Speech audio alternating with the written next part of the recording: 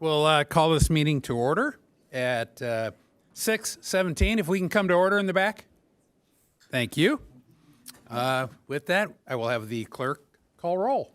Councilmember Lyons? Here. Councilmember San Antonio? Present. Councilmember Schaefer just walked in. Deputy Mayor O'Hara? Present. Mayor Ehlers? Here. Record will show all members of the council are present tonight. And if you can, please rise and join me in the Pledge of Allegiance. Ready? Begin. I pledge allegiance to the flag of the United States of America and to the republic for which it stands, one nation, under God, indivisible, with liberty and justice for all. And tonight we have two special presentations and proclamations. And let's see, the first one is the San Diego Community Power with Karen Burns, the CEO, speaking, and we'll welcome. And you've got the floor. Good evening. Oh, okay, the mic is on. Good evening, council members, mayor, public.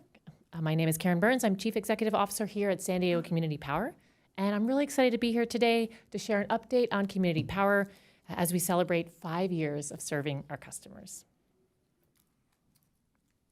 And just a brief explainer for those who may not know about us yet, we are what's known as a community choice aggregator, one of 25 across the state of California. We are created to give customers a choice when it comes to their energy and introduce competition into the market. Our mission is to provide clean and affordable energy for our local communities and to get their 100% renewable energy by 2035. In our 5 years serving the San Diego region, Community Power has consistently delivered on providing customers with cleaner, cost-competitive energy, as well as supporting our member agencies in achieving their respective clean energy goals. And how it works, we handle the electricity generation or the purchasing of power that our customers use. This was previously managed by San Diego Gas and Electric. What hasn't changed, though, is that we partner with SDG&E, who continues to manage the electricity delivery through the poles and wires that it owns and operates, and customers continue to receive one bill from SDG&E. We appear as a line item at the bottom of the bill, replacing the electricity generation charge that customers previously paid to SDG&E. In addition to the city of Encinitas, Community Power serves the cities of San Diego, Chula Vista, La Mesa, National City, and the unincorporated communities of the county. We're thrilled to share that Coronado City Council recently voted unanimously to take the first step to join our agency. As Community Power's CEO, I've had the privilege of working closely with our board of directors on how we can better serve the diverse communities across our service territory. Led by San Diego County Supervisor Tara Lawson-Remer and National City Council member Dita Siamane, our board is collaborative, intentional, and committed to sustainability, as well as affordability for the customers that we serve. I'd like to thank our board member, Councilmember San Antonio, for your service and ongoing support of Community Power, to a few others on the council who had a brief but much appreciated tenure on our board, and to Mayor Ehlers, our alternate. As a not-for-profit clean energy provider, we are committed to providing choice, market competition, and a transparent rate-setting process.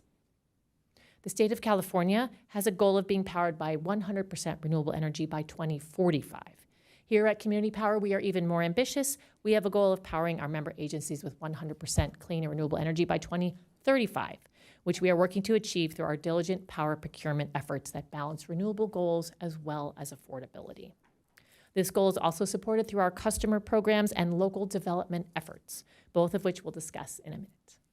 And of course, Encinitas homes and businesses are helping us track toward our goal by choosing to receive clean energy from Community Power. We offer our customers 4 different service plans. Here in Encinitas, customers were defaulted to Power 100, which provides 100% renewable energy on an annualized basis.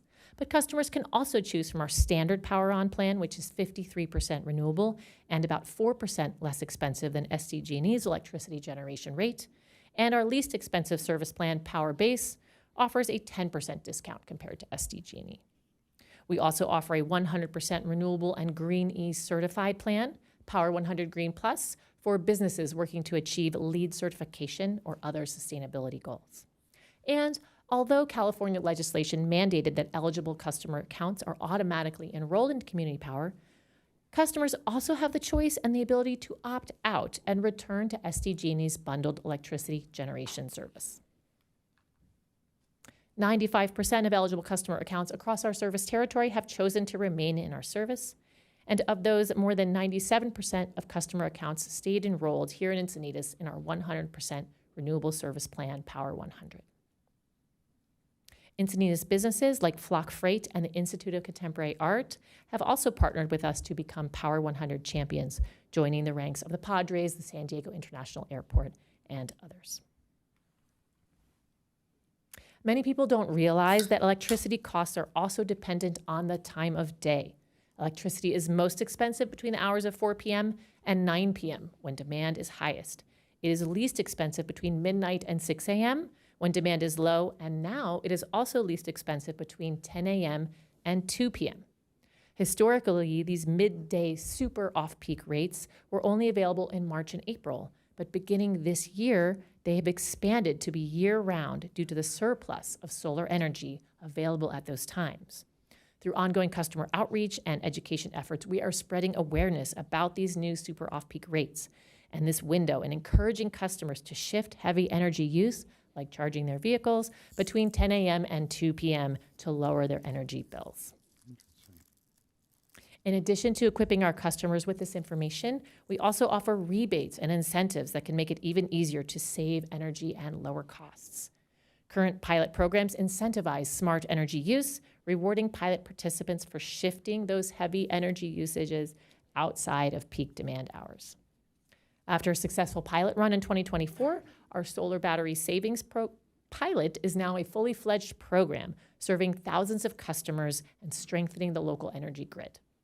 Solar battery savings offers an upfront rebate to lower the initial cost of installing a residential solar battery system or adding a battery to an existing residential solar setup.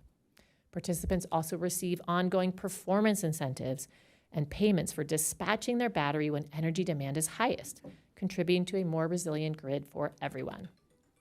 This year, we're also excited to bring 10 new energy efficiency programs to the entire county through the San Diego Regional Energy Network, or SDREN.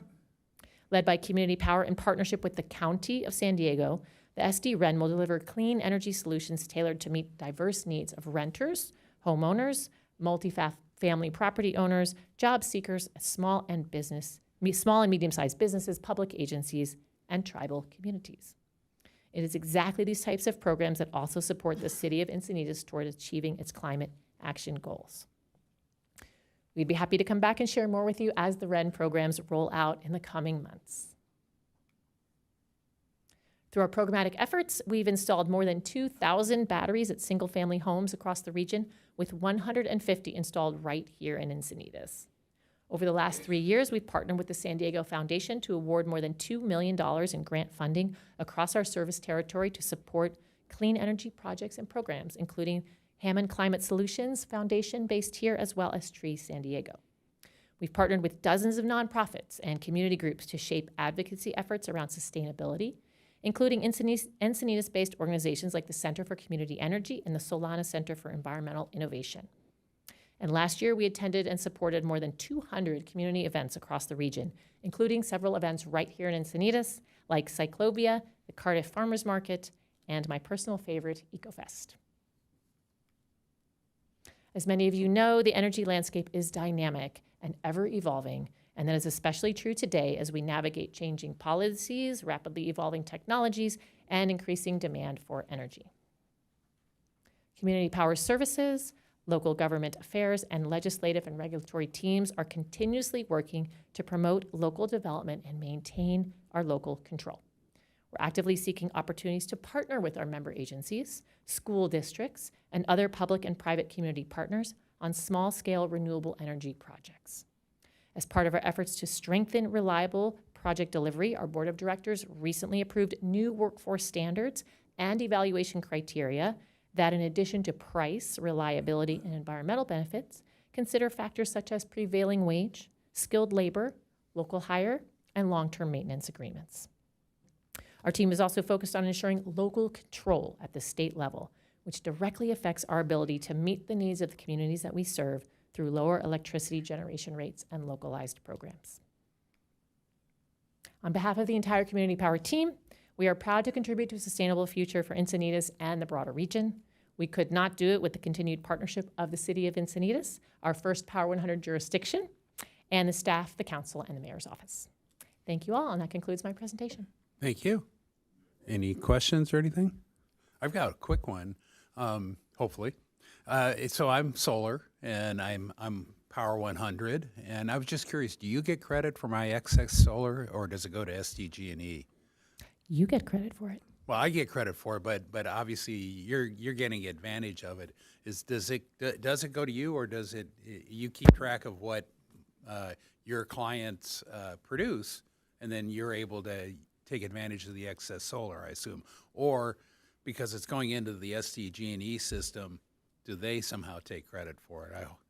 It goes into the grid because there's one meter, and the Right. meter tracks all the inflows and outflows of your bill. But you get credit for the excess production that you put into the grid. But as a generation provider, yes, we can lower our resource adequacy needs, or sometimes our load forecast curve and how much we need to buy when there are scaled assets of distributed resources, solar and battery systems that are, storing solar from 10 a.m. to 2 p.m. and then putting it back on the grid from 4 to 9 p.m. That does help us, yes. And you explained that's why the middle of the day went to the lowest level now of cost for people is Yes. because of the excess.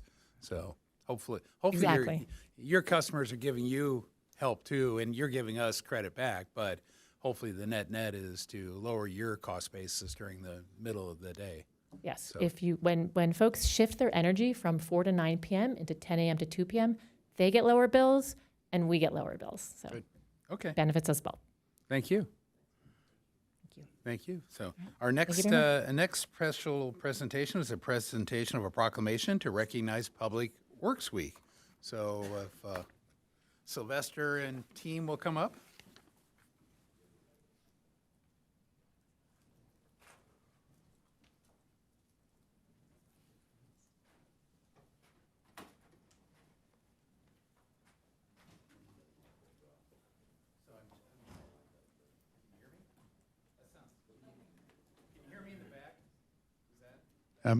I'm getting a no and a yes. So, okay, that's better. Now I hear it.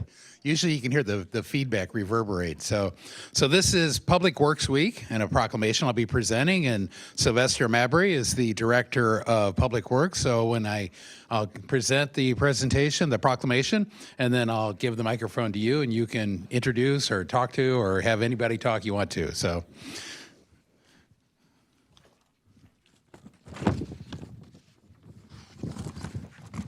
And we had a great luncheon with the team, and I think Jim mentioned it in the previous meeting, and it was wonderful today. This is where the rubber meets the road at the city. This is filling potholes and keeping the sewers flowing and the drains working and getting stormwater off and just everything, facilities, keeping the trucks running. This is the group that is the engine behind most everything else that occurs here, keeping the building, the lights on, everything. So we are indebted to you and your teams that support you. So with that, I will read the proclamation. Whereas public work professionals focus on infrastructure, facilities, emergency management, and services that are of vital importance to sustainable and resilient communities and the public health, high quality of life, and well-being of the people of the city of Encinitas. And whereas these infrastructures, facilities, and services could not be provided without the dedicated efforts of the public works professionals who federally mandated first responders and the managers and employees at all levels of government and the private sector who are responsible for rebuilding, improving, and protecting our nation's transportation, water supply, urban forest, I forgot that, solid waste systems, public buildings, and other structures and facilities essential to our citizens. And whereas it is the public interest for the citizens, civic leaders, and children in the city of Encinitas to gain knowledge and maintain ongoing interest and understanding of the importance of public works, first responders, and public works programs in their respective communities. And whereas the year 2026 marks the 66th annual National Public Works Week sponsored by the American Public Works Association, now therefore I, Bruce Ehlers, Mayor of the City of Encinitas, along with all City Council members, do hereby designate the week of May 17th to May 23rd, 2026 as National Public Works Week in the City of Encinitas. And we urge all residents to join with representatives of the American Public Works Association and government agencies in activities, events, and ceremonies designed to pay tribute to our public works professionals, managers, and employees, and to recognize the substantial contributions they make to protecting our national health, safety, and quality of life. Thank you.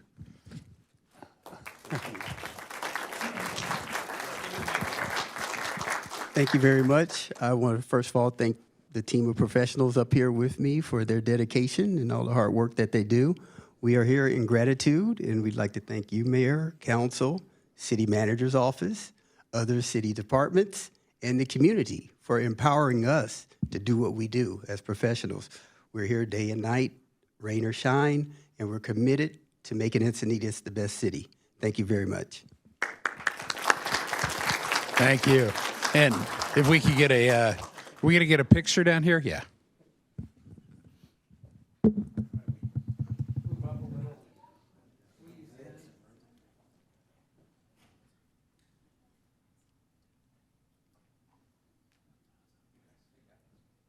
Okay, ready?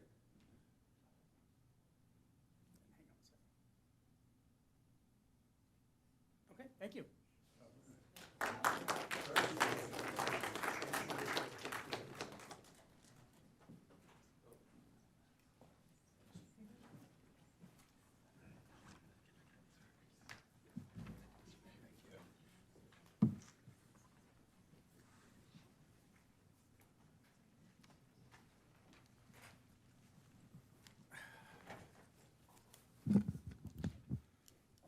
Okay, next we'll move on to oral communications. How many? We have 8 speakers, Mayor. Okay, we'll do the full 3 minutes and let's, And just a reminder, oral communications is the opportunity to speak on anything that is not on the agenda tonight. First 3 speakers, Dave Dean, followed by Lori Michaels, and then Robin O'Meara.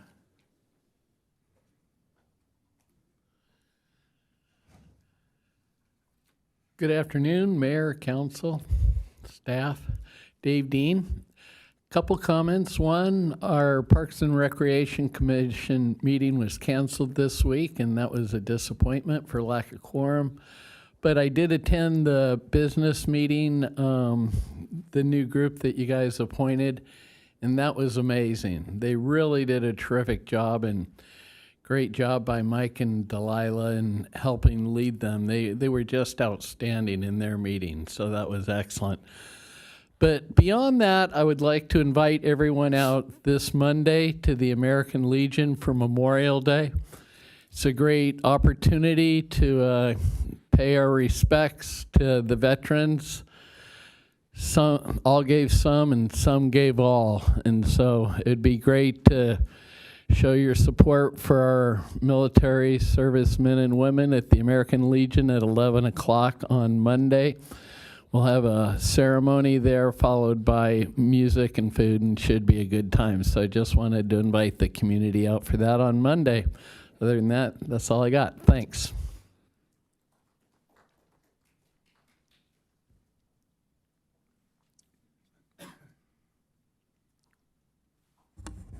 Good evening, Council.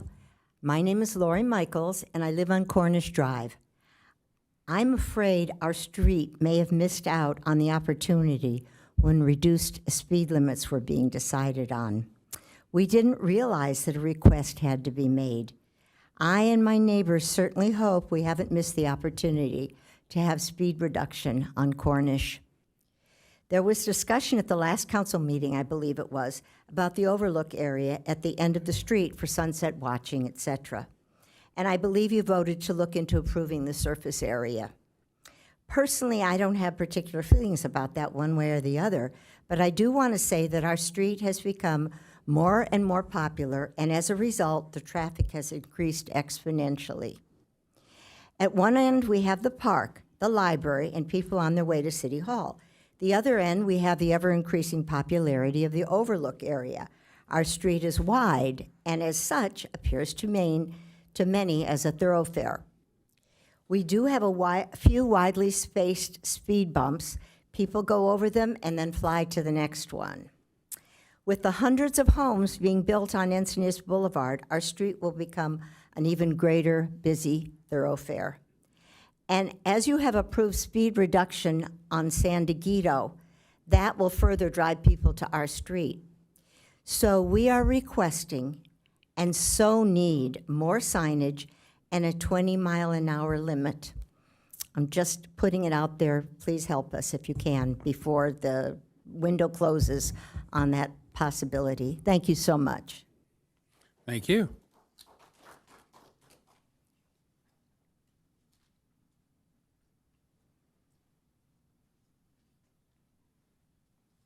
Hello, City Council. My name is Robin O'Mara, and I live on El Camino Real, South El Camino Real. I'm just east of the new Belmont villages, the Greek church development. Across the street will be Sage Canyon development. I'm about within a mile of the Goodson project, the Encinitas Boulevard project that Austin Weiner has, and the new Camino Apartments, which is going to be next door to the Armstrong Nursery. And there's many more. I'm sure you all heard about all the development. What brought me here was the front page of the Encinitas newspaper, actually, talking about the new homes that are going to be built on the bluffs off of Encinitas, just behind Moonlight Beach. So I've only lived here 5 years, and I've noticed a huge growth in the traffic coming. I live in Pacific Pines. I'm sure you all know where that is. So we have to come out of our complex to get onto El Camino Real, and it used to be very easy. Now it seems to be harder and harder at 8 in the morning, at 3 in the afternoon, and you find yourself in that, we call it the suicide lane, actually, because you're getting in that lane if you want to go northeast, and there's someone coming down the same lane like this, and it's ridiculous. So I don't know if you're all waiting, or if you're just waiting to see what happens as far as the traffic goes, but they haven't even started several of these properties that I'm talking about. And I don't know, it's kind of sad to me. I mean, again, I've only lived here for 5 years, but it's a beautiful community, and I suppose there's no such thing as moratoriums anymore. So I don't know, maybe you can give us an idea of how to fight Sacramento, because everything seems to be right down El Camino Real, and we're going to have a big problem. There's no lights, and that's really all I have to say. So I'm sure you've heard this before. Yeah, thank you. Next 3 speakers, Steve Chesnoskis, followed by Scott Campbell, and then Peggy Walker.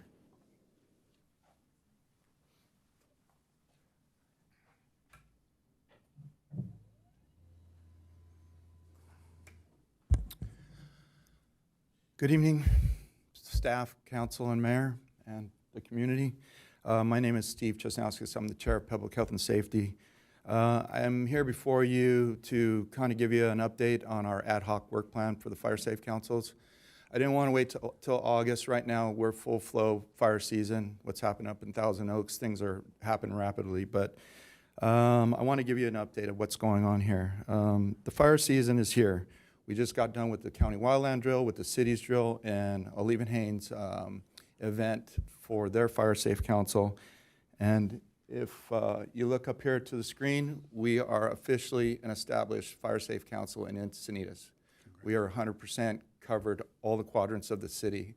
With Olive and Haynes being an established fire safe council, we took the 4 districts, and we basically built a a flow chart, if we could put the flow chart up. The flow chart basically is what's going to happen to each district. Each district will have an ambassador, and those ambassadors have been chosen. They're fire chiefs, they're fire captains, they're established fire personnel, retired and still working. And what we're planning on doing is, this model is kind of a train-the-trainer.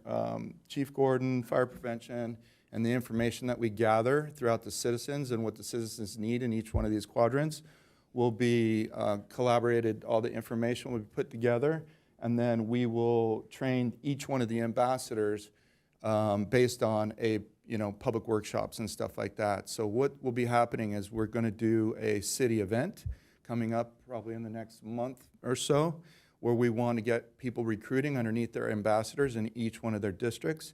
And once they're in each one of their districts, we will find out what their needs are, and we've tried to tailor each district to educate, prepare, get ready for when it comes, you're ready to go. And really what we've learned through our workshops is it's communication. So if we get that communication component going out right now, we could educate everybody. When things happen, there shouldn't be any hesitation to know what to do. So we're trying to be a little bit proactive on that. I'd like to show the map. So the map right here, the darker gray area is an established zone for Alevenhain, and the 4 quadrants are basically our districts that are outlined. So the whole city is covered. So each one of our ambassadors will be the liaison for that quadrant. And then they'll report back to me, and then we'll go to the fire chief, and we'll kind of move from there. As far as, we had to create a mission statement, and our mission statement is, our mission is to protect Encinitas lives, property, and coastal beauty by promoting fire safety, reducing hazardous fuels in canyons, and engaging community preparedness. That's where we're at. Thank you. Yeah. Thanks, Steve. Really appreciate it. Yeah. And Steve, in the future, if you want to do a special presentation, we can do it during the presentation section and give you an extra minute. No, maybe even a little more. Okay. Thanks, Steve. How do I follow that? Okay. Good evening, council and esteemed business leaders, and pretty much an all-star cast of commissioners in the audience tonight too. There's 3 things I want to talk about. First, the council work plan, the dark skies. I did not get to hear if you discussed that, but I want to push that, particularly in respect to new developments and rooftop and patios. The string lighting is really we got to add those wattages up. The second thing is next week you're going to extend street dining, and it's a good opportunity to put some artwork on the barriers. I'm not sure if that was turned down or not, but it's still, I think it's still going. We should do it. And the third and most important thing is I watched that business meeting, and yes, it was incredible. And what was incredible to me was the Placer AI, the new data, and I should see how much we're paying for that. I hope we're getting a good deal. And they had incredible data. I think they're just scratching the surface of what's available. They were talking about things like visitor categories. Is this a day user? Is this an overnight visitor? Is this somebody that's here and then goes and spends somebody else for the night? They were breaking it down in 10-minute intervals. Where are these people going? They were talking about what beach are they at? Where are they shopping? Where are they dining? That's great stuff. But you know what? The Parks Commission could use that. Where are the skateboarders coming from? Where are the people that go to Cyclovia coming from? How long are they staying? Are they spending money? This is available. This data is the same data. It's not just tourism and hotels. Art walk and street, Acadia Fun on One. Where are all the people coming from? And this is very useful, and I urge the council to get more of this data into the hands of the commissions, if not the staff and not yourselves. And let's move on with the meeting. I don't want to jinx it again.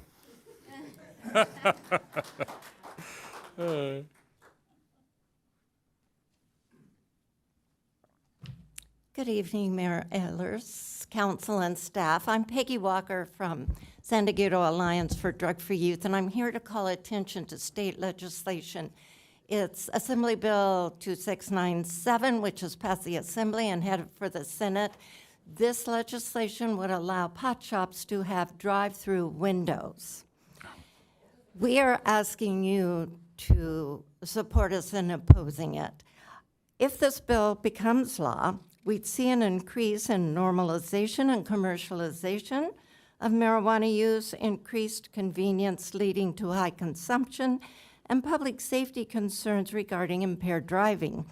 One major concern is that the bill contains no safeguards regarding children being present in vehicles while people drive past these windows. An adult could potentially drive through a pot shop with children sitting in the back seat while purchasing high-potency THC products. We continue hearing from public health experts about increasing youth mental health challenges, rising THC potency, accidental ingestion, and normalization of drug use among children and teens. Yet Sacramento is moving forward policies that further commercialize and normalize marijuana consumption. Drive-through marijuana sales send the message that marijuana should be treated like food and coffee. It seems contradictory while the state and local jurisdictions continue investing millions into prevention, behavioral health, homeless response, and public safety. So I urge this council to formally communicate with our state senators by sending a letter in opposition to AB 2697, and I have a sample letter here for you to review. And I just want to give a heads up. This bill allows for local jurisdictions to ban these drive-throughs. And so I would ask you to consider this ahead of time. You may want to think about how we would enact a ban and insert it into a code before this bill passes. Thank you so much for your time. Thank you. Final two speakers, Travis Newhouse, followed by Bernie Dillon.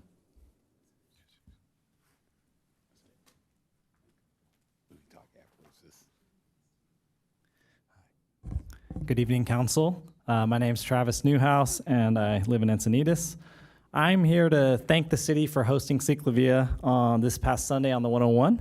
I loved seeing so many people of all ages enjoying a wonderful day in downtown Encinitas on bikes, scooters, skateboards, and their own 2 feet. Instead of the sound of cars and motorcycles, the energy on the street was people talking and kids playing. The turnout was huge. There were far more people that can normally fit on the sidewalks, so it was great to see so many people enjoying our town. The wide open street created a space for everyone to enjoy. I myself volunteered at the Encinitas Bike Walk booth, where I was delighted to see hundreds of kids stop by. We had a bike wheel that they could spin and learn a safety tip for biking and walking, and it was a real joy to get to talk to them. My favorite comment I overheard was from a parent who wished this event was held every month. So thank you again for hosting Ciclavia, and I hope the city will host many more events in the future.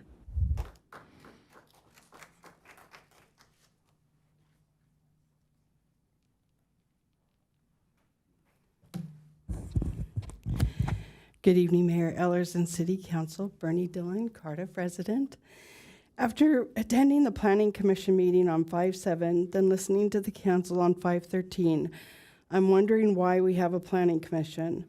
All four wanted to tell the developer of Ocean Bluff Way no. They said we are saying yes under duress.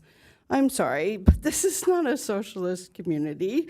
If you want to say no, say no. There are serious safety issues and zero benefits to the people of Encinitas with this project. One, there's endangered crotch bee species photographed on the property, and there's a hive on the presence. Drainage issues. Per the one commissioner, the drainage on this bluff looked like something my father used to gerrymander on the farm.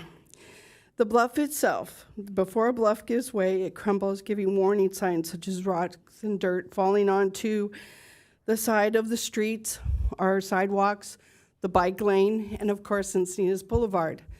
These are the same warning signs before the cliffs fell on the beaches and killed those people. This insanity must stop. We keep adding cars, but no protection for pedestrians and cyclists. Scott had some great suggestions that to be added to the agenda to get us back onto the general plan. There are some requirements that should be imposed. These are dramatic, they sound crazy, but it would stop a developer from wanting to develop here in Encinitas if we started making it very difficult for them to want to do it. The first suggestion I have is to adopt a school. They have to maintain it, fix it up, make it really nice, and help the students. Second, pay for a brand new firehouse. Give us a new firehouse with 2 new fire trucks and an ambulance. Third, adopt a community. Fix it up, all the streets, sidewalks, bike paths. Make it a great community that you're about to build in. My fourth one is my favorite. Fix up the city hall. Take care of the $20 million to fix it all up and make it spectacular. If we force the developer to make Encinitas a better place, that it's not just coming in here for greed, to build homes just to build homes, but to actually make Encinitas a better place, a safer place for us to live, work, and grow in. Thank you. Thank you. That concludes oral communication for tonight. Okay, and we do not have a report from closed session since there was no closed session. And are there, if the clerk, are there any changes? There are to no the- changes to the posted agenda, Okay, which brings us now to the consent calendar. and no items have been removed by members of the public. And does anybody on the council wish to pull anything from the consent calendar? Looks like no. I'll entertain a motion. Motion to approve. Second. I have a motion and a second, and we'll call the question.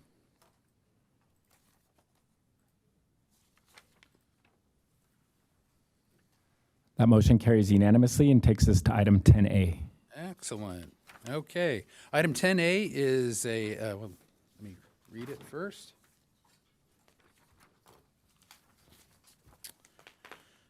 Item 10A is the fiscal year 2025-26 capital wastewater capital improvement program update, execution rate, and fiscal year 26-27 sewer service charges for Cardiff Sanitation District and Encinitas Sanitation District.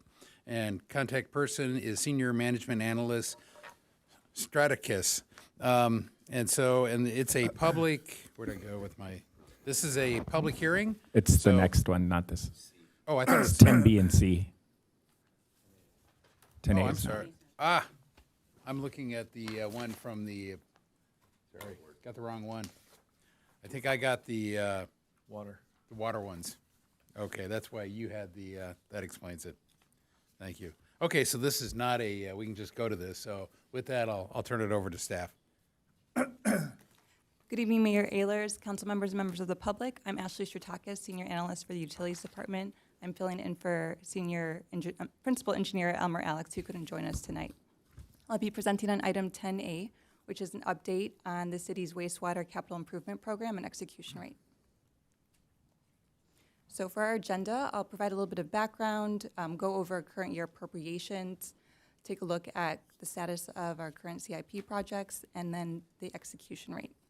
Staff, for this item, staff is recommending that council receive and file this report and then uphold the previously approved fiscal year 26-27 sewer service charges. So for a little bit of background, on May 8th, 2024, council adopted ordinances setting the sewer service charges for fiscal year 2025 through 29 for the Cardiff Sanitary Division and the Encinitas Sanitary Division.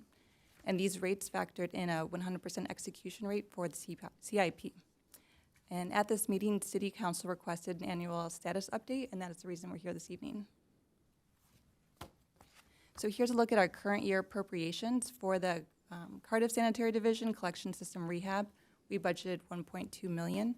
And then for the Encinitas Sanitary Division Collection System, we budgeted $600,000 for a total of $1.8 million.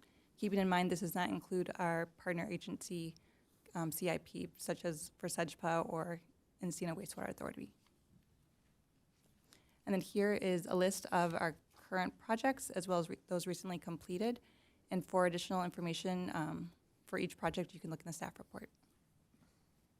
And then finally, we have our execution rate, which our encumbrances for this year are almost $7 million. And that gives us a projected execution rate of 385%. And that is due to carry forward funds from previous fiscal years. So we've been setting aside money, such as for leave behind trunk sewer. And so that's why you see that high number. Great. So again, staff's recommendation is to receive and file this report, and then also to uphold the previously approved fiscal year 2027 sewer service charges, given the execution rate for CIP is well over 100%. And that is all I have. I'm happy to answer any questions. We also have our Director of Utilities, Issam Hadesh, here, and we have our new senior wastewater engineer, Will Trax, who will likely be giving this presentation next year. That's all I have. Thank you. Okay. Queuing him up way ahead of time. So, and do I have any questions or clarification? And do we have any? We do not. We do not have any public speakers. Yeah, I only had one question. If you can answer, it'd be great. If the Liebenhain trunk sewer capacity improvements, do we know when we'll begin contacting residents? Because I know there's right-of-way issues we need to take care of.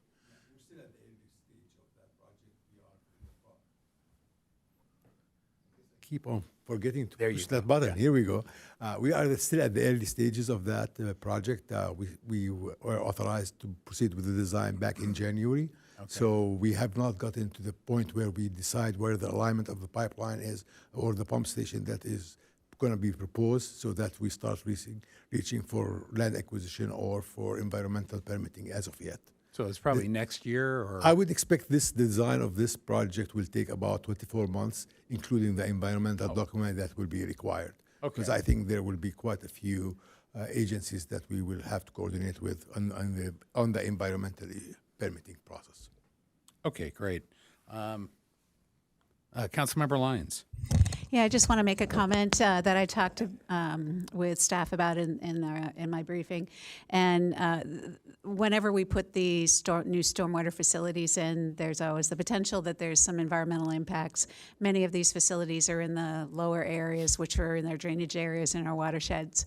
So I just I just really want to make a comment that we're being very diligent about how we both protect and preserve our native habitat, our specialized habitat in these areas. Some of it's within our Encinitas Habitat Stewardship Program areas, and we're looking to avoid impacts, and where we can't avoid impacts, to restore and revegetate.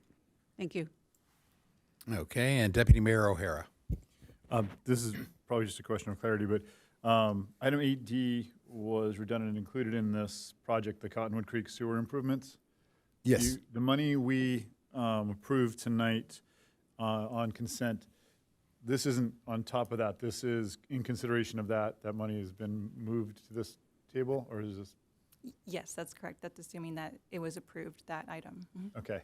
I wasn't sure that you went exactly where I was going because it wasn't approved before. You want to go back to Perfect. Okay. That's it. That was my question. Okay, and that leaves me with no more speakers. I'll entertain a motion. Or this is receive and file, correct? No, we need the decision to Vote to- uphold the rates, the rate increases for next year. So there should be a vote on that. Oh, I will move to. it says receive and file, though. I know it Yeah, does, but- yeah. I'll move to approve and uphold the rates. So I've got a motion and a second to approve. And the recommended action, just to be clear, is? To receive and file and then uphold the previous rates. Very good. So with that, let's call the question. And I'm just going to put to, I think Bruce is trying to make me feel good after having done the same thing in the last meeting. That motion carries unanimously Yeah, and takes us exactly. to item 10B. I didn't want Jim to feel left out.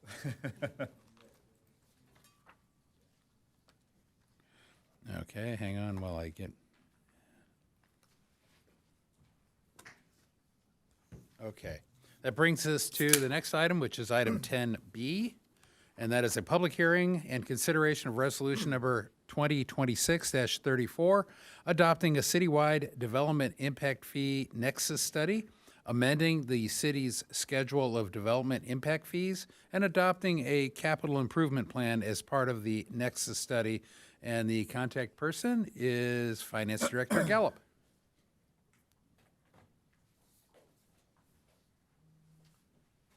And this is a public hearing, So we'll go through the public hearing process, which is first we'll have a staff report given. I will then ask council to disclose any other information they have received that is not included in the staff report. We'll then do preliminary questions. I will open the public hearing. We'll hear the public speakers. We'll close the public hearing, and then we'll do council discussion and action. So with that, staff report, if you're ready. Good evening, Honorable Mayor, Deputy Mayor, and council members. I appreciate the opportunity this evening to bring this item to you. Just some background, the city contracted with Harrison Associates to produce an updated development fee nexus study for the purpose of updating our development impact fees, otherwise known as mitigation fees. And with that, I will turn the presentation over to Megan Quinn from Harrison Associates, who will present the results of the study and recommended fees for council consideration this evening. Good evening, Honorable Mayor and council members. Thank you very much. It's nice to see everyone again tonight, and I'm here to do the presentation. As mentioned, I'm Megan Quinn with Harrison Associates and worked on the development impact fee nexus study update. I'd like to briefly give a background a little bit on development impact fees for everybody and why development impact fees are important and why we're here today to propose the updated development impact fees. Development impact fees are necessary as they are new development's fair share of existing new infrastructure without burdening existing development. Development fees are proportionally and equitably distributed for that new infrastructure to the cost to new development only to those new developments and not to existing developments. And the development impact fees really try to balance the fee levels with desired economic growth while also maintaining the burden of the new development. Without updating the fees, there would be insufficient funds to grow for the city. We want to make sure that we have infrastructure necessary for future development within the city to support growth that is in the general plan, the housing element, as well as projected by SANDAG. Back in 2015, so about 11 years ago, some of the fees were updated. The park acquisition and park facilities fee, the open space acquisition fee, the recreation trails, and the fire protection fees. So that was quite a while ago. There's been a lot of increase in costs. There's been updates in methodology. There's been updates in assumptions. And there's been a lot of updates in legislation as well as court cases related to impact fees. So it's really necessary to update the fees. There's also a few other fees, traffic and drainage, that haven't been updated since 2000. So that's 26 years that they haven't been updated. So it's a lot of increases in costs and assumptions and methodology. So it's really one of the main reasons we're here today, to look at the fees and look at the updates and the proposal to update the fees. The updated analysis in the Nexus study here before you today really looks at that updated methodology to comply with the legal requirements of Assembly Bill 1600, also known as the Mitigation Fee Act, as well as Assembly Bill 602, which went into effect in 2022, which is a newer legislation that wasn't in effect when the fees were last done. The analysis also incorporates rough proportionality as well as essential nexus, which are required by Nolan and Dolan requirements. This came out of a case that went all the way to the Supreme Court called the Sheets versus El Dorado County, and we wanted to make sure that we complied with that. I already mentioned Assembly Bill 1600, which is the Mitigation Fee Act. It is codified in Government Code 166,000, and it really is what is the essential for development impact fees. We need to make sure that the fees are based on new development's fair share via a rational nexus test. The nexus study, the document in front of you, really is what sets forth that rational nexus test. I always like to say that for development impact fees, they're one-time fees. They're not an ongoing tax. They're only charged one time, and they're only on new development. They're not charged to existing residents, and only new development pays for them. They can only fund capital costs. They do not fund ongoing operation or maintenance. And they must be used for their intended projects. The Nexus study includes a capital improvement plan that lays out the intended projects for which the funds will be used for. I already mentioned Assembly Bill 602 briefly and the change that happened in 2022. One of the changes was that encouraged residential fees to go from a per unit basis, which most residential fees in California were charged, to a per square foot basis. We did make this change within the Nexus study. It also required that Nexus studies now look at the existing level of service for development impact fees, the proposed level of service, and if there's a difference, include an analysis of the reason why. The Nexus study does comply with this requirement and has the existing level of service as the basis for most of the fees. If the proposed level of service is different, we did include an analysis and a reason why. It also requires the adoption of a capital improvement plan, which is part of the reason we're here today as well. Appendix A in the Nexus study includes that capital improvement plan and the list of all the facilities that will be funded by the development impact fees. And moving forward, after 2022, all development Nexus studies must be updated at a minimum of every 8 years. You'll be ahead of that first timeline of 2030 by adopting it here, if you do adopt it here today. I just want to briefly go over some of the updates that we did in the work. This was a process to update the development impact fee Nexus study. Worked really hard with city staff, met, as you all know, we had briefings, and really made sure to have this comprehensive Nexus analysis. We updated the data within it. We really worked together with city staff to make sure that we had the existing land uses as well as the projected land uses to make sure that we had the best methodology, the best assumptions within the Nexus study. We updated the previous methodology based on changes within the legislative landscape, AB 1600, AB 602, as well as industry standards and best practices. We had numerous coordination meetings about the Nexus study, including me coming to the city and virtual meetings. We added in an annual escalation factor so that the fee can increase annually to keep up with rising construction costs. And we had 2 meetings with the community. We had one stakeholder community outreach meeting in October of 2025, and an additional developer building industry association, or BIA, community meeting in March 2026. We continued some correspondence with the development community and responded to questions from the development community and the BIA after that meeting. We made sure to notify the BIA of this public hearing date as well. To talk about some of the methodologies that are used within the Nexus study, there's 3 different methodologies that can be used for impact fees. These are the different methodologies we use in our Nexus study, as well as the approved methodologies by the California Department of Housing and Community Development. One's the existing level of service or existing inventory method, the planned facilities method, or system plan method. The existing inventory method is commonly used because we already have to look at the existing level of service per AB 602. That's when you look at the existing facility to population ratio and you project that forward.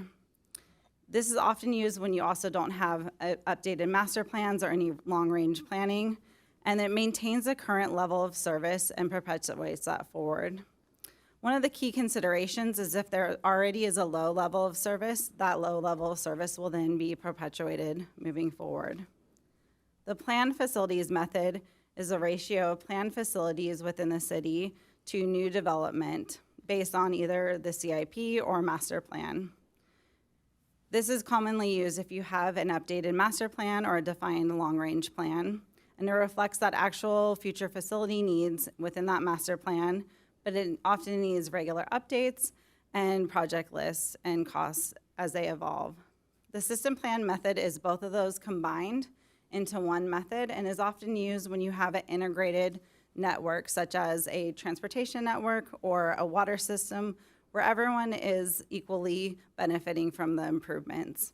You take the total cost of the existing and planned facilities over the full build out of the city. This is great methodology, but it also often takes a robust amount of data that's not always available. For the Nexus study that we updated, You can see here which methodologies were used. The existing inventory method was used for the park and recreation facilities fee, for the open space acquisition, recreation trails, community facilities, and fire mitigation. The planned facilities was used for the parkland acquisition or QIMBY fee, as well as traffic mitigation. And then the program administration fee, which is a new fee, is 5% of each fee.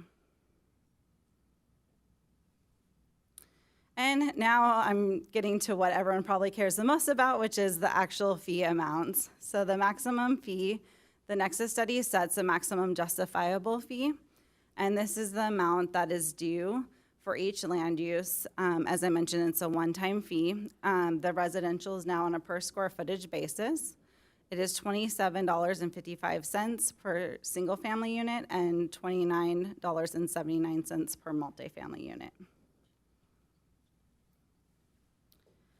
Just to give a couple examples to put this in a little bit of, those are great, but how much does that mean? The average unit size used within the Nexus study based on recently built units is 1,736 for single family and 1,118 for multifamily. So we took what the existing fees would be compared to what the proposed fees are, and that's what you see on this table right here. For single family, it's about $15,800, and the proposed fees go to about $47,800. We also took the Dos Lunas apartments. There's a lot of different square footages there, so I took some of the square footages in the apartment, and the existing and the proposed fees are shown here, as well as the differences going from the smallest unit size to the largest.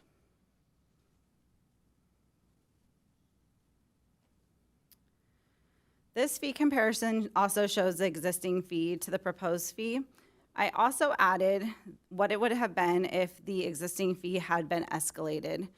As mentioned before, we didn't have an escalation factor in the existing fee, so it was never escalated previously. So as you can see on here, for a single family unit, the existing fee compared to the proposed fee is going up approximately 200%.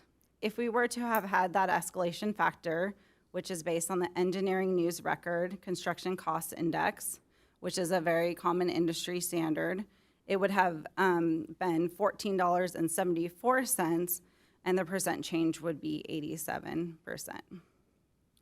For a multifamily unit, that percent change is about 188%, which now is 72% if there had been the escalation factor included.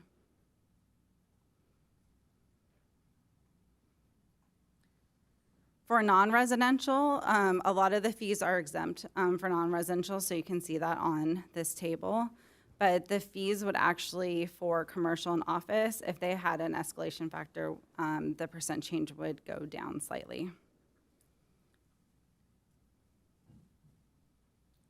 And for industrial, while there's not any planned industrial development, we do want to include an industrial fee just in case any industrial does come forward in the future.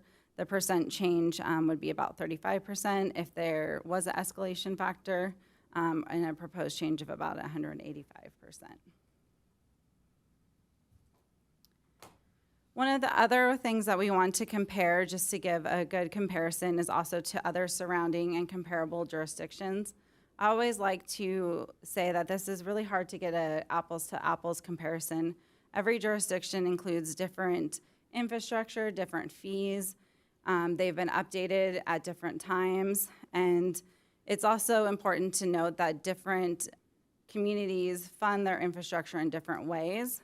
But with that said, this comparison shows the proposed fee, the existing fee, and then some of the other surrounding and comparable jurisdictions. As shown on here, this shows the average as well, which is the line going through of about almost $37,500 for a single family, and this is just shown on a per unit for comparison purposes. And then we have the multifamily. I know that Oceanside is also going through a fee update right now, and then all jurisdictions must increase or update their fees by 2030, just as a note. This comparison also shows commercial as well as office. And as shown on here, the average for the proposed fee is very close for Encinitas for commercial and office fees. Lastly, we are to the industrial fee, and this shows the proposed fee, the existing fee, as well as the surrounding jurisdictions.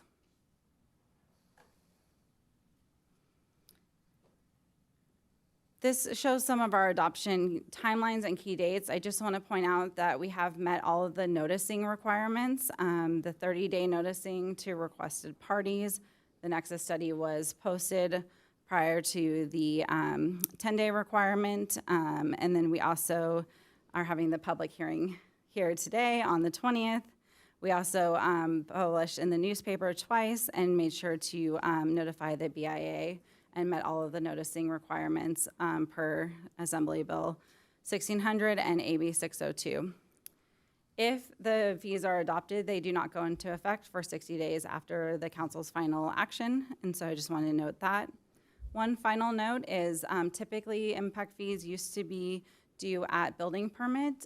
With Senate Bill 937, the amount is locked in for them at building permit still for those fees, but they're not due until certificate of occupancy for qualifying residential projects. So I just wanted to note that. With that said, I will now open it for any questions. Okay, and I've got a question. I'll start, and if anybody else has a question of clarification, we'll do that. Oh, wait, before I do that, let me do the asking council for any disclosures. We'll start. I have nothing to disclose. Nothing to disclose. Nothing to disclose. Nothing to disclose. Yeah, nothing to disclose either. And preliminary questions. We got a letter. We all got a letter from the BIA, and they were asking about grandfathering. And I think you just said that it gets the rates get locked in at building permit. Is that true for all the fees or some of the fees? Can you explain? Usually we hear about when an application is deemed accepted or some other date. Is there some standard date that if it happens before the effective date, which is nominally July 20th, would they be locked in? And does that basically answer their question about being grandfathered? Yeah, there's also SB 330, which I think is part of some of their questions as well, which does, if their applications are deemed complete and it is SB 330 eligible project, then that does, and it meets those requirements, then that locks in the fees at that time. I do believe that most of the projects currently in the pipeline, did you want to answer that?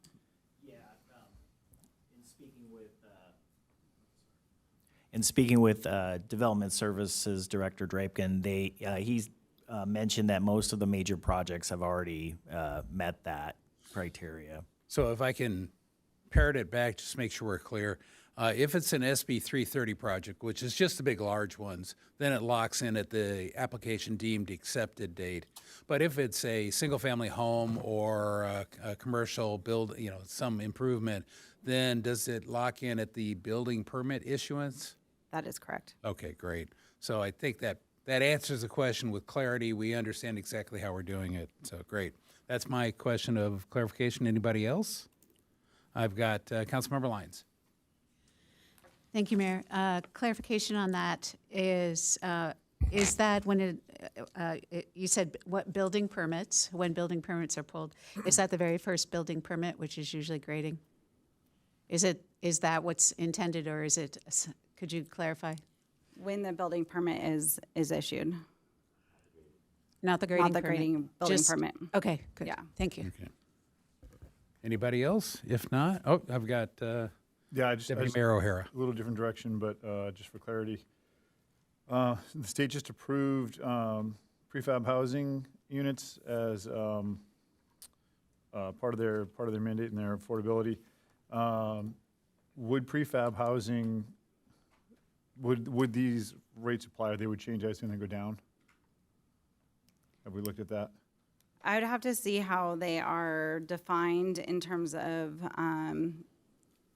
so if it's not an ADU, correct? It's a No, a prefabricated home that the state has currently given a big push towards them. So if that's where the state's going there, maybe a push here, it's hard to say. So. It depends on how it is defined. The Nexus study defines either single family or multifamily based on zoning and general plan designations, and then it would be based on a per square footage basis. And so it depends on how prefab homes are defined within your own zoning code. Okay. On if it applies. Be the same. Okay, thank you. Okay, if I don't have any other, we will take I'll open the public hearing to do it properly. And now we'll take our one. We do have one speaker, Ellen Burr, with a time donation from Molly Hantley, and who is present.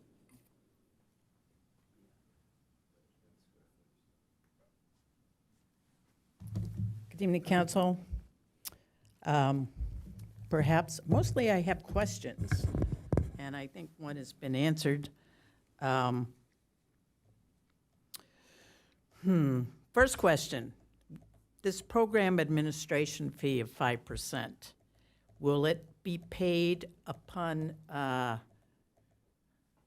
acceptance into the program, permitting, whatever, or do we have to wait until the COC is issued? Because we are foregoing all of that money for 2 to 3 or maybe more years. It would be nice to get a little bit along the way, because they can put the money they would have paid this up front in the bank and probably get at least 5%, should they want to. Regarding, there's a clause about partial development, I suppose. So like at Fox Point, we allowed COCs, certificate of occupancy, in a staggered ratio. And so would we be receiving funds as the whole building, or whatever they set aside we were going to give a COC for at that time? Or do we have to wait for the whole shebang before we get any?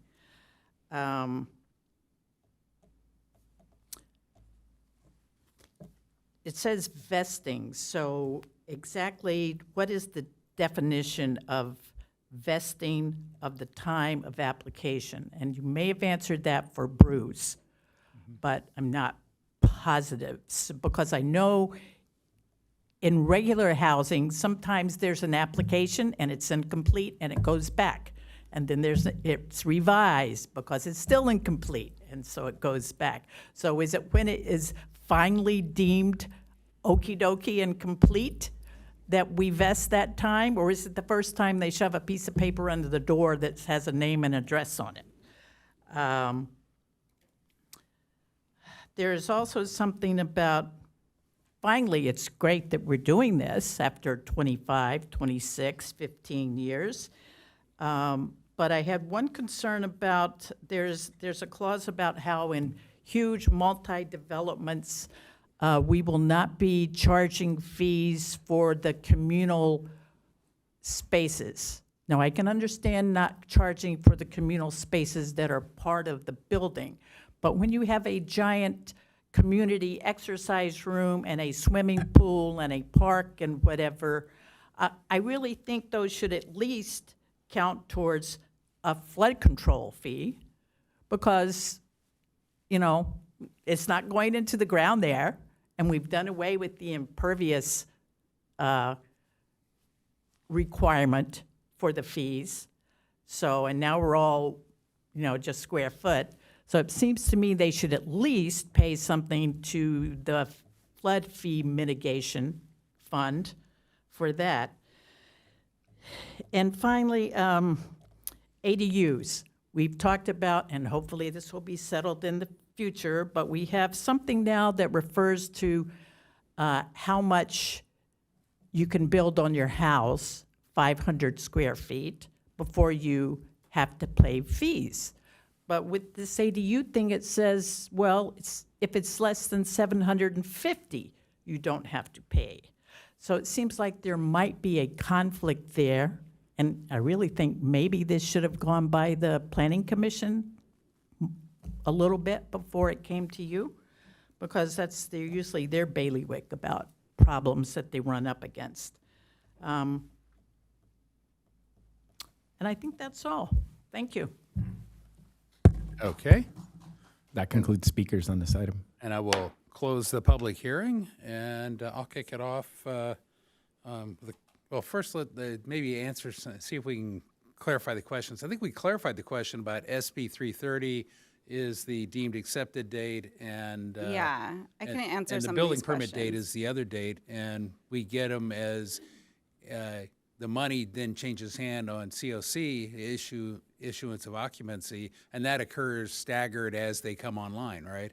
Yeah, and I can also, there's, if you want me to go into exactly what deemed please. complete means. I think they were good questions. Yeah, deemed complete for that specific requirement means it meets the requirement in the agency's checklist at the time of submission, and that they pay all the processing fees, and it has to include and provide all the site characteristics, project plans, specific environmental concerns, density bonus information, coastal zone specific concerns, number of units to be demolished, and location of public easements within the information. And the Development Services Department for SB 330 projects has a very definitive Yeah. methodology to determine that, because it triggers a bunch of timing Yeah. and things like that. So for the SB 330, it's locked and loaded, and building permit is pretty locked and loaded for all others, so. Correct. And for the program admin fee, it's the same as all the other fees. It's adopted as an impact fee, and so it'd be due whether it's a SB 330, SB 937, or just a normal impact fee. So it'd be collected when it's due per legal requirements. And then the concept of charging for the common area, I think gets back to the rough proportionality. Exactly. You're basically allocating the total cost, which includes the common area, but you allocate it to the individual units based on rough proportionality of their individual square feet. So if you did them separately, you'd have a lower per square foot for the unit and some nominal one for the common area. But the way the law is written, probably the state law, is you lump them together, do rough proportionality with the entire cost allocated per the square footage. So it's not like we're not getting money for the common area. Well, that I'm sure that's the way it's working. It's got to be, it's a nexus, it's a legal nexus, and if it isn't, we will get sued over it. Yeah, and I do want to add for drainage, we do the methodology for impervious acres, and then it goes to impervious square foot. So it does have impervious acre as part of the methodology. Okay, good. And then for the ADUs, I do want to mention that that's state law. It's for AB 881 that you do have, we can't charge any ADUs impact fees above, under 750. So that's part of that. And that's separate from our 500 square foot for a house edition. Okay. Yeah, so that's just they're really apples and oranges. Yeah, and that's just something that is set statewide, and then any jurisdiction can put your own, city policy as well. But statewide, we can't charge impact fees up to 750. Okay, and with that, I'll yield and go to Councilmember San Antonio.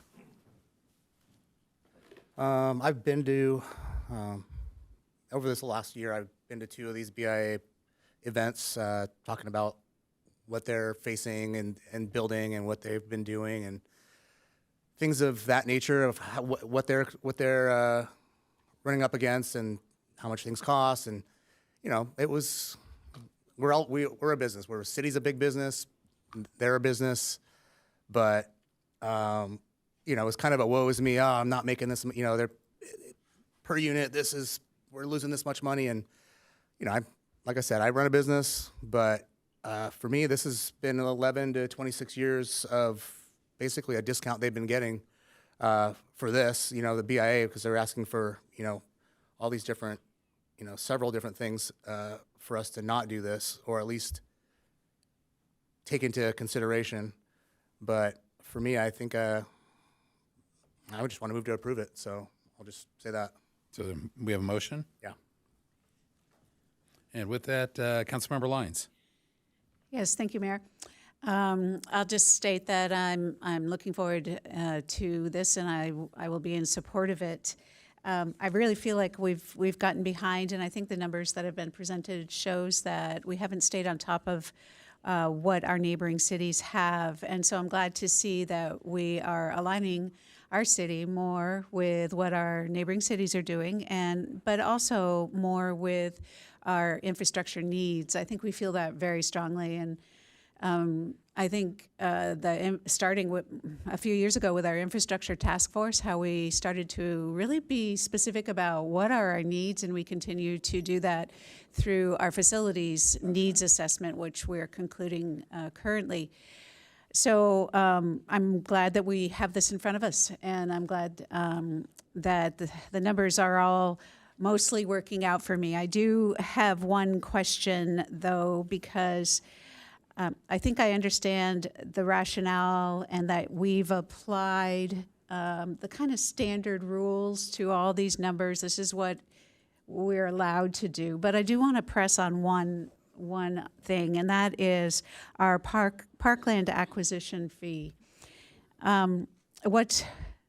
I'll say a couple things first before I hope to get an answer from you on where we're at with that and where our latitude might be.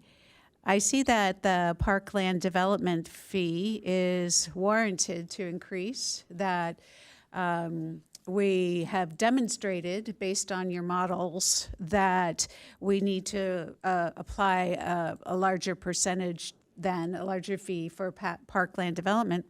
But the parkland acquisition fee doesn't align with that. We actually are looking to reduce our parkland acquisition fee.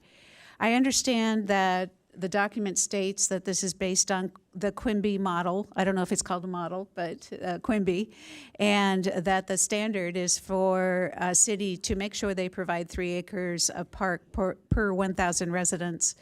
And based on our calculations, we're currently at 4.86 acres per 1,000 residents. What I want to ask then specifically about this is I understand that we can also base these decisions based on our general plan and based on our goals as a city. And what that tells me is that we have a unique view that we can bring to this based on who we are as a city and what our needs and goals and expectations are.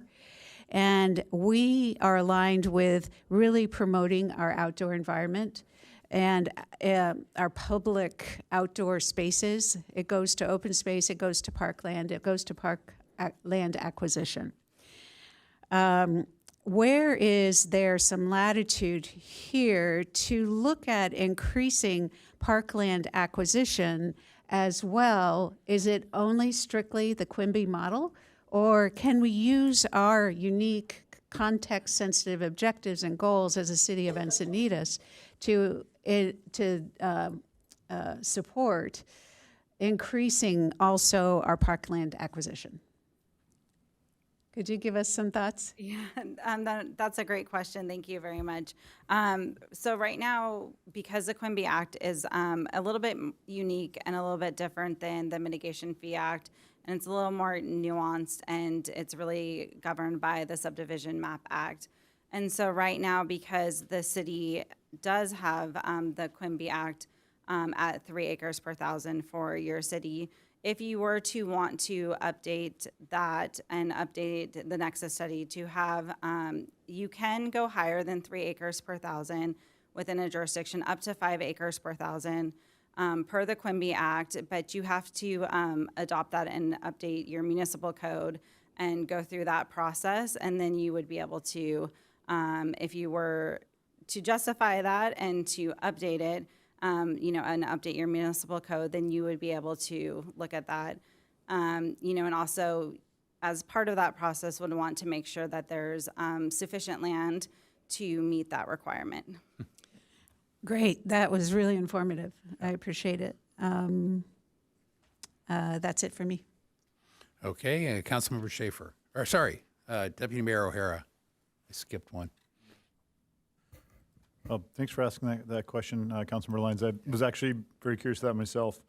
I I've got to say, with listening to Councilmember San Antonio and looking at the amount Carlsbad charges versus what everybody else charges, I don't feel the need to be extra sensitive. It doesn't seem to slow them down in building in Carlsbad, from what I can tell. So, and they'll still be much higher than ours, and they'll still be building up there. You know, if anything, I look at these fees and I look at the rate at which we're developing, and I know Robin spoke to it earlier at the podium. You know, even with these fees, we're not going to be able to keep up with the development. The development is so much more aggressive and faster than even these fees, that I'm glad we're doing this. I hope we address these everywhere we can to move them forward as development goes forward. I think this is a long time in coming, and I'm glad we're talking about this today. I'll yield the floor to Councilmember Schaefer. Yeah, just to get to the point on some just basic numbers, using the multifamily numbers, averages, at certain projects in town, one that's 199 units is we would have been making $4 million more.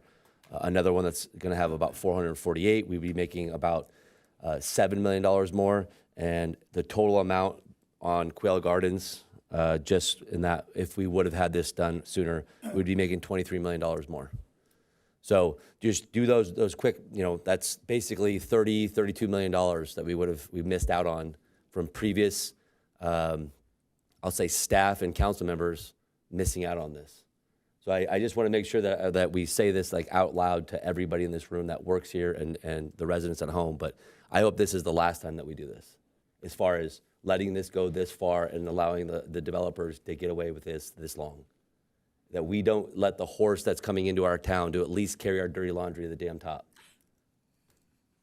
Because they're coming in and taking advantage of us and using this.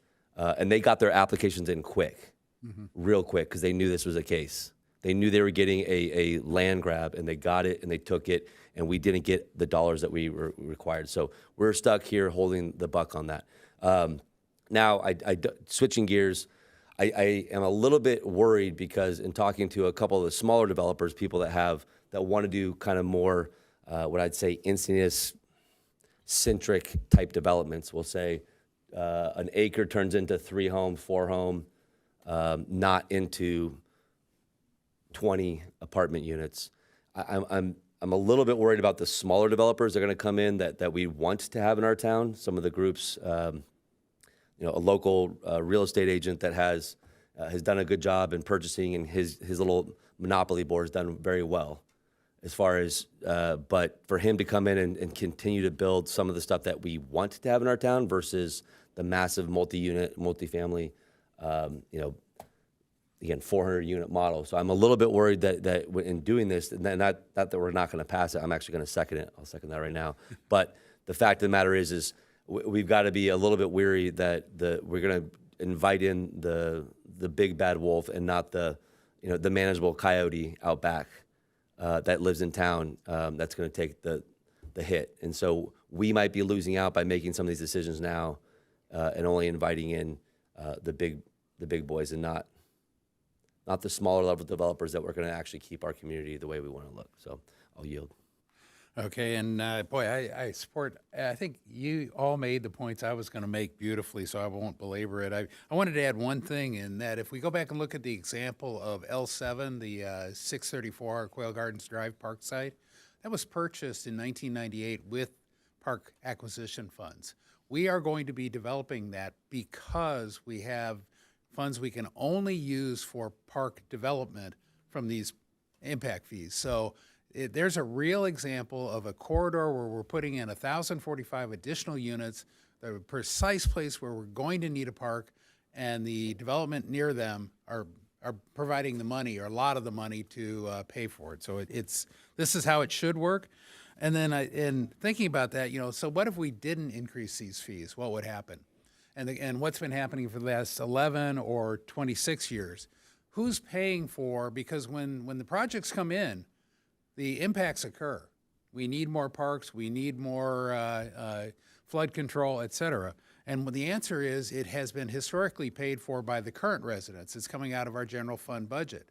And so I think all the other points I won't repeat. And then last but not least, the fact that it's been 11 years and 26 years, that's why we need the escalation clause so that we won't be back here in 10, 15 years going, oh, hey, maybe it's time to do that again.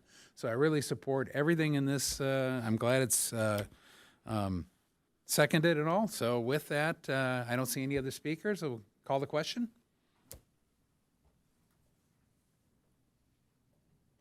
That motion carries unanimously and takes us to item 10C. Excellent. Okay, let's see, item 10C. Where did I? This is introduction of ordinance 2026-09, amending Articles 2 and 3 of the City of Encinitas Municipal Code, Chapter 1440. Yeah, I'm just reading it. Now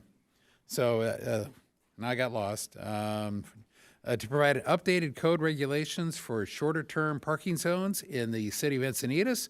Contact person is City Traffic Engineer Bandigan, and as Deputy Mayor pointed out, this is another public hearing, so we will do the staff report. I will ask council for disclosures. We'll do preliminary questions. I will then open the public hearing, have the speakers, close the public hearing, and then we'll do the discussion. So with that, I will turn it over to staff. Good evening, Mayor, council members, members of public. A. Bandigan, City Traffic Engineer. Before I start, Mayor, there has been minor edits to 2 of the attachments for this agenda item. Those were printed, and council members should have them up there in case they want to review or they have already reviewed them. With that, we're here tonight to conduct a public hearing regarding amending our Municipal Code Chapter 1440 that talks about stopping, standing, and parking on city streets. Purpose tonight is to introduce ordinance number 2026-09, titled Ordinance of the City Council of City of Encinitas, amending City of Encinitas Municipal Code Chapter 1440. And the purpose is to approve City of Encinitas on-street time-limited parking policy C38, establishing a consistent methodology for evaluating and implementing green curbs, time-limited parkings within the city. Currently, our municipal code that was drafted approximately, 4 years ago, only allows green curbs and time-limited parkings up to 20 minutes at the discretion of the city traffic engineer. We do not have a comprehensive council-approved policy on how this green curb is implemented and how this time-limited parking is applied to different city streets. We're here tonight to present a policy that clarifies this evaluation criteria and how the decision should be made to convert on-street parking to these time-limited green curbs. A slide of what the proposed change to the existing municipal code is. As you can see, the strikeout is what the existing code has, and we're removing it. It's from 7 a.m. to 6 p.m. Obviously, we want to be more flexible. It eliminates Sundays and holidays. Obviously, we might want to include them. Again, not blanket application, but we didn't want to have these restrictions. It kind of limits it to 20 minutes. We're removing that. The underlined is what we're adding. We're saying the requested for time-limited parkings should be evaluated by traffic engineer according to policy C38, which we will discuss further on. And this is the 14.40.130. This is a whole new code. I'm not going into the details of the code, but the code still authorizes the city traffic engineer to implement green curbs. This time, the code authorizes between 20 minutes and 4 hours. We have all the flexibility with regards to 20 minutes, 30 minutes, 1 hour, 90 minutes, 2 hours, whatever we want to do, we're allowed to. This code would allow us. It also says that application of this code should be based on policy C38, which we'll discuss in the next 2 slides. It does say that the city traffic engineer has authority to create exceptions with regards to the time, with regards to the application, number of days, number of hours in the day, stuff like that. Also clarifies the enforceability with signage and curb marking. And the most important part of this code is that the city council has blanket authority with or without the policy C38 being met. But basically, city council can apply this code to anywhere in the city with any time frame that council sees fit. With that said, then these two slides are basically a very short summary of the policy itself. First item says this will be implemented on non-classified roads, residential roads, or this will not be applied on non-classified roads, residential roads, or alleys at a staff level. Obviously, as mentioned earlier, City Council will have the authority to implement these on residential roads or alleys or other non-classified roads. The review process for the city staff is that we would receive a request from a property owner about their immediate frontage.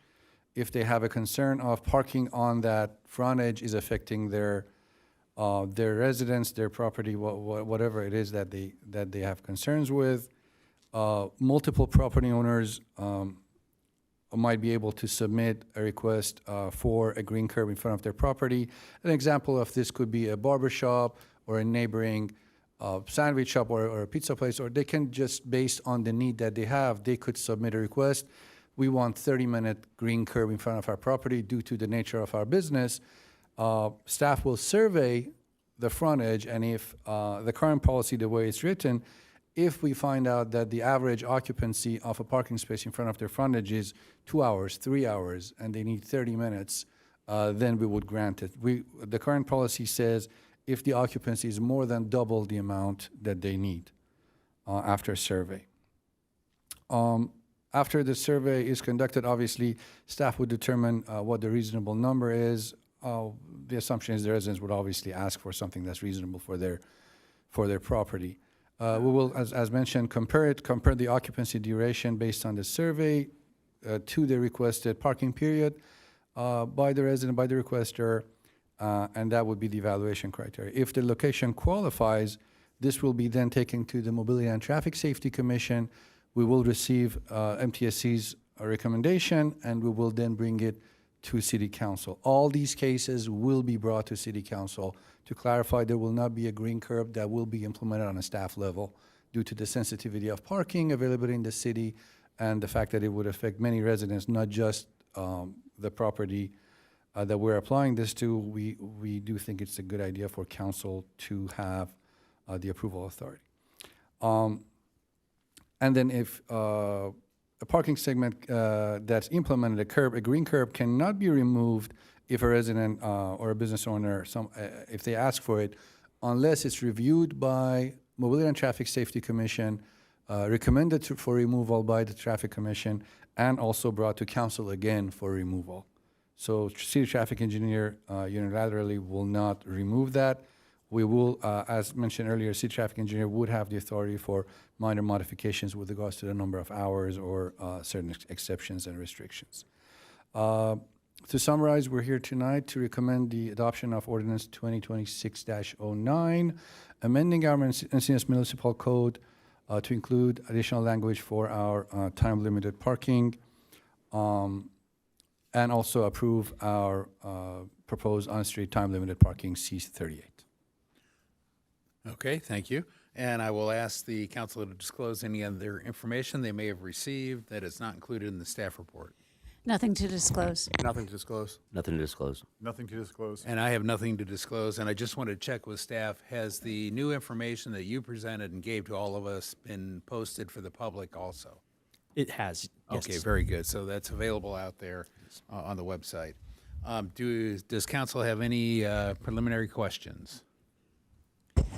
Yes, I do. Thank you, Mayor. Councilmember Lyons. Could you shortcut something for me? The changes are they only in the term we're using, changing short-term to term-limited parking? The majority of the changes are those two clarification changes were also added. One clarification about City Council always has the authority to override a policy or override a muni code. This is clarified in there that City Council will be able to apply limited time parking to various locations in the city. And the second one is that initially this was only meant to be for business locations. Now we're allowing it to be applied to any non-classified, any classified road. Non-classified and residentials are still exempt, but this can apply to, exempt from the staff side. The council can still apply it. And one additional clarification, Councilmember Lyons, for Municipal Code Section 1440-130. So that's the brand new section that we're proposing. If you see the sheet in front of you, we did have a Section B that was originally posted, and that had some of the policy and procedure language that really we meant to have in the administrative manual as part of the policy, not as a municipal code. So we realized that that really needed to be stricken from the municipal code, and it meant to be part of the policy to implement these guidelines. So that's the other major one. This question's for the city manager. When was that change made? That change was made today and posted, and then it was given to council. That's a significant change to an item. It is. This is, however, is the introduction of an item, not a second reading, so we can make changes at this time. I think it's really important to call that out and be clear what's been changed here. Thank you. Okay, and question of clarification, I guess, is we currently have green zones, and how many do we have around town? And like, there's only a handful, right? Correct. During my 8 years here, I believe the only one was the Quail that we recently added by the Encinitas Ranch. We do have one in, I think, on 2nd Street in downtown area. We have the 2 hour, doesn't have a green curb, but does have the signage. Yeah. We do have a short segment by the post office in Cardiff. Yeah, I believe That's probably about it. It's been a pretty limited use. Yeah. I just wanted to make sure, we're trying to have a general policy and ordinance that clarifies this better. And before we had just a limited time of 2 hours, I think it was only 2 hours that we could do it. It was up to 20 minutes. Oh, I'm sorry, it was up to So 20. we couldn't do Sorry. any green more than 20 minutes. Yeah, okay. So that's one of the main purposes here, so. Okay, with that, we got preliminary questions out of the way, and I will open the public hearing. And do we have public? We do not. We do not. I will close the public hearing and look for, I've got Councilmember Lyons, did you still have questions or sorry, did you want to hop in? I'll withdraw my request for now. Okay. Deputy Mayor O'Hara. Sure, I had a section I wanted to address, and if you could bring up slide 6 or page 6 in your presentation. Yep. Where we discuss item 3, where we discuss frontage properties. Is this the right slide? No, this might not be it. I might have written the wrong page. In the discussion of frontage property, if you go purpose and intent on the handout, it talks about property frontage. I see there being some challenges to that. If you look at a place like Ocean Bluff, where we have 27 homes slated to go in, I know that on here it also says the residents can petition. Where they're going to be impacted isn't on the frontage of their house, it's actually on the side. It's on Ocean Bluff where people are going to park. And they may decide to go to permanent parking when that comes along. But if we restrict this to frontage only, and I can name a number of streets, all of Pacifica Serena would suffer this issue if they were to choose to do this. In other areas in our city. So is there a way to word that so that properties where really the challenge isn't the front of their house, it's the road next to their house? Can we use the boundary, like the boundary of a property? Meaning the side, even if it's not a frontage, if it's the side of the property, they're allowed to ask for it? Sorry, go ahead. No, and I appreciate where you're going with this. I get stuck with that because I don't know if, I assume the intent is we're not going to put 20-minute curbs on alleyways or just to throw it out there. So I understand the guardrails this is trying to put up. I'm not sure if there's a classification of a type of street or neighborhood street or something like that we could do to this so that, and I know you're going to answer this question in a sec, so that a home that's not worried about the front of their house. I mean, to be honest, a lot of people don't park in front of your house. They'd rather park on the side because, you know, no one wants to be seen walking out of a house or looked at or whatever. So go ahead. I know you have an answer for me. I apologize for going on. Yeah, no, I appreciate that, Mr. Deputy Mayor. So a couple things here. So I did want to make it clear that the policy, this is something that we really want to be, hopefully, will catch 98% of the requests. And again, the policy is really meant only for requests from citizens. This is not a policy for council members. It's not a policy for staff. It's really, if you want, as a citizen, to make a request for a green curb, it's the policy the traffic division is going to go through to determine whether you meet the basic criteria. There is absolutely going to be scenarios that just don't fit the four corners of the page of this policy, and that's totally fine.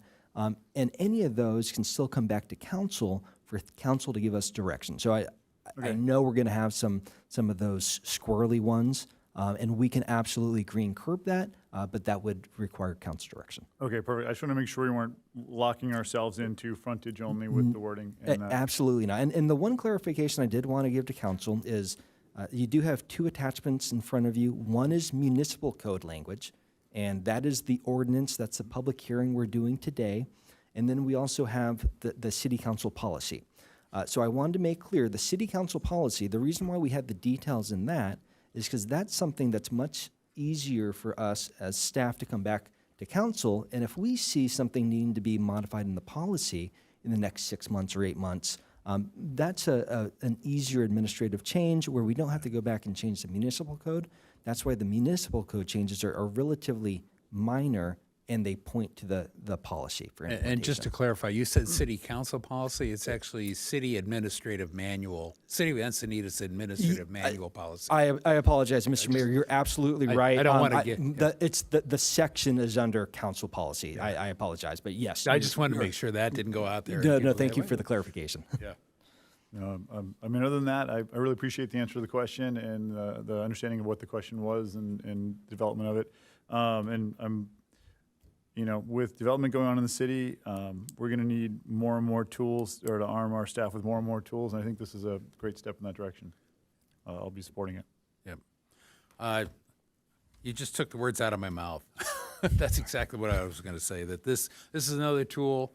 Like the parking permit program that we've implemented, and we're honing it, and I think there's some really good improvements here, and I look forward to, we'll probably update the policy as we go, and, you know, again, I'm going to point out 3 that I know of, that we know of, 3 examples. If you catch 98% of the 4th, you probably, you know, you're going to be able to handle it at the traffic engineering level. And ultimately it'll get adopted here, but so it's good to have the policy, and I'm supporting it too. So, Councilmember Lyons.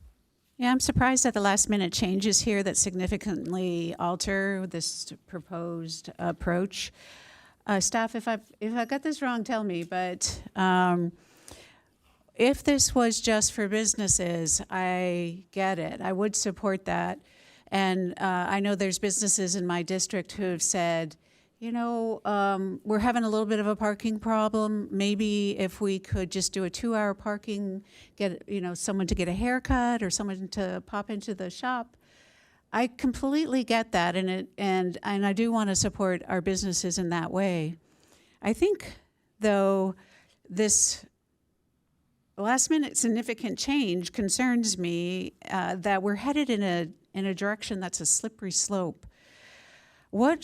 What we have to remember, these are public streets. These are streets we've all paid for. These are our streets. They're all of our streets. And by having residents be able to say, well, I want to restrict the parking to a certain time frame, limited time frame in front of my house, then that changes this whole dynamic significantly. It's not just to support businesses. It's to give to create a hierarchy of class of people who will have control over a public property, which is the parking in front of their house, their residence, without them having to pay any additional money. I mean, we don't allow that. You know, we just don't allow individuals to control what happens on public property to that extent. This is a significant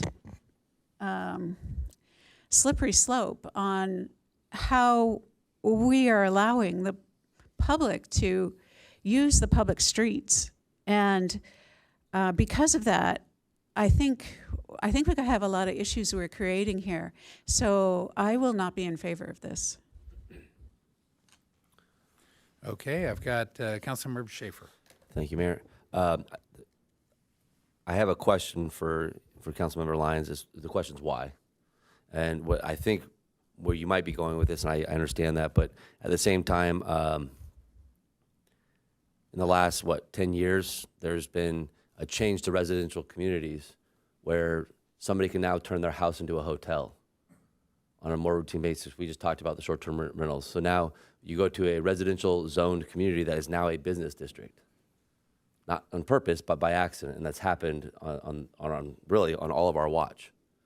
And so at this point, if we have scenarios where people are now using their house as a hotel and turning in what was a residential street into now a business, you might have a higher level of traffic or higher level of requirement. And then the thing I think that backs us up is that there's a survey required to go through, and the staff would have to go through and make sure that it goes through, which is why we're going through these policies and these attachments, is to make sure that it's not just, hey, John and Dave aren't getting along and John wants to get a green curb in front of his house. There's a process by which we came out there, we went there, we saw it, and yes, there is a reason for this person to now receive maybe a time parking in front of their house because for whatever reason, whatever the situation is. So I will be supporting this. Actually, I'll make the motion to support this. I yield. I thought I had a motion. Okay. So it sounds like I have a motion and a second supporting right now.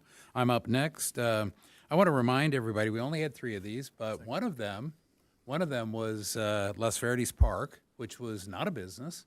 And so we've already implemented a green curb. So that was one of the main reasons. I think it was probably driven by some of my comments, because I wanted to make sure if we're putting a policy in place that we're not just looking at businesses only, but let's look at how we've used the tool in a very limited fashion, which we have.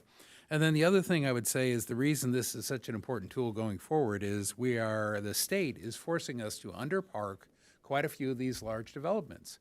And so we're going to see a lot of large developments going in. They are going in right now, and those cars are going to be parked elsewhere. When they're underparked, they have to go somewhere. And some of you weren't here, but when we considered the Via Molina parking permit program, we had a last-minute change there where we added in 2 additional apartments, and we had people from those apartments come here. It's 5 blocks away. It's a half mile away, and they were parking cars on Via Molina and the neighborhood streets because there wasn't room in their 40-year-old apartment complex. 40-year-old apartment complexes are not parked enough, and now the new apartment complexes are parked at a much lower rate. And that's all because if you look over the last 20 years, car ownership per household has gone up from 1.7 per household to 2.4. So there are more cars, and the state is underparking it.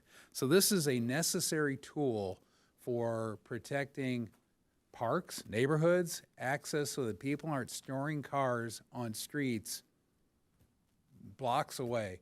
And so I'm supporting this absolutely.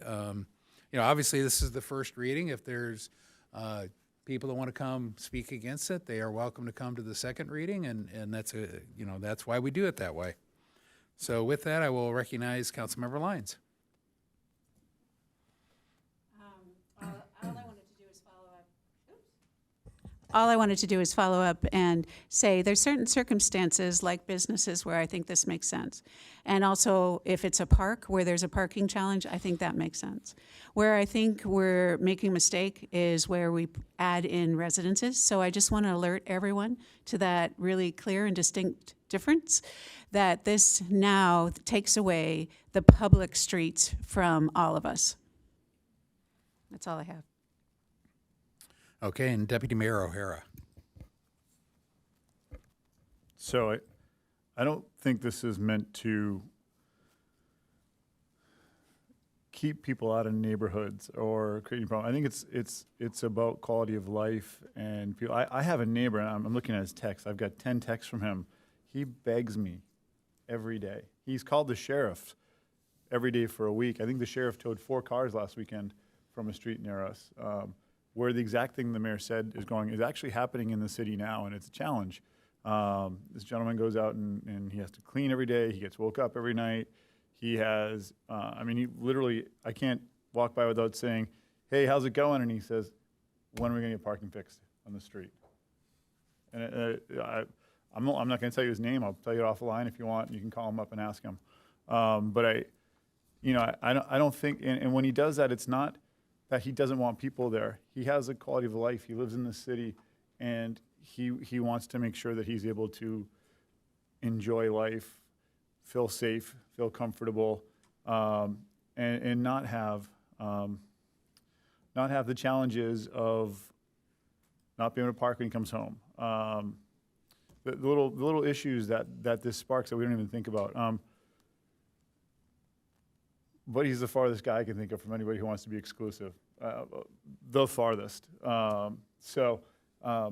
It's people who want this aren't people who want to be exclusive. They don't. It's not that they don't want to. They want to be able to live their life, just like everybody else, uneventfully. Get to the end of the day, have a beer and watch a basketball game, or hug their kid and go to sleep, read a bedtime story. That's what this is about. I don't think it's good to say that we're assuming we want to exclude anybody. That's certainly not what this is about, and I don't think I hear that from any of our council members up here. Just wanted to make sure that was clear. All right. That's it. Okay, with that, I have no more speakers, so we will call the question. And by the way, can just read the motion back and make sure Yes. it includes the new. Yes, so it's going to be to introduce ordinance 2026-09 with the modifications as presented by staff, and also to approve policy C038 with the modifications presented by staff. And who were the movers? And I had Deputy Mayor O'Hara and Councilmember Schaefer. okay, thank you.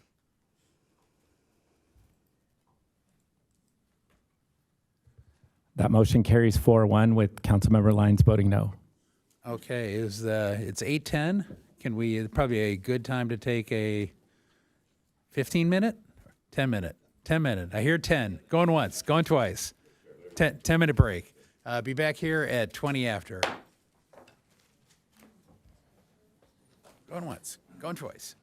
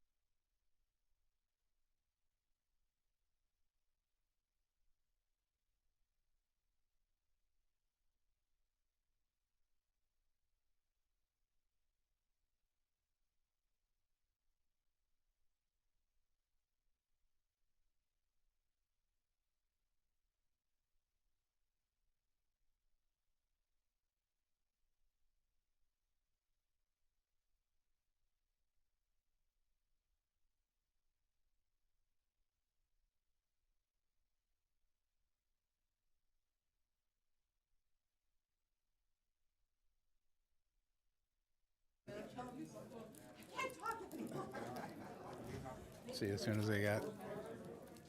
Hopefully. Do I have? There he is. Excellent. If we can come back to order, please. Okay, ready?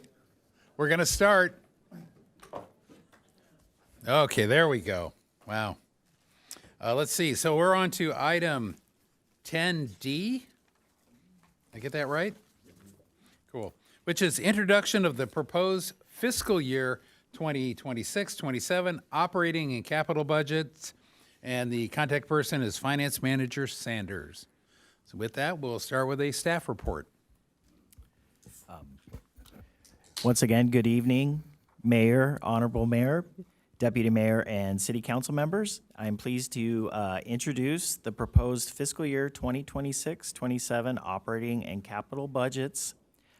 Before the presentation, I'd like to introduce Nikki Chalfant, our Assistant Finance Director, and Kelly Sanders, our Finance Manager overseeing budget operations. And with us tonight, we have department directors and staff who are available to answer any questions regarding their particular department budgets.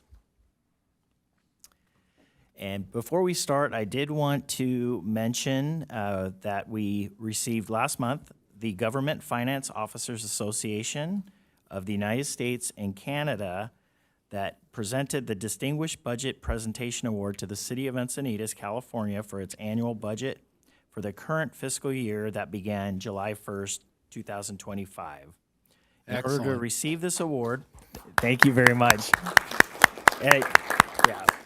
And I do want to congratulate our budget team, who does an excellent job every year preparing our budget and clearly presenting it to the public. And in order to meet this award, we must publish a budget document that meets their program criteria as a policy document, financial plan, operations guide, and as a communications device. Staff believes that the proposed 2026-27 budget, which we're introducing tonight, also meets the award program criteria, and we will be certain to submit the budget document for GFOA consideration for an award within 90 days after adoption. Very good. And with that, I will turn the presentation over to Kelly Sanderson. Thank you. Just to start, recapping the budget process, these budget discussions provide a way for City Council to authorize spending through appropriations before the beginning of the new fiscal year on July 1st. This item introduces the proposed operating and capital budgets for review, public input, and City Council direction. On June 17th, we will return with budget resolutions that are needed for final adoption. So any changes that you'd like to see in that, we would want to hear those tonight. The proposed budget supports City Council's annual work plan, provides critical services to the community, and funds priority capital improvement projects. The operating and maintenance budget is balanced and continues to promote fiscal sustainability with recurring revenues exceeding recurring expenditures. Contingency and budget stabilization reserves are fully funded with an estimated $25 million in general fund reserves when the new fiscal year begins on July 1st.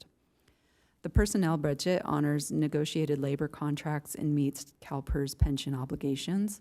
It also includes scheduled advancements and reclassifications needed to support enhanced services and continuity of operations.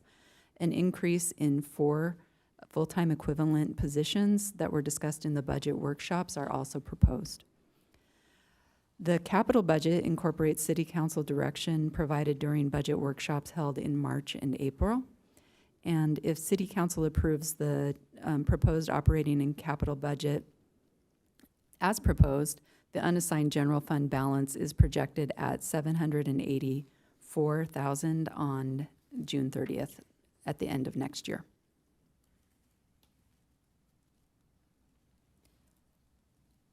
Attachment 1 in the packet just summarizes the direction that we received in the budget workshops held on March 18th and April 8th. The proposed budget incorporates that direction, which we'll be highlighting some of those items, but they're also listed in the report. And the details of the programming of 8.7 million of the projected general fund available fund balance in next year's budgets.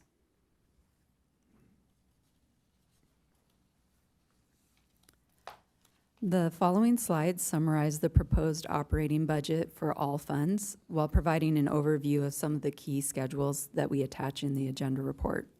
Starting with attachment 2 on page 11 of the packet, staff uses this fund balance analysis to assess the impact of proposed appropriations on each fund.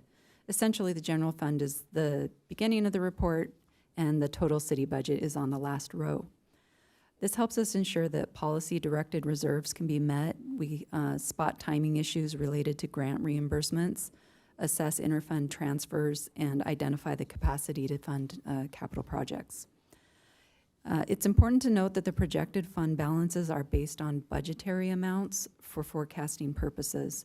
We have to assume that the actuals will equal the revised budget. However, if current year actual revenues are higher or expenses are lower than budgeted, these budget savings would result in a higher than projected ending balance, which gets rolled into the audited beginning balance that is presented to council in January.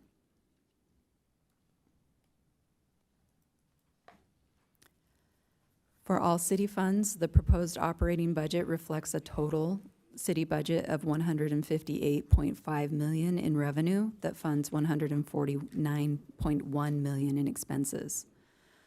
Across all funds, estimated revenues increase $1.5 million or 1% over the revised fiscal year 26 budget that we presented at mid-year. Compared to the original budget adopted last June, total revenues increased $11.8 million or 8%. In the general fund alone, estimated taxes increased $5.7 million, which is largely related to high property values. Also notable is that potential changes to development impact fees discussed earlier tonight were not included in the projection. If approved, well, now that they're approved, we would adjust the estimates after the amounts and the effective date are known, so any changes that we anticipate would be adjusted at mid-year. On the expense side, proposed operating expenses increase $6.6 million or 4.6% over the current budget. The proposed budget maintains current levels of service while meeting debt, pension, MOU, and other contractual obligations. The total also includes a net $500,000 increase for 4 new positions discussed during the public budget workshops. And next, Assistant Director Chalfant will provide additional details regarding the general fund. Thank you, Kelly. Moving on to the general fund, it is the city's largest and most discretionary fund and the typical focus of these budget discussions. The overview of the general fund provides detail at the categorical level and can be found in attachment 3 or page 14 of the packet. It provides additional context for the proposed changes by displaying last year's actuals, the current year original budget, mid-year revised budget, along with next year's proposed amounts and how they've changed compared to the current year revised amounts. When you zoom in to the total general fund revenues, the $121.7 million represents an increase of $4 million or 3.4% over the mid-year FY26 budget. The city forecasts modest growth in fiscal year 27, with the majority of that growth coming from high property values, where the transfers of ownership continue to be the largest driver of property tax growth between tax years. Nearly 86% of the general fund revenue is generated from taxes, with property tax at $76.1 million and sales tax at $17.2 million as the major revenue sources. Charges for services, transient occupancy tax, and franchise fees make up the remainder of the top 5 categories. Note that excise tax for cannabis retail sales was added as a new revenue source in FY24. All 4 sites are now fully operational, but we're still monitoring the annual data for trends to emerge. To learn more about where the general fund money comes from, see the financial summaries revenue section in attachment 4 on page 17 of the packet. This section answers commonly asked questions and provides additional context for each of the different revenue sources. It includes descriptions, historical data, relevant economic conditions, and economic indicators that impact each source type, and any other assumptions or analyses that inform the proposed estimates.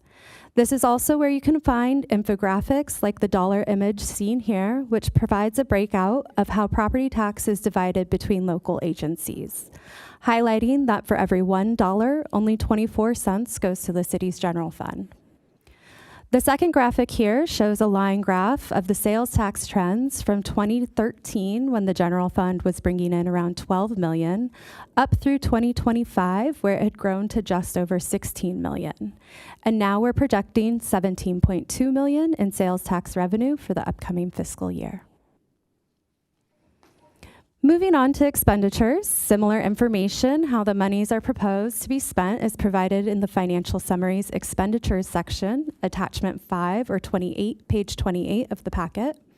For fiscal year 27, the budget includes operating expenditures at 113.1 million, representing an increase of 6.9 million or 6.5% over the mid-year budget. The general fund is the city's primary operating fund. It accounts for the basic or the general city services such as public safety, public works, development services, code enforcement, engineering, parks and street maintenance, along with the administrative services required to support them. Personnel makes up the largest portion of the general fund expenditures at 55% and includes the 4 new position adds from the budget workshops, plus the new and known MOU salary increases. This brings the new total full-time equivalent count to 254.75 employees. The next 2 slides highlight the O&M adds, which are the 4 new positions from the budget workshop on April 8th. All 4 personnel additions include offsetting revenues or reductions in expenditures to minimize the overall net impact. If the position add included a one-time vehicle purchase, that is also indicated here. The first position add is the new code enforcement officer in the Development Services Department to support compliance efforts around unpermitted short-term rentals, which would result in an increase in TOT revenue as those become properly permitted and begin remitting TOT tax. The next position is for 1 lifeguard sergeant position in the Fire and Marine Safety Department. This position does not include a vehicle and is covered by a reduction in temporary seasonal salaries. The final 2 position adds are within the Public Works Department. One is for a new facility specialist position to help support the implementation of the new FY26 facilities condition assessment. This position does require a light-duty pickup truck. The second is for a new urban forester position, for which the cost is offset by a reduction in the city arborist contract for bringing those services in-house. This position also includes a one-time expense for a vehicle. Thank you, Assistant Director Chalfant. I did want to also go ahead. These were the new positions being added to the budget that were discussed during the workshop. And then on page 6 of the budget report, because as discussed in SDWD, but not in the presentation, but in the report, we are looking to reclassify the mobility manager to a senior traffic engineer effective for fiscal year 26-27.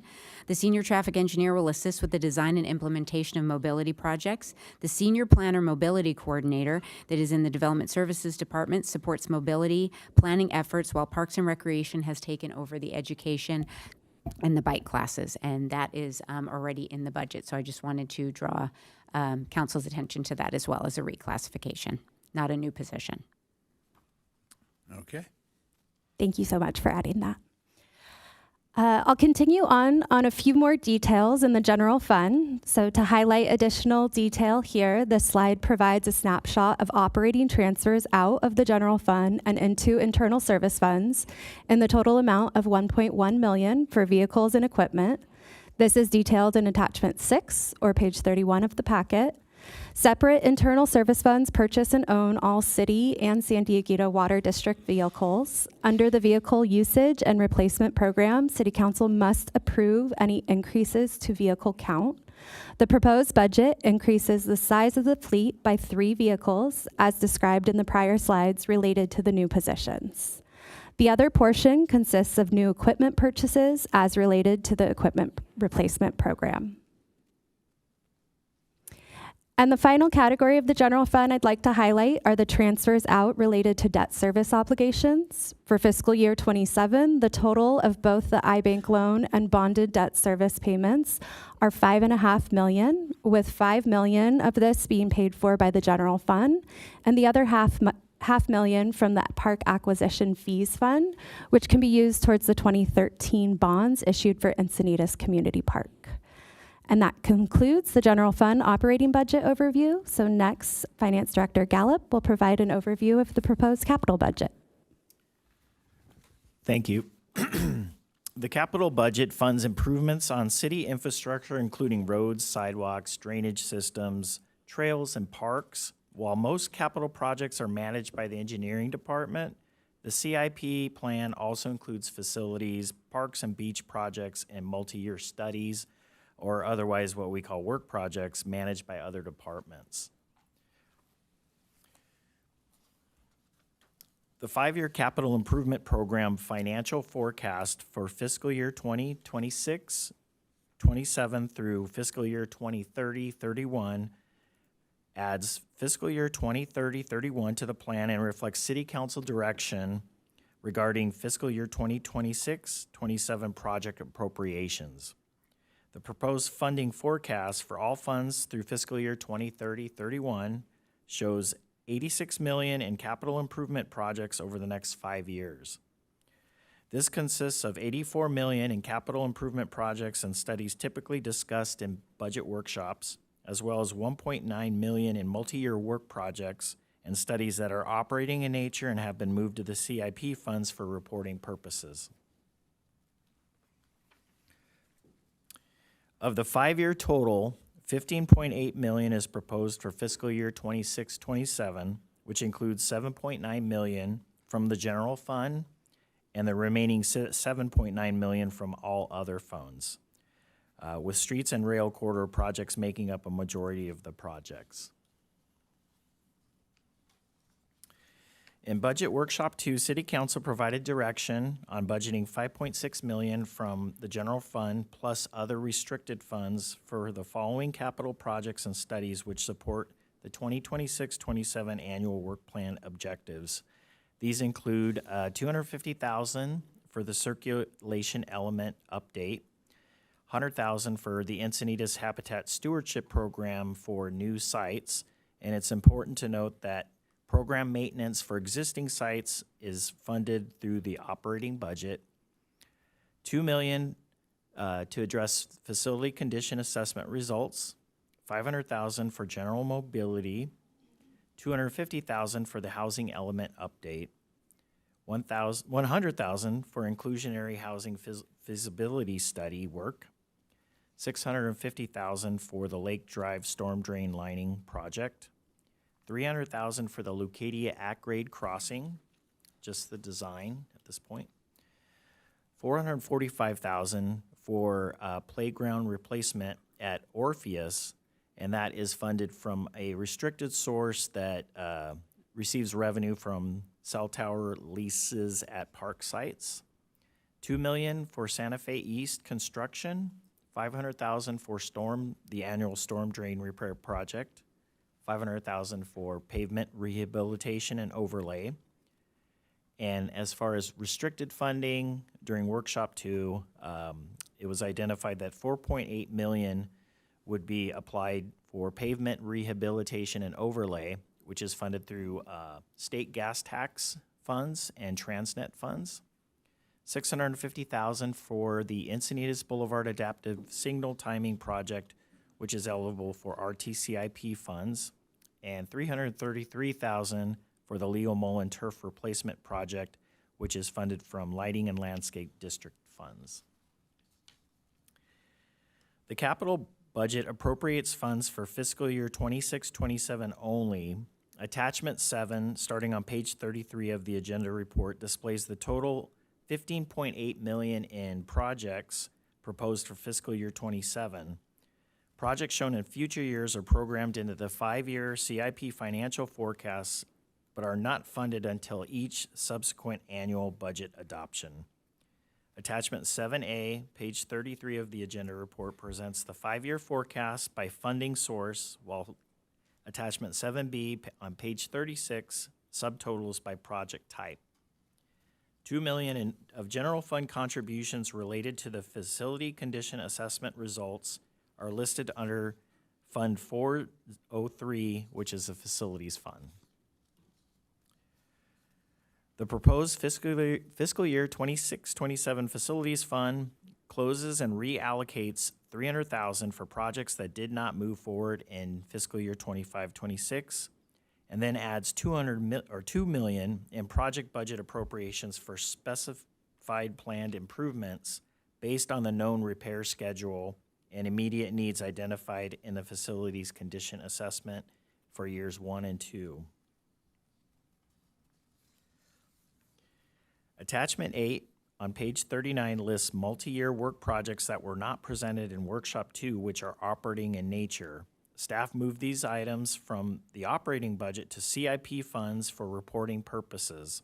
And again, the remainder of the $15.8 million comes from all other funds, and detail can be found by funding source in Attachment 7A. And with that, staff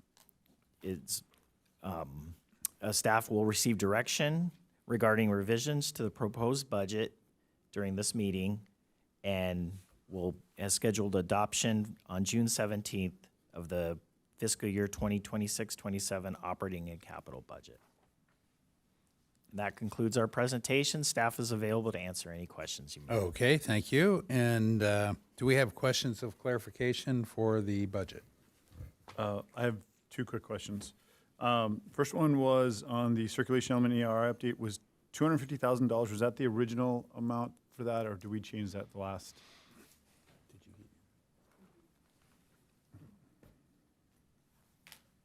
I believe that was the original amount.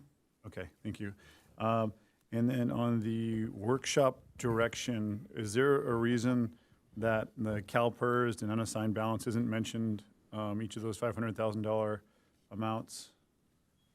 Is it just because they're not assumed? I'm just trying to figure out why they weren't included in this workshop direction list of objectives. We didn't highlight it in the presentation, but the items that are summarized as direction we received at the workshop is all included. So we did budget for that. Okay. All right. They're still part of this discussion, though. They're not. I guess they're still up for approval as part of the overall funds, right? Yes. Okay. Thank you. Okay. Any other clarification? If not, we'll take public comment. We do have one speaker, Ross Garrett.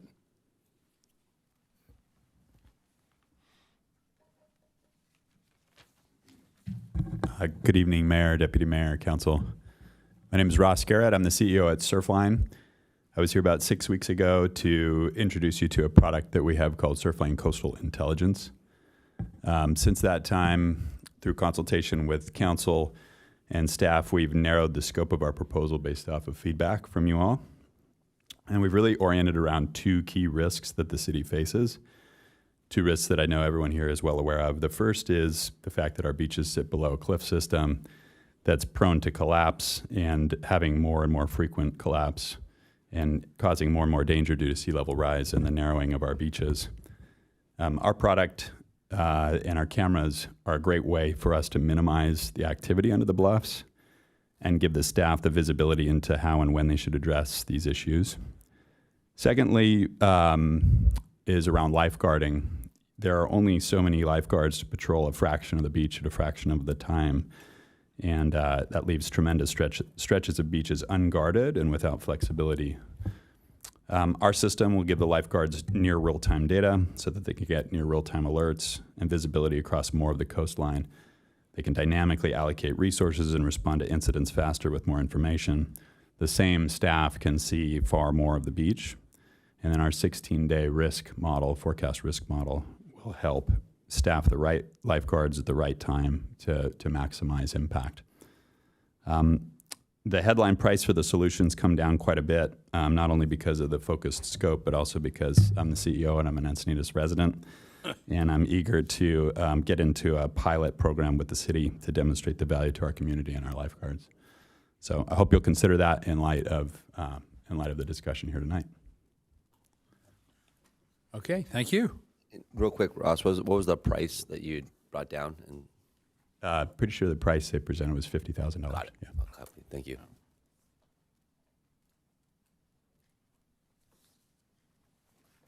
Okay, cool. I think that's it for public, and I'll go to Deputy Mayor O'Hara. Okay. First off, I want to thank everybody for hard work on this. I feel like it's been a very much team effort from staff, city manager, and council up here working on this, and most importantly from the residents who've showed up and told us what they're looking to get out of this. I want to make a couple of quick suggestions. I still think at this point it would be good to look at doing CalPERS at 450 and taking the pavement rehab down 10,000 to 490, saving us $60,000, and getting a result that is similar. If CalPERS is at 80% at $500,000, it's pretty much at 70% at $450,000. So give or take. And at pavement rehab, we won't see an effectively huge change at 490, and we can always reallocate when we come back and talk about putting other streets on there, per the point we had last time. So I think that's a way for us to look at trimming this budget even a little bit more. So I'd like council to consider that. And I'm going to take a step in the other direction. And I'm going to, we have partners in the city that we work with. And those are our 101s and our chambers. And they have, in the past year, seen a lot of their funding diminished. They've all taken on a greater role. Even with the city, we've had them come to the commission, the business commission. We've added that kind of that request, and they've basically stepped forward and been really productive and then helpful in that.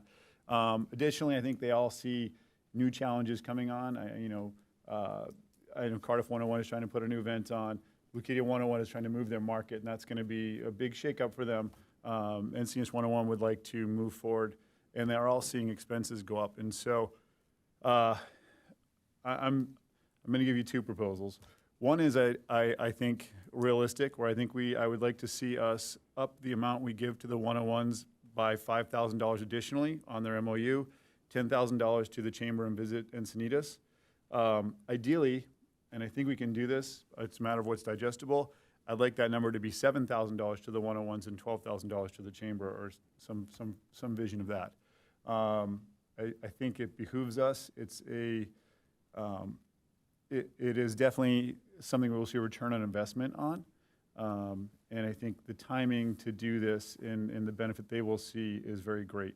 So those are my two recommendations on this as we move forward. I'm hoping you'll consider both, but certainly if you are still feeling pain points on the first one, please consider the second one. Strongly consider it. And then to the surf lining question, because I know I can see it's going to come up. I will be voting no on that, but I will be happy to meet with, I'll be happy to meet with you, Ross, and explain why offline, and that can always come back if somebody wants to bring it back. Okay. I'm sorry? So it was 5 for the 101s, 10 for 490. And then because payment rehab will come back, and if we want to add more at that time, we'll still be able to do that. We'll have the additional general fund there to do that with as needed, and maybe look at it more as one project and try to squeeze more in. We actually look at what needs to be on the back end of it. So I don't think it hurts us to do that now, and I think it opens us up a little bit more. Yeah.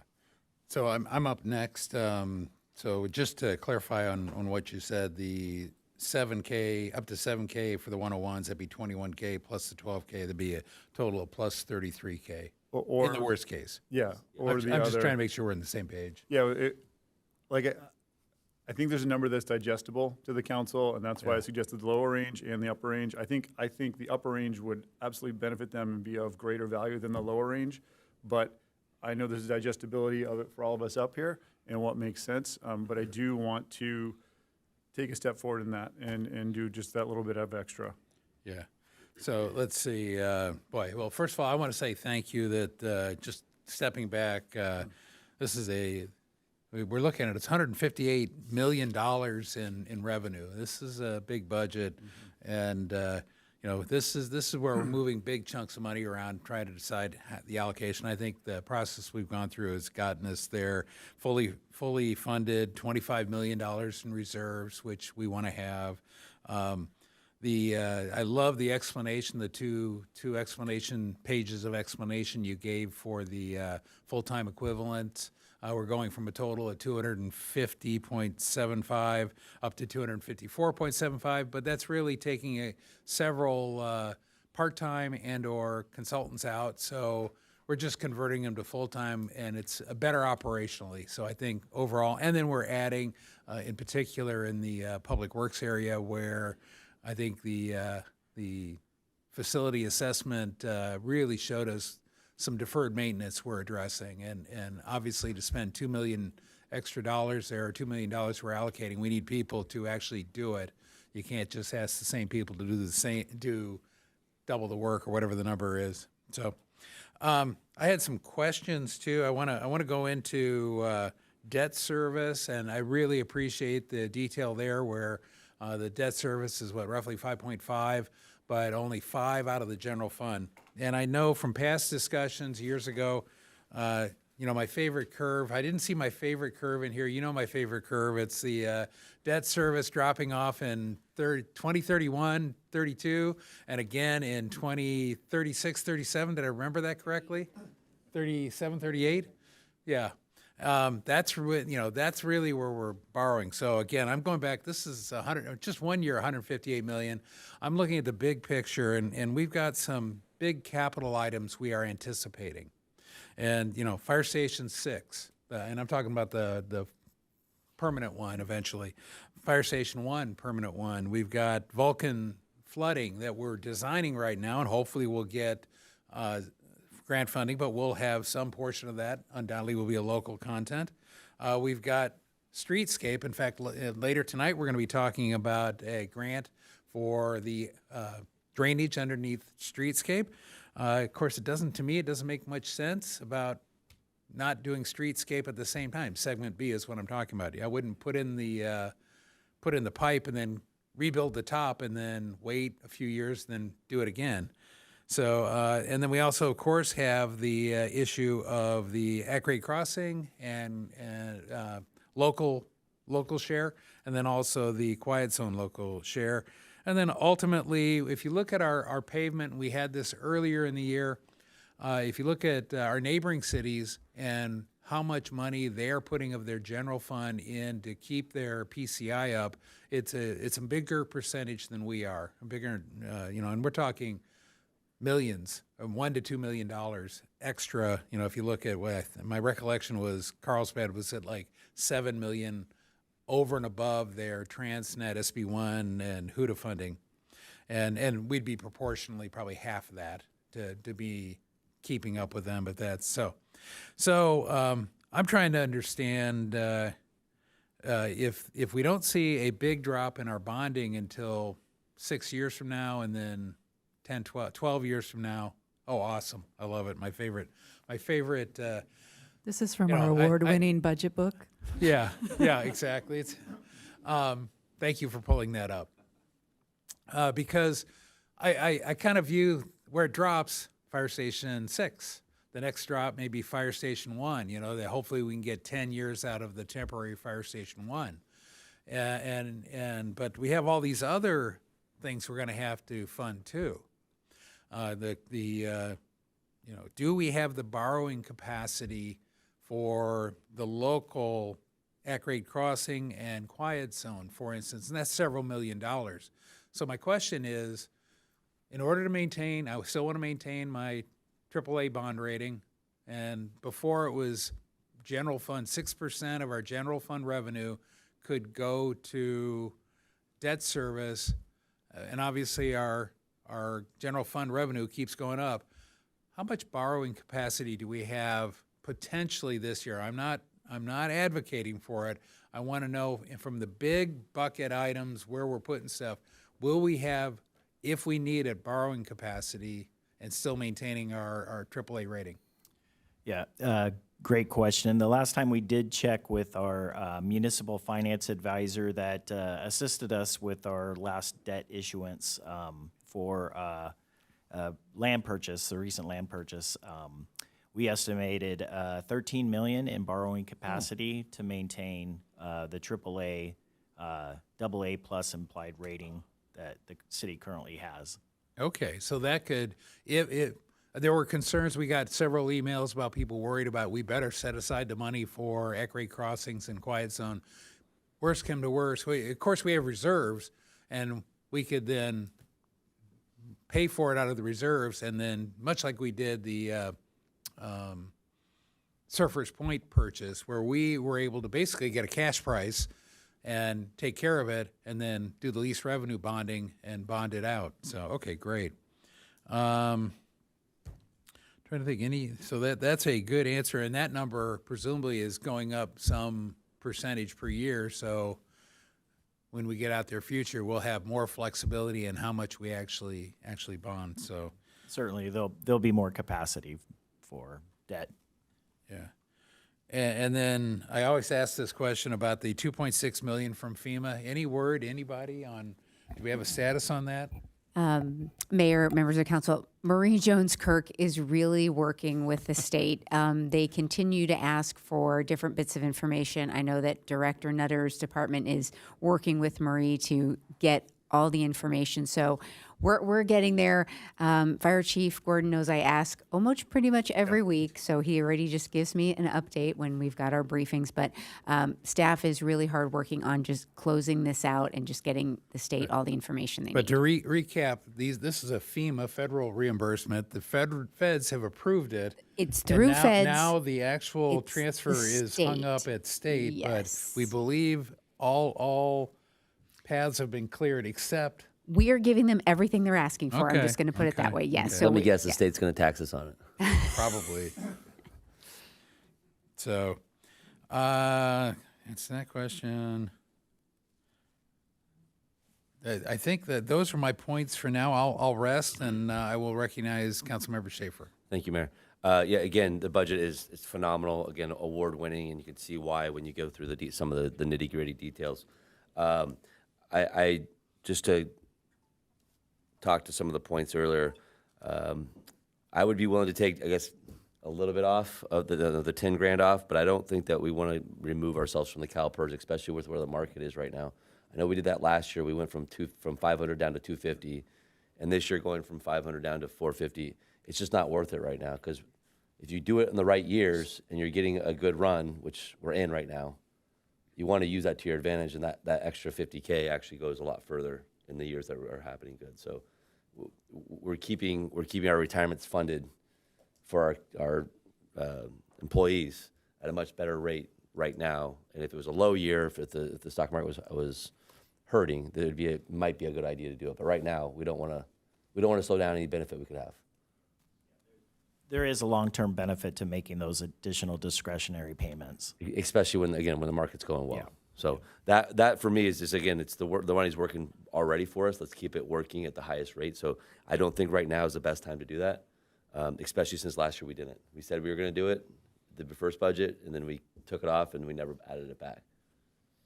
Sure. I think this is the idea of last year was 250. This is still a significant increase, closer to 80%, but not quite there. Frees us up the other way. So that was my push. I'm not going to. No, I get it. Yeah, I think why we're flush, and I know that there's big capital things coming, and I know that there's the 2.6 and the 13 million that the mayor just talked about, but I think that this is the time to actually take care of some of the smaller projects that kind of need some attention, even though 784 isn't a lot of money for a city, but it can add up to some of the better projects. I think what Ross just presented, and actually conversing with him and talking about it, I think it's a value, especially I've lost good family friends of myself not too many years ago, and to have again, Surflines Worldwide has all this ability, and for them to be here offering this I think we're going to be getting more cameras than what they're giving us on cost. I also think that is our quote crown jewel from multiple conversations, and why would we not asset manage what we have? And right now, that part, the sections of the beach that need the most attention are right there up against the bluffs. I tell you right now, I'm not allowed to go with my family to certain bluffed areas due to the fact that of that exact reason. And I know a lot of my good friends will not go to Grandview anymore because of the feeling that they have there. So I don't know why we want it for $50K. At least set it aside. I'm not saying we can have another conversation about it and actually bring it back for its own item. I think that that's a great price, and I think that again, the business being here in town, willing to work with us. The last part about that is we have a Gorilla or Super El Nino on its way in November, pretty much 100% guaranteed. So I don't know how many people have lived through the El Nino years, but those are the years when entire beaches are covered with cobblestones, and there is no sand. So to have the visualization to know, one, where the sand goes, how dramatic it is, and yes, we have Todd doing the LiDAR, but I've seen them drive it. They drive up and down. I've actually been out swimming while they're actually driving the boat back and forth. If we have a daily requirement that actually gives us the full picture every single day, I don't see how that's not a greater value of the data that we need for a future grant or whatever it is that we're already getting from either the feds or the state. So again, I know it's money, it's real money, but it's really small money for, again, our most important asset for what makes our city our city. If we don't have that asset and we're in Arizona, this is a different city. Doesn't have the same value, you know what I'm saying? And that single-handedly changes everything. So I think the $50K is a steal price, and that we should do it for, again, going into the year that we know is coming. So I'll leave that there. As far as the 10K, you took 10K off of where? For the pavement rehab. I could see why, but I think we're going to need it at some point. We're probably going to need it more at mid-year if we have it. And then I do agree with you, though, with the reignition of our business commission, with us going pretty hard to the paint on economic development. I think it's absolutely required that we kind of get behind our chamber and the 101. So I would support you for the 7 per 101s and the 12. Again, I know it's not, you got a couple, some change in your pocket. Let's use it and not let it sit on the sideline while we do have other things, and we all have our heads in the game on infrastructure and the things that need to happen. So I think it's time to spend a little bit of this money to make some people right. I'll yield. Okay. Councilmember Lyons. Yeah, thanks. I'm up next to give some feedback to staff on this. I'm really happy with the budget the way it is right now. Thanks for all the great detail and hard work. I'm also happy that we have a little bit over $220,000 unassigned. Am I getting that number correct?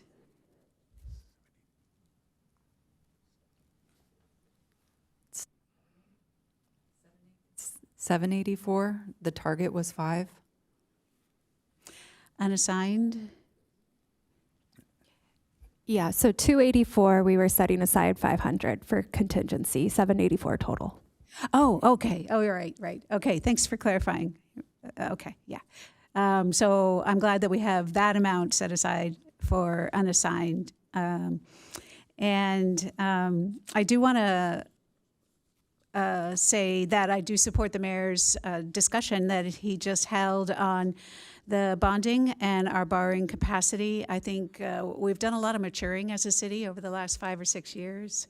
And I think understanding that we have a lot of long-term needs, that the cost of those have to be borne over many years. We can't possibly fund them all through our capital or general fund.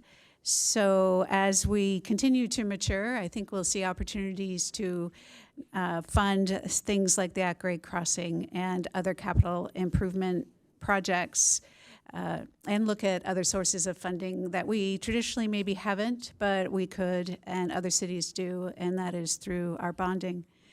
Let's see. I do want to say I think we still have a lot of needs that are not addressed. I think we have deferred maintenance on a parking area, as an example. But we do have a lot of needs. So I think it's unprecedented that we would offer the 101s in the chamber money without them asking us for it.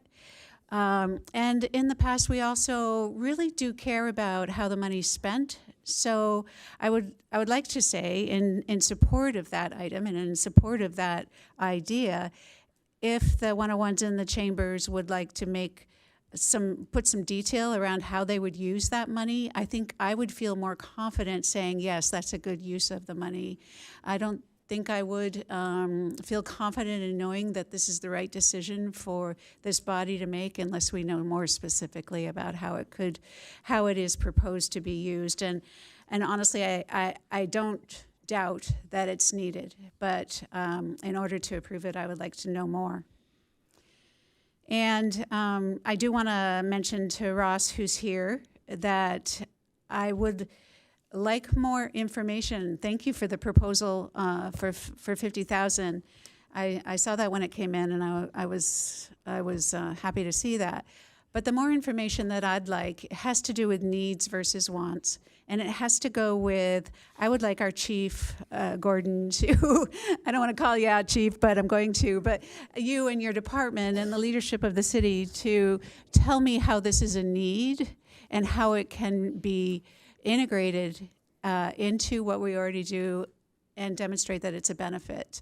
And it could be that's something that's known. It's just not been presented to me, so I don't know it. So until then, I'd like to, until that point, I'm not sure how it's a need and how it's going to be beneficial. And I would anticipate that we could make a decision in the future if we go through the work of demonstrating how it could benefit our city in more detail. I think that's about it. I did want to just conclude by saying I'm really happy with our numbers, how we have them right now, and I do tend to lean in on Councilmember Schaefer's comments on the CalPERS. That makes a lot of sense to me to try to fortify that this year, if we can, to the 500,000 and leave that as we currently have it shown. And as far as the pavement rehab, we've worked really hard to invest as much as we can in pavement rehab. And I know every time we have our lists, we keep on wanting more projects to be put on the current list. There's just such a demand there, and I see that as a real need. So I'd like to continue to invest in the total amount for the pavement rehab. And I'll rest. Okay, and I'll hop in. First, I want to talk a little more about the unassigned and future general funds. Of course, there's the 784 that we have now. We also have currently for this fiscal year 500 that if we don't spend it between now and June 30th, would then at mid-year come back to us as an additional 500,000 unassigned or whatever remainder. And then, of course, there's the 2.6 million payment from, assuming it comes through, from FEMA, which would go into our general fund and become unassigned general fund. And we've talked about it, and I've talked about the original target I had for pavement was $1 million, not $500,000, and I've been hoping that if and when we get that 2.6 million, part of that can go into beefing up the drainage from $500,000 to $1 million, and also pavement from $500,000 to $1 million. So, and one of the reasons I talked about the size of the budget is that the 10,000 difference on the pavement, it sends a signal, and it's such a small whisker that I don't see it worth. So I want to maintain the 500,000 for pavement, and I would also, much to the in agreement with Councilmember Schaefer's comments about the CalPERS. I would stick with the 500,000 there. On the chamber, I would support it. I would support it if, for the same comments that Councilmember Lyons said, I would want to know how you would use it and does it make sense. So again, we're putting the budget there, but approving it comes down at the MOU time, whether or not we approve it and go forward. Let's see. So that on the surf line. The number one thing I think I challenged Surfline when you first were here about safety, and if this was a safety issue, which is exactly the response you got, or you came back with, and I appreciate that because we have had real deaths, multiples, and not just the one incident, but previous incidents. If this could help us measure and prevent that kind of risk and death, and liability and insurance costs and lawyers' costs, it'll more than save $50,000 or whatever the price gets up to. Second thing is, we just spent $350,000 this year on sand replenishment for 10,000 cubic yards on beacons. This software, this analysis would be able to give us real-time telemetry on the bottom and the shoreline. So it's a great investment and pilot program to help us there. So again, this is the same thing. Put the budget there. I'm supportive of the budget, adding this budget item, but ultimately when we execute an MOU is where the details and the demonstration of its efficacy and use will be required in order to sign the contract. So I'm in support of, was it 45,000 I heard? No, I'm kidding. I'll leave that to our negotiating team. Yeah, they've been doing well so far. So, that's where I am, the 500. I'll support the 33 and then add, help me, 50,000? Was that what it was? Just so I get it right. And then I think ultimately, off the budget, we have to look at the 5-year, if not 10-year, how we're going to account for the fire stations and all these other capital improvement projects. It's almost like I'd love to do a tentative 10-year budget, capital budget, so we kind of understand our financing and we reserve that borrowing capacity for things we really need, as we like to say up here, as opposed to want. So that's my position and where I'm going. So I don't know, do we have a motion yet? I don't think we do, but I'll yield to Councilmember San Antonio. I just want to say congratulations. That is a great report, award-winning. Always great to hear when you get that back. I am also really happy, when I see that the FTEs, it's awesome that they're net zero or net positive for an impact. I think that the FTEs overall benefit is to the community is not just what we're saving or what we're saving from transferring their use or their salaries, but it really is a benefit to our community. That's huge for me. I mean, development services, getting that TOT, always great to have more fire and marine safety like lifeguards. Public Works obviously works so hard, so it's always nice to have that as well. So that for me was a great positive. For the CalPERS, I'm still at 500, but I think on the pavement rehab, $10,000, I could stomach that. I definitely know that the pavement is something that we talk about quite a bit. I know that the community was so happy when we started fixing Leucadia and all the other things that were being fixed, but I think that I could stomach 10,000 on that. So I don't know if that's part of a motion, but the chambers and the 101s, I'm happy to support that. I think I would go along the lines of what Mayor and Councilmember Lyons are talking about. I don't need to know a line item, but it would be nice to know that how the money was going to be used. So that would be helpful, not just for me, but I think for the public, because this is money out of here, and I don't want to just approve everything and there's no accountability. And not that I would think that anything is awry with what you guys do. But let's see. For Surfline, I definitely see a positive for that. I saw how it looked on the screen. I saw how the screen were, tracking people in the water and whatnot. So for me, that made some sense. The bluff, I think, probably for me is a huge deal. We just had a bluff collapse recently, I believe, right, in Solana Beach, I believe. But for me, that's a huge deal. What Councilmember Schaefer said, we lost some friends, family there. So it's definitely one of those things. It's a huge deal here in the city. Grandview is my beach. When I go out, we used to surf a lot, and that is definitely a huge spot for me. When I look at the cliff from the water, it's insane when that water is right up there on the bluff. So just chipping away at it. So it definitely makes sense to me. So I'd be happy to support that for 50,000 or 45,000 if that's what you're putting up there. Sorry. But congratulations again on the report and all that you guys do for on the finance. I rest. Okay, and Councilmember Schaefer. Okay, just to go full circle, looking at slides 7 and 8, you see that our expenses are at 149 and our proposed revenue is going to be at 158. And a large portion of that is because of the change in cost of housing, right? That uptick of housing is changing rapidly, and so the amount of money that we see is pretty significant. With the amount of housing already coming, of new people moving in, is going to be significant. So we keep thinking about all these things out in the future. This town is going to become more wealthy just by that alone. Without any business development, without anything else, we've been a bedroom community for our existence, and now a ranching, but bedroom community. That's growing just by the bedrooms that we have because of where we live. So we are going to have more money. I know there's other things that Fire's working on to maybe help afford some of these things, down the road with.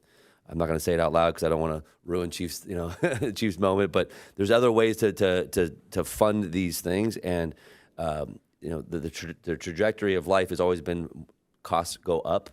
So I think the money used now is important. And between what we didn't use this last year, the 500 we didn't use, and the 784, you're at 1.28 million plus the 2.6 that we're more than likely getting to FEMA is now at $3.8 million that we're sitting here.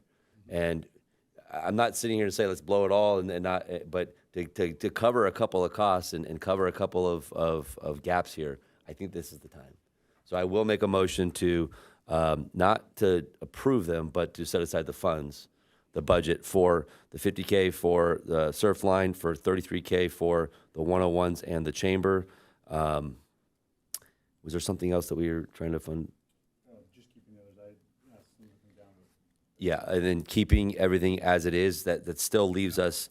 And just so, just for help with your motion, the city manager leaned over to me and said, we don't need to adopt a motion for the introduction. All we need is any changes. We should do a motion and second. Okay. So you're right on the right track. Yeah. So that leaves 701 unassigned this year, with the 500 of unassigned the current year. We're still sitting pretty good. So to take the 1.28 and bring it down to 1.2, I think that's a feasible ask. So that's the motion I'm going to make. The 1.28, you lost me there. The 500 from this year, the current year, Carryover. and the 7. Okay, from got next, it. from this Yeah. next year. So that's still Yep. still 1.2 and unassigned. And sitting there. I'll second that one. Okay, you done? Should I be? I'll make a Should I be? substitute motion. So a couple things. We don't have 2.6 million, and we don't have 500,000 from this year until we have it. We cannot responsibly spend money that we don't have, and we do not have those dollars yet. And while I think we will in the future, and I think you're probably correct, I'm not willing to base our budget on those numbers. I do think your point is that we're sitting in a good position, and I think you're correct, fully. So I want to pause there because I don't want to base our decision on something that is fundamentally about what's in the bank, because what's in the bank isn't $2.6 million and the $500,000 carrying forward until they're in the bank. Carolyn, I could ask you a question, please. Could you come to the stand? Carolyn is the CEO of the chamber. Okay, appreciate it if you go through the chair. Sorry. Yeah, Okay. Carol, do you have an MOU with the city currently? Yes, we do. And what is that for? It's for the number. It's Well, I know the number is the number of the money the city gives you. How do you? community outreach, business support. We're here to. It's an organization to help our businesses thrive. So it's a member-based organization. So it's community outreach, support, liaisoning with the city, and now working very closely with the Business Commission. And with the funds that you're given from the city, are there requirements that you have as part of that MOU? I believe so. I couldn't really tell you exactly what the MOU says. So there's a reporting requirement. Yes, we report every month. So every month they get a report on how that money is used. My move was not to give them money. My move was to add those dollars to that MOU. Just to make that clear. Thank you. I appreciate that. We're not just throwing money at them. We're saying, you know the deal, you know the condition, and this is how we're going to improve that position. So my let me do this. I don't want to make a secondary motion. I want to make an amendment, a friendly amendment. I would like to take the $50,000 for Surfline off that, but I would support it coming back, as per Councilmember Lyons even also said, through the channels of the city, through the fire department. I don't have any information on it, and I wouldn't write a $10 check for myself if my kid can't tell me what it's for. Tell me at least it's for lunch money and what it's for, and I don't know.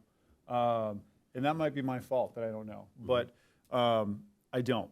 And I've taken an oath to spend money on what I know and known projects. So I would love to see it come back. I would love to see it get looked at by staff, so staff can come back and give us a recommendation. So my amendment would be to approve your budget with that taken off, but a promise that we'll support looking at it come back. Okay. Two things. Right now, just upfront, I'm not going to amend it, but two, here's why. I know that I've met with them. I know the mayor's met with them. Have you met with them? So, and I know the city manager and the chief has met with them.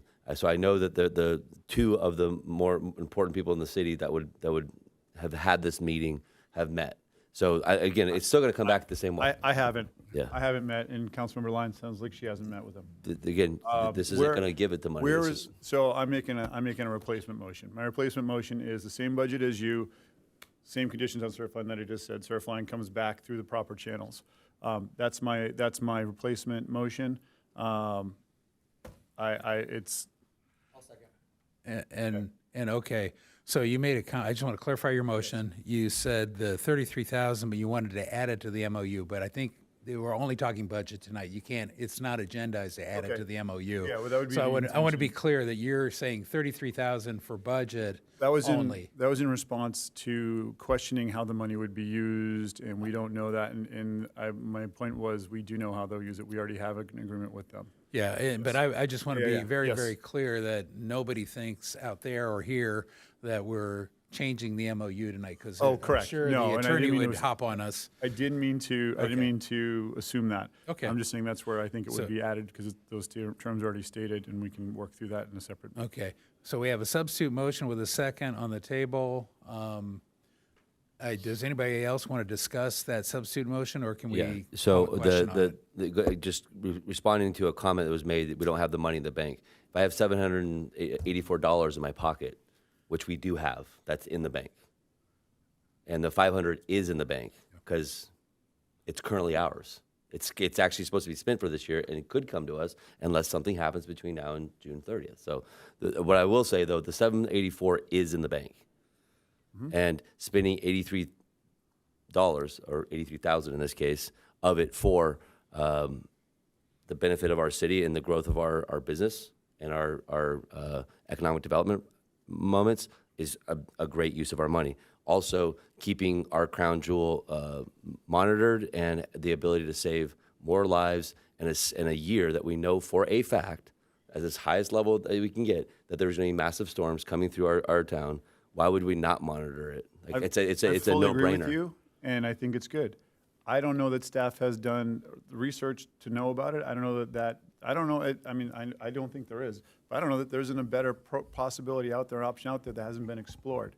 This just hasn't been brought to us in the right way, and that of nobody's fault. And I'm saying I will support it, going through those proper channels, which I don't think will take very long. So real quick, the idea is it's kind of the same thing, just so we're understood. It's pretty much the same thing. We're setting the budget aside. If they come back and we all vote it down and say this is a piece of crap, it doesn't get spent, and so it stays in our pocket. By doing this, we make sure that it's set aside to have that conversation, and we don't go and put it on cement or something else that, in the meanwhile, it gets spent, and then they come back and they have a great process. And this thing's worth $500,000, and we're getting it for $50,000. Here's where you and I differ. If we have a pipe break that needs $50,000, I want to make sure it's in the bank, and this is the way we do it. We have it. Yeah. In spades. Okay. So if I can get control of this again. I'm just- I think, Jim, you had the floor. Yeah, and we got into an interchange there. No, you But the asked- interesting you asked thing, if it was a the com- you asked if there reason was I a- let it go was you were saying what I was going to say. So go ahead. I have the floor It's next. okay. Hey, if I have $784 in my pocket, I don't go looking to spend it. I spend it wisely. I say, hey, what's the right investment? And I probably read the label first. I probably kick the tires. I probably ask some people.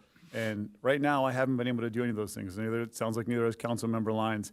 And I think as a council, we have the responsibility to make sure that we are all we all have all of the information when we all make a decision. Whether one of us thinks it's the greatest thing in the world since sliced bread, or whether it's that if we are going to spend this money, we're going to earmarking it. If we need that money, what are we going to do if we get that broken pipe? Say, oh, we can't fix the pipe. We promise it to Surfline, but we don't know what we're getting. That's not responsible.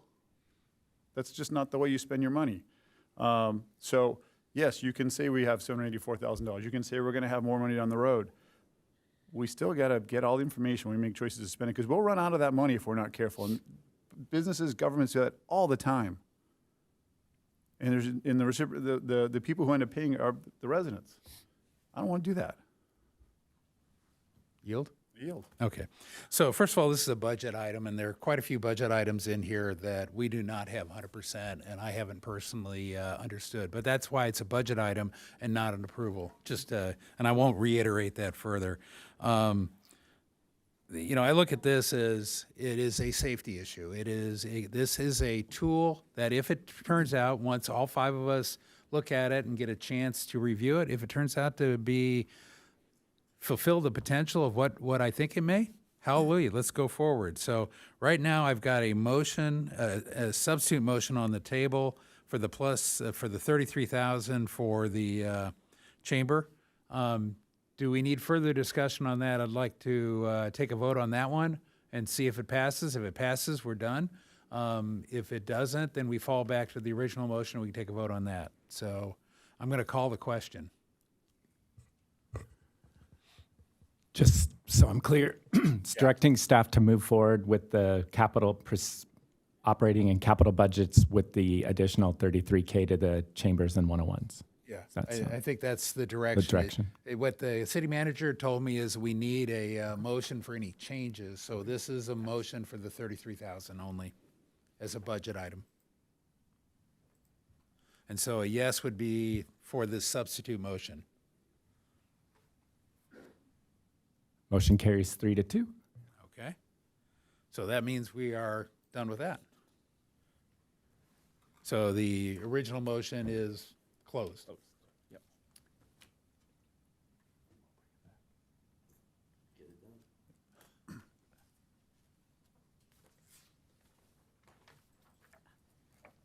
And did you have a comment still? Oh, sorry. Go ahead, city manager. Thank you very much. So just really quick on a couple items. The 10E next will actually be asking you for $75,000 from our unassigned fund balance for some grants to do for rail projects and drainage. Well, actually, it's for the drainage one, rail projects we have. But just want to, a couple upcoming things for next year that I just want to put on council's radar. Number one, we'll be starting negotiations with the County of San Diego and the Sheriff's Department because we were in our last year year. So preliminary reports look like very hefty increases, just to let you know, and only a 3-year contract. So we'll begin with that.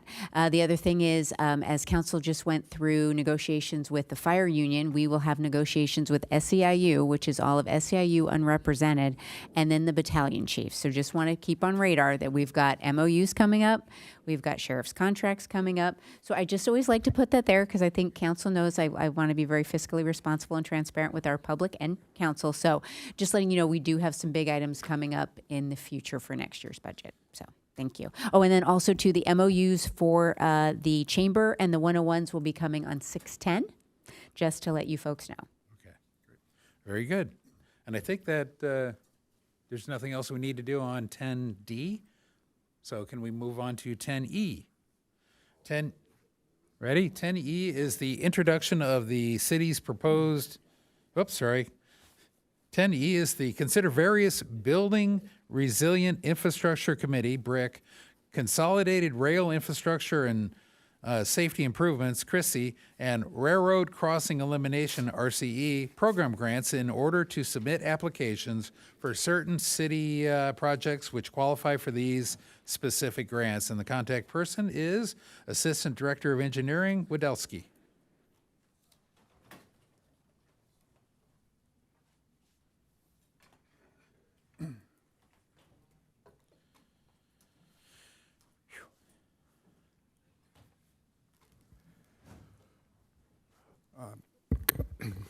Good evening, Mayor, City Council, City Engineer. Assistant Director of Engineering, Matt Wadelski. With me is Dan Nutter, our Director of Engineering, and Jay Schwarm, our Assistant City Manager. Here to talk about some possible grant program projects that we can go and look for the City Council to consider. So the recommended action on this item was one, for authorize the city manager or designee to go after these 3 grant programs, the BRIC, the CRISI, and the RCE. And the second recommended action is, if council does, to adopt the resolution, which would be the fiscal year budget amendment, where we would grab $75,000 from the unassigned general fund. But that would be only if action was pursued on the BRIC grant. So what we really need is council to direct the staff to select which grants. So what we want to talk about, 3 grants are what we have on the agenda here. The BRIC grant program, we want to explain it. We want to explain the CRISI grant program. We want to explain the RCE grant program. And at the end, we're going to provide the ability for council to make decisions based on all the information, what they think they want us to pursue. So from these 3 grants, there are 4 city projects that really meet these criteria. For the drainage side, which is mainly on the BRIC, it's the North 101 Drainage Improvement Project from Basil to Jupiter Street, and it's the drainage storm drain work. And then for the other 2 grants, the CRISI and the RCE, it's the 3 railroad projects we have, the Leucadia at-grade crossing, the East Street to Leucadia Boulevard quiet zone, and then the Verde Undercrossing project. Those are the 3 railroad projects we have in the city right now. BRIC, to let everybody know, stands for Building Resilient Infrastructure Communities Grant. It's from FEMA, as we said, and mainly what it does is it gives resiliency in the city. What it does, you get money to have your structures resilient from hazard. So that's why flooding works very well for this type of grant.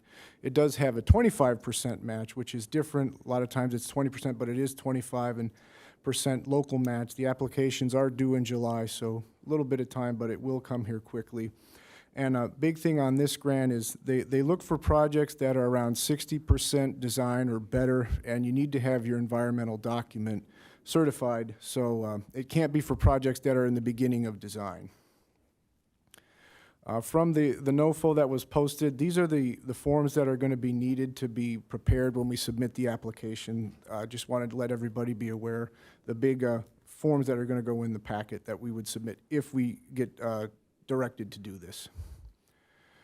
From the BRIC, as we said, the cost is $75,000 to prepare the application. Money would need to come from the unassigned fund balance, which was the second recommendation. As we said, we're at 95% design on this project, which is good. The $14.4 million means the 25% local match would be, again, $3.6 million. So let me kind of explain to make sure everybody remembers. The North 101 here, the area highlighted in cyan or bluish color is where the Segment B project is right now. The area north of this is where the pipe is being installed with the streetscape project right now. So we are looking at from Basil Street all the way to Jupiter, installing the large diameter pipe underneath the North 101. So that is basically how this project where it is. That's the BRIC grant. Going to the Chrissy grant now, Consolidated Rail Infrastructure and Safety Improvements. Again, this is from FRA, very similar to the FRA FSP we submitted for about 5-6 months ago. This is, again, a 20% match, and the applications are due in June. So that is a little closer than the BRIC grant, so we really want to get on this right away. And the city does qualify. We are a public agency. The forms that need to be submitted for this one all are stated in Appendix 6 of the report. So the big homework assignment we have to put together if we are going to submit this grant, this would be the information that is submitted. Now we're on the RCE grant, Railroad Crossing Elimination Grant, again through FRA, very similar to the Chrissy. It again is a 20% match. The big thing on this I want to point, the applications are due June 8th. It is right around the corner. So these came out in April, and we got here as soon as we could, but that's just the way the applications need to be submitted by that time. Again, the application contents, very similar, but a little bit different from the Chrissy, but almost the same. But this is all the information that would go in the application. So Chrissy and RCE grant, how it works is the 3 railroad projects we've said. We have the Quiet Zone, East Street to Leucadia, the at-grade crossings, and the Verde. All 3 of those projects qualify and score well for the Chrissy grant. The RCE grant, it's just the Quiet Zone and Verde, hence in the name, Railroad Crossing Elimination. If you're adding a new crossing, you're really not eliminating a crossing. So 3 projects could go for the Chrissy grant. 2 are good matches on the RCE. The total cost to submit all 5 applications is $34,000, and we have this money in the Quiet Zone Fund, so there is no fund transfer that would need to happen for this. Explaining a little more, again, the at-grade is at 70%, Quiet Zone's at 50% right now. The Verde Undercrossing has completed design, and so again, we're back on 20% for a local match, so these local matches would be what the city would be required to fund if we are successful. Again, to review for everybody, the Leucadia at-grade crossings, it's 2 crossings. One is at Grandview Street, the other is at Phoebe Street, between Leucadia Boulevard and La Costa Avenue. At-grade pedestrian crossings. New thing we got, we do have some renderings available. So this is, if you are standing on the North 101 at Grandview looking east, this is a rendering of what the crossing would pretty much, very close to what it would look like. So wanted to have everybody see this.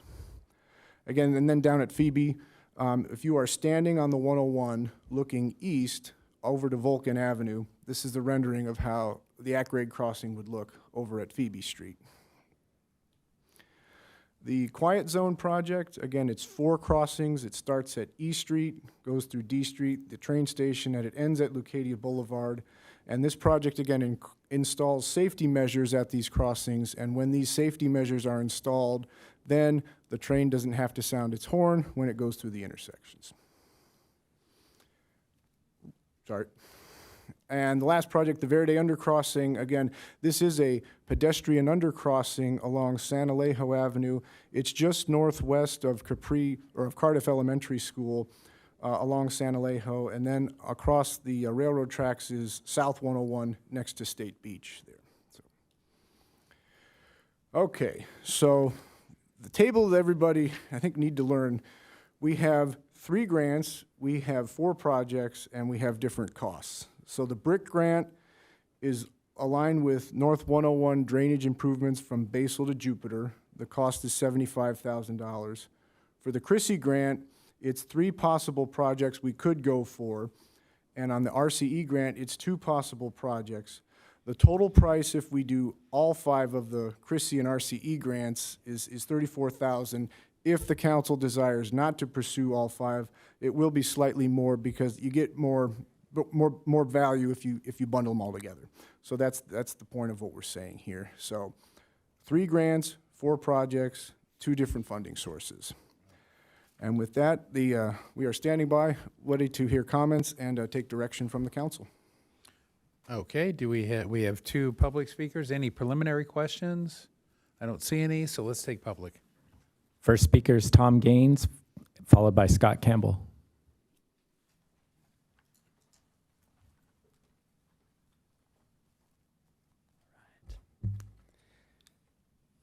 Mayor Ellers, City Council, thank you for the opportunity to speak tonight to support funding the E Street to Leucadia Boulevard Quiet Zone as top priority for the health and safety of our community going forward. I'd like to begin tonight with a question, and it's this. If you had a neighbor who turned on their home stereo system to full blast over 60 times per day, what would you do? You probably ask them politely at first, turn it down, please. If they refused to turn it down and then proceeded to crank it up 100 times throughout the day and night, what then would you do? This is the scenario we're all facing with the growing number of trains passing through Encinitas and Leucadia via the coastal rail corridor. At present, many trains per day pass through our community, and according to the Encinitas Advocate, 100 trains per day are planned to pass through our community in the next 3 years, with even more to come by 2030. I'm Tom Gaines, and my family and I have lived within the 2 blocks of the rail corridor for 26 years. We love our home here in Encinitas, and we're proud of our community's deep commitments to the quality of life issues that we all depend on. Safe communities, a healthy environment, open space for recreation and relaxation, and opportunities to innovate and thrive. We care deeply about where we're at and about where we're headed, and that's why we're here. We and many people in our community see and hear our health and our quality of life declining because of the increasing frequency and intensity of train horn noise throughout the blast zone and beyond.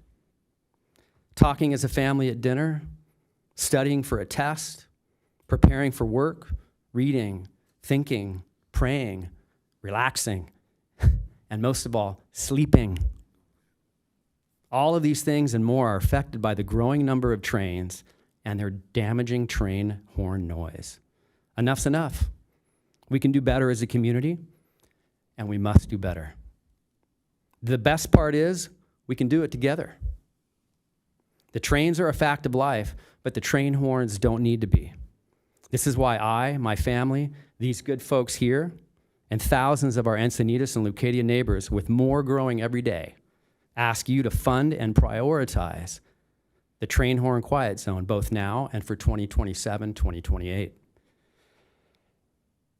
The time is now to get this done through effective budget planning, bridging this year into next year's city budget.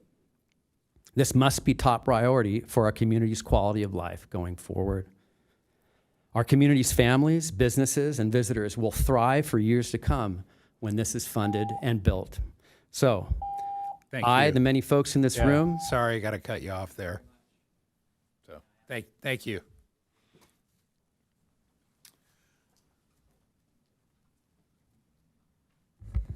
Okay, hello again. My name is Scott Campbell. I live in Encinitas District 1. And I can hear the train from my house. You can also hear it from Trader Joe's too. So this isn't really about the train horns. I'm here for crossings, but I'm going to spend 10 seconds off topic here. City manager report, can we hear about Grandview Stairs? And a point of clarification, I've heard many times the traffic engineer say it only takes one person to get stop signs and speed bumps in. Yeah, Scott, if you could stay on subject. Going back. So let's get back on this thing. $75,000 for an application is a lot of money. I'm not sure who we're paying or how that, that's a couple of full-time people for a couple of months. It's a pretty big thing. These other applications are smaller, probably done by staff, and they're estimated out. That's fine. What if we win all of these grants? What do we do then? That was a good problem to have, but we need to think about that. The other side, what if we don't get any of these grants? We already have one that's in, and we're going to talk about more. What if we don't win any of these grants? There's a meeting next week to talk about this. We saw a picture. We've made a lot of promises to the community, and this needs to be discussed. I hope doesn't happen. Well, what if we don't get this money? What are we going to do? And that's really all I support this. $75,000 is like 0.01% of our budget. If you do the quick math, it's a very small amount. If this was Vegas, this is like putting down $2 on 00. It's getting a huge win for a small amount of investment.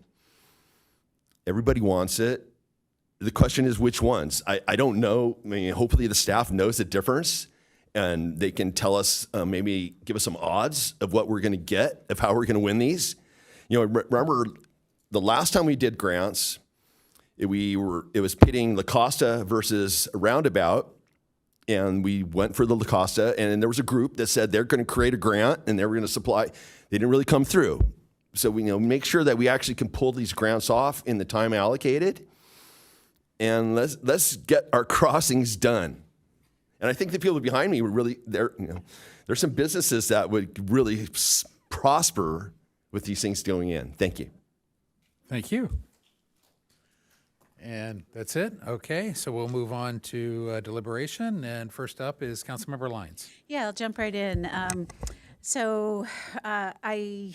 I know how important these projects are to everyone. They've been designed or they're in design. They've been talked about a long time. So I look forward to any opportunity to fund any of them. And I want to commend staff for being aware that these have been advertised, these notices of funding opportunities, because I just want to say it's kind of hard now with the federal government. Things aren't as predictable as they have been, or as they had been in the past. And I don't think we knew that, I don't know if we knew or not, but I just know that it's not as predictable, it's not as regular.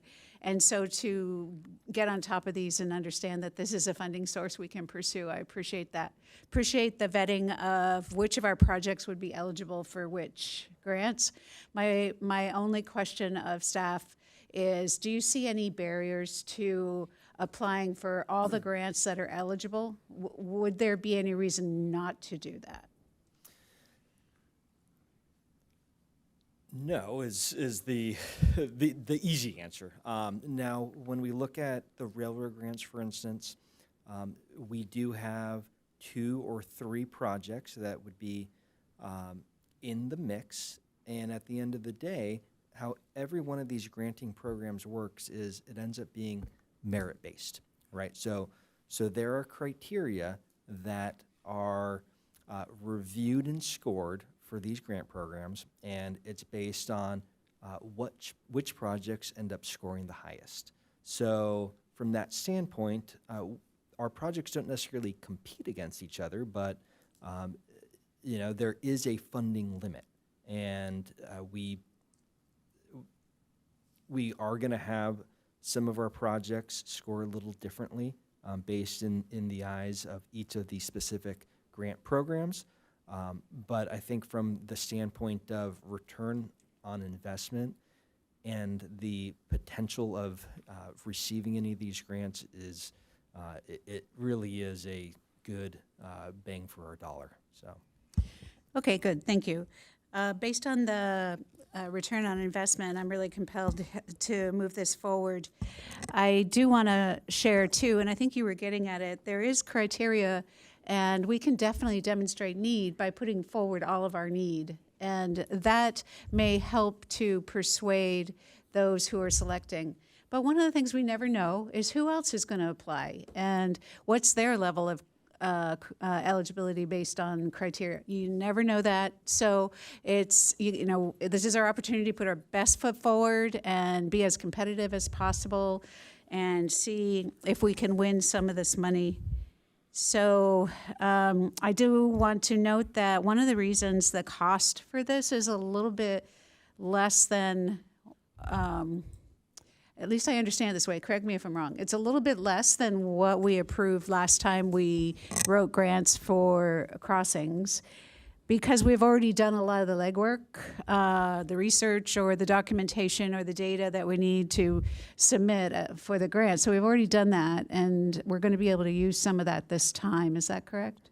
That's exactly correct, Councilmember Lyons. So back in December, Council authorized staff to move forward with these 3 railroad grants for another granting program, and that was roughly $77,000.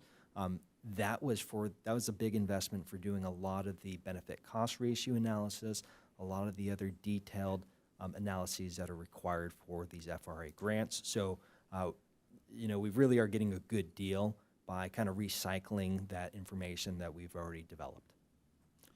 Great. I love the fact we're going to get more bang for our buck. So I'm going to just go ahead and move the recommended action to apply for all the grants that these projects are eligible for, and to adopt the resolution as identified. Okay, and I'll hop in now. I'm going to talk about these in two, break it into flood versus, and I'll talk about the at-grade crossing quiet zone first. This council has been committed to getting the quiet zone and like previous councils, we've been committed to getting quiet zone and at-grade crossings done. And my discussion earlier about borrowing had this in mind. We need to make sure if we win these things, which I hope we do, that we have the capacity to be able to fund the local portion. So, what was Dan, if you could explain a little bit about why the $75,000 for the drainage first. I guess I'll do the drainage first. Yeah, absolutely. So we do have a request of $75,000. Now that is not a negotiated price. That is a data point that we've received. So our hope from a negotiating scope and fee standpoint, we'll be able to bring that down a bit, but I don't have a guarantee, so we want to have at least the ceiling of the data point of the $75,000. But the reason why that number is pretty high is because the BRIC grant has a very high level of detailed modeling and analysis that is required for it, as well as a benefit cost analysis and Cal OES. So they're a secondary reviewer of this. They have, and by the way, Cal OES is the same agency that's deeply looking into our FEMA reimbursement. So they really do get nitty gritty. But it's just there's a lot of detailed engineering, modeling, and analyses that is required specifically for this BRIC grant. So there's a lot of time, energy, resources that does have to go into it. Okay, so and then so you said 3.6 million in local match, and the timing of this is segment B of streetscape, and this is a 60 to 42 inch pipe, 30 feet down roughly. If you watched it going in, it took up a better part of the right of way and dug it up, and obviously any improvements will have to be replaced. And so the question is, do we need to time this 10, 12, $14 million improvement at the same time with streetscape segment B, which could be, depending on whether we value engineer it or not, it could be another $20 million on top of that, in which case I don't see that we have the borrowing capacity. So I'm a little worried about that. Comments on timing. Right. So we do not have to construct the drainage project along with streetscape segment B. Now, from a standpoint of good economics, would we get a better return on the dollars that we're spending if we build both projects at the same time? Yes, we would. And the reason for that, Mr. Mayor, is as you're kind of alluding to, we are going to be, as part of a drainage project as large and intensive as North Highway 101, when you have a 6-foot diameter pipe that is 20 to 30 feet deep, the trench width that you have can go from 10 to 30 feet wide. It depends on the soil, depends on what shoring you have, but that means you have to rebuild all of that roadway section. So how do you rebuild that? Do you rebuild it to the existing condition, meaning the existing width, or do you rebuild it to a newly designed and improved layout and width, and that would be with our streetscape segment B. So in an ideal world, we build everything in a standpoint where it's bundled, but the reality is funding is tight, and these are two very, very large, expensive projects, meaning North Highway 101 drainage and streetscape. So it is difficult to try to time the funding. And the other interaction between the two projects, of course, would be the laterals and all of the drainage gutters that have to then work with. So we'd have to replace it in kind the way it is now, where it doesn't have all the curbing. And then in the future, when we came in to do streetscape, we'd have to put in curbs, put in new gutters, and probably replace laterals or move laterals. So that's my concern. So there's some planning there. That said, we're talking significant money and a huge improvement in Leucadia flooding, and it's something that I've committed to getting done. So I'll be supporting it's a lot of money, 75. The other comment you made to me is that you only have gotten one bid so far, and that you plan to get more, and that 75 may actually come in 10, 15,000 lower. So I'll hold you to that, hopefully. I want to move on to the FRA or the FRA grants. We're looking at, and I forget the exact numbers, but similar levels of local match, which, given what we talked about in our borrowing capability, we could cover if we had to. And that makes me feel good. I also, and I think you probably heard from Congressman Levin, that he put in tentatively into the fiscal year 27 budget $6.5 million for the at-grade crossing. How does, if all or part, and I'm going to guess part of that comes through in the end, how does that interact with any potential winning FRA grants?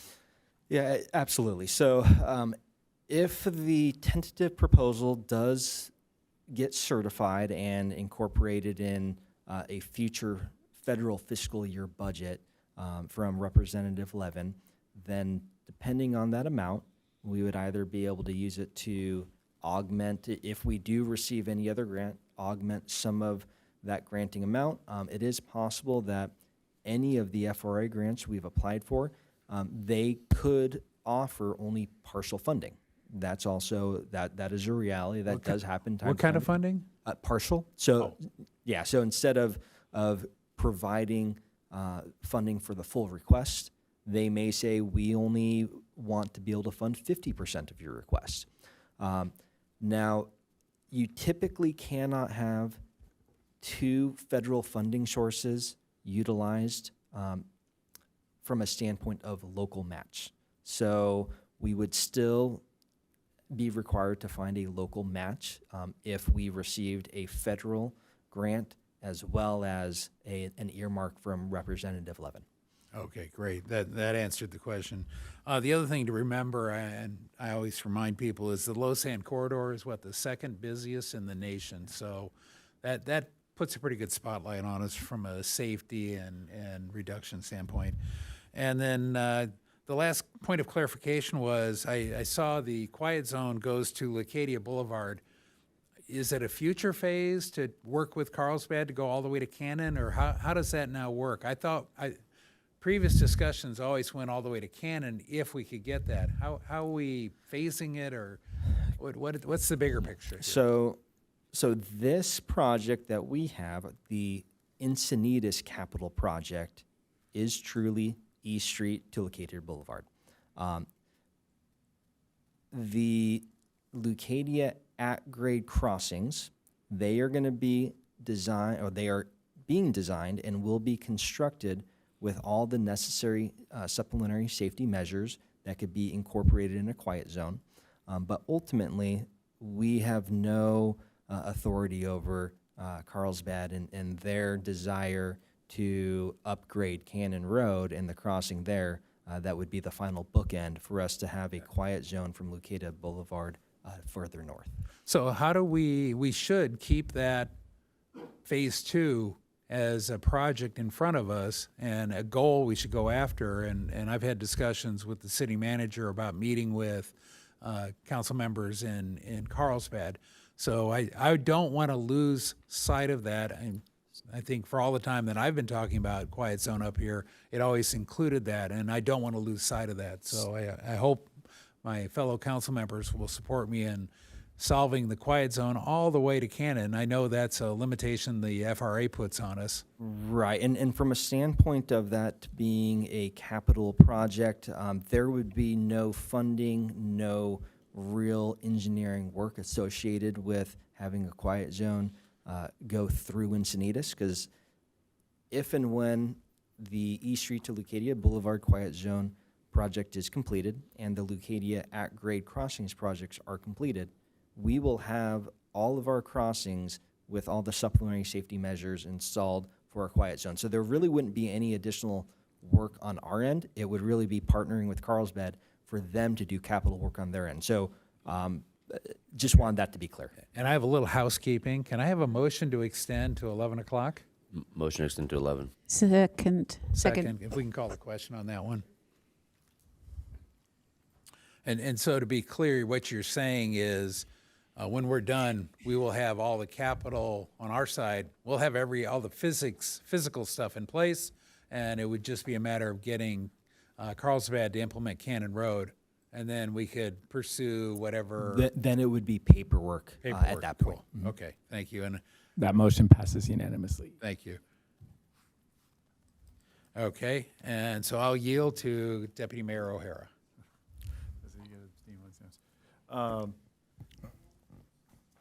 Okay, so this is, just real quick before we dive into this, I was surprised, as Engineer Nutter, as you know, I track these availability of these grants, and I'm always forwarding them to you, and I was really surprised that the at-grade didn't qualify for the RCE program. What was ultimately the decision to withdraw applying for a grant for that? Sure. So the RCE it's the Railroad Crossing Elimination Grant. Mm-hmm. So the intent of that granting program is to do one of two things. It's to remove an existing crossing, or it is to improve the safety of an existing crossing. So really, that program does not want to see any additional crossings. We know that it would not be worthwhile to submit Leucadia at-grade because it would just not be a competitive application. You'd have to do it circular to get there, right? So I appreciate that explanation. This is a good year to do this, and this is an important year to do this. I know that the transportation portion of the U.S. and the Federal Railroad Association is really unsure of what's happening after this year. This year they were pretty good with creating opportunities in dollars and getting them available. And so this is definitely a good year to apply for all of these. I'm going to support this. I think we need a second. I'll be the second if we don't have it on this. To support all of these applications. I think $75,000, if we get one, it's a win-off. Obviously, we do take a risk that we may not get any of them, and that's possible. This is going to be a highly competitive process, but I think spending $75,000 on behalf of what our residents are feeling and challenged by is a small amount to pay, even just for the chance to really knock one of these out of the park and get it done and get it checked off. I think Council, I want to give council and staff and city manager a huge props for how hard this council has been working, how hard staff has been working. City manager's office kind of facilitating, looking to help me have discussions with Carlsbad, help the mayor have a discussion with Carlsbad, and fingers crossed. Thanks for your hard work. You got it this far. Let's keep going. Thank you. Councilmember Schaefer. Thank you. So out the gates, the original three, the at-grade crossings, the quiet zone, and the Verde underpass is 8.2 million, which we do have the borrowing capacity, and you add the 3.6 for the drainage that would be required, we're at 11.8. So we do have the borrowing capacity. Every single one of these is an absolute must for Encinitas. If we get it, we have to do it. And so I don't want anybody to be like bewildered if like we like are staring like the best money we can get in the face and we go and borrow whatever we have to borrow. The drainage would take care of the rest all the way from, what is that? Basil all the way up to Jupiter. As far as the streetscape, it's a nice to have, not a need to have. And we already have the streetscape up north, and I'm assuming with the modern style of paving that we could get some better than what we currently have. It may not be quite the full streetscape that we spent way too much on initially. And so to be doing this the right way, meaning doing the plumbing first, and then whatever we get will be better than what we currently have. So I wouldn't be so afraid if we didn't finish the streetscape and got the plumbing. So it's a no-brainer that we have to go for these, and that $75,000 it's a have to do. So again, I'll triple or third this. Councilmember San Antonio. Thanks for the explanation on that. That it would just be basically paperwork after all those other things were built. So that was a good explanation for me.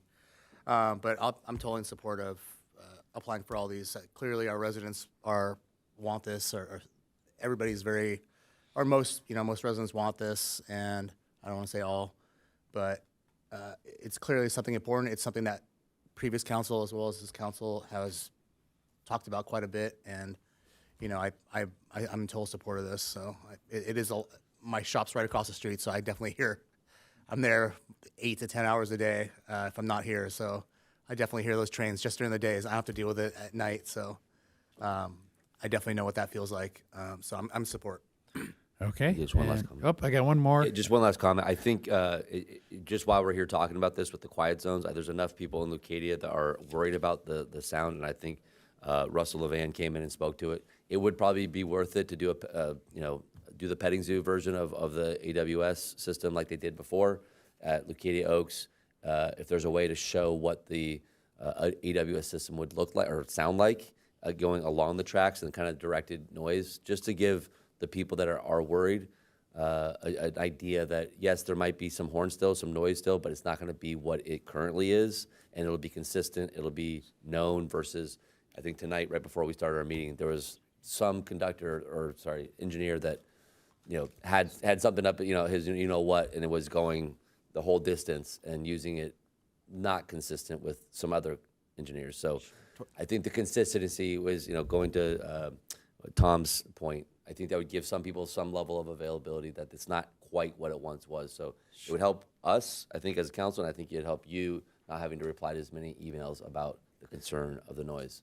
And I appreciate that, Councilmember Schaefer. One thing I did want to add, a couple of years back, the city did put on a train horn demonstration, and that included the community. So we've done some outreach there, just from what a wayside horn sound would be, what a train horn would be.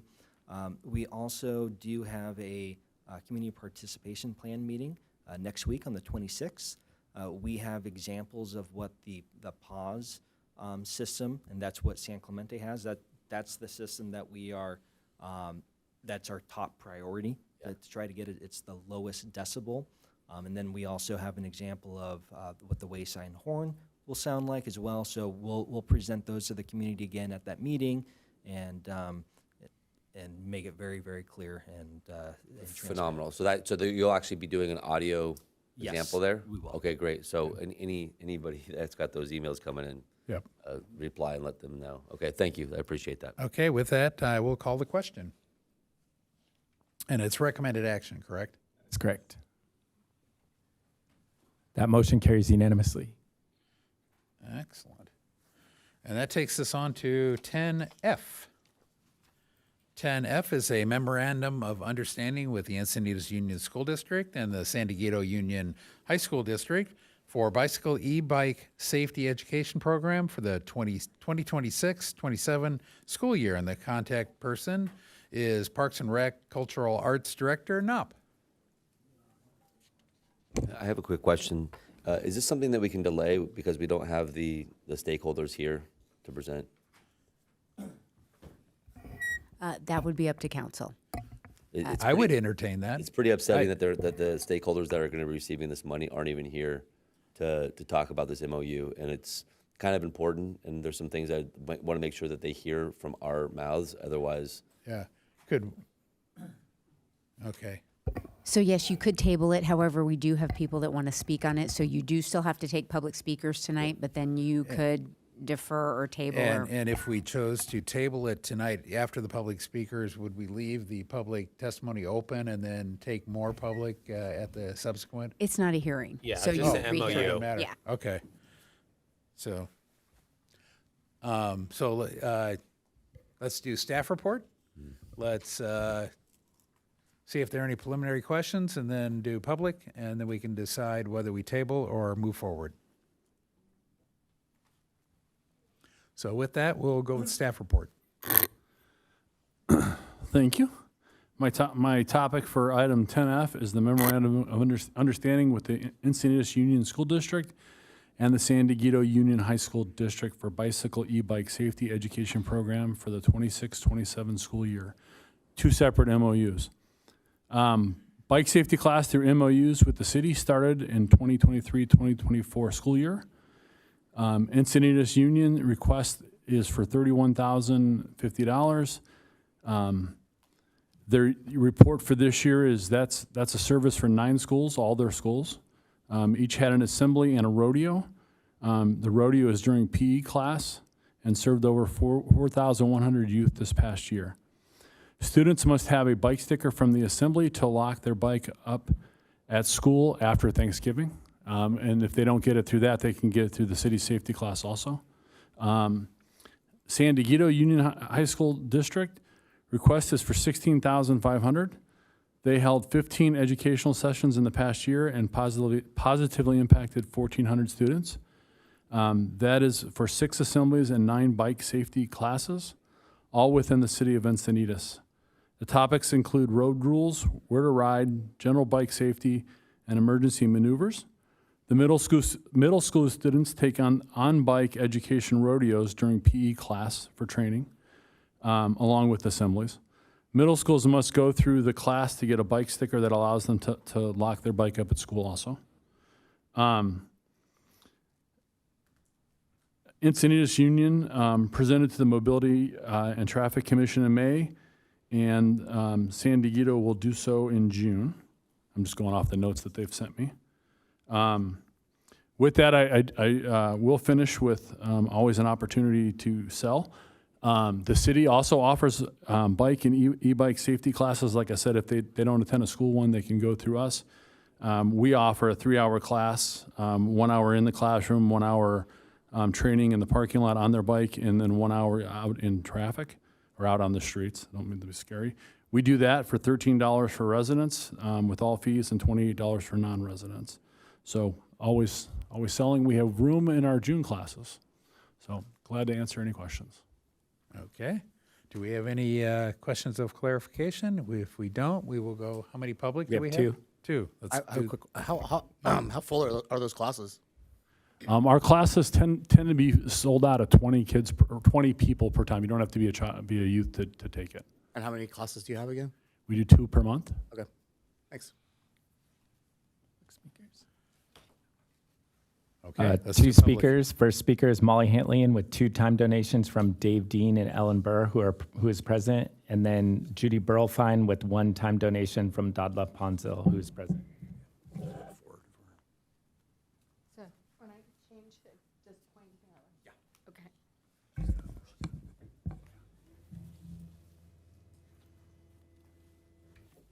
Thank you, Council. Molly Hantlian, District 2.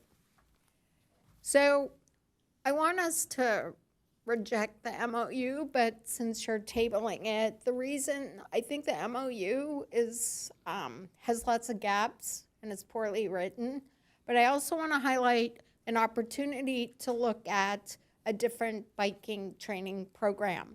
So currently, the program that the Bike Coalition uses is from Sandag. And the bike classes from Sandag, they offer a free 1-hour bike class to K-12 schools. And these classes are designed to teach students the many benefits of taking active forms of transportation, not safety. So here's the Bike Coalition page. And again, they're promoting the free school assemblies. They offer one no-cost class per school per year. So basically, Sandag is sponsoring the San Diego Bike Coalition, and it's a 1-hour class at school assemblies. These classes are free, not interactive, and it's a passive presentation. The city of Encinitas sponsors or pays the San Diego Bike Coalition. I'm questioning, what are we paying for? So it looks like we're Sandag sponsoring the Bike Coalition and we're sponsoring them. So my biggest issue is performance results. When I was reading the MOUs as written that were attached to the agendas, they were lacking actual past assembly dates and any performance results. And per the MOUs, the current one, the city must request for a report of the effectiveness of the bicycle safety education program in writing at the end of each school year. Why aren't they given to us? Have we asked for the report yet? We're coming up on the end of the year. Do we have past reports? So I broke this down based upon trying to break apart the MOU, and I really couldn't compare so much. So with EUSD, they claimed they had 11 bike safety assemblies. It was technically 9 because the makeup classes, they offered 2 makeup classes, and they're unsupervised from the school personnel. A parent must be present. So when I'm comparing last year to this year, doesn't look like we're getting anything more.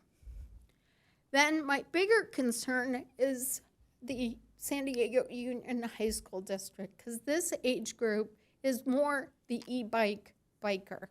So the results, I'm not sure where the 15 educational sessions were. It wasn't clear in the MOU what was done.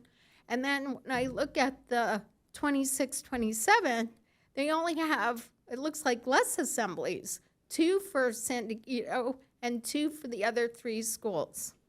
So it looks like we're delivering the same program year after year after year with no new approach to added safety training.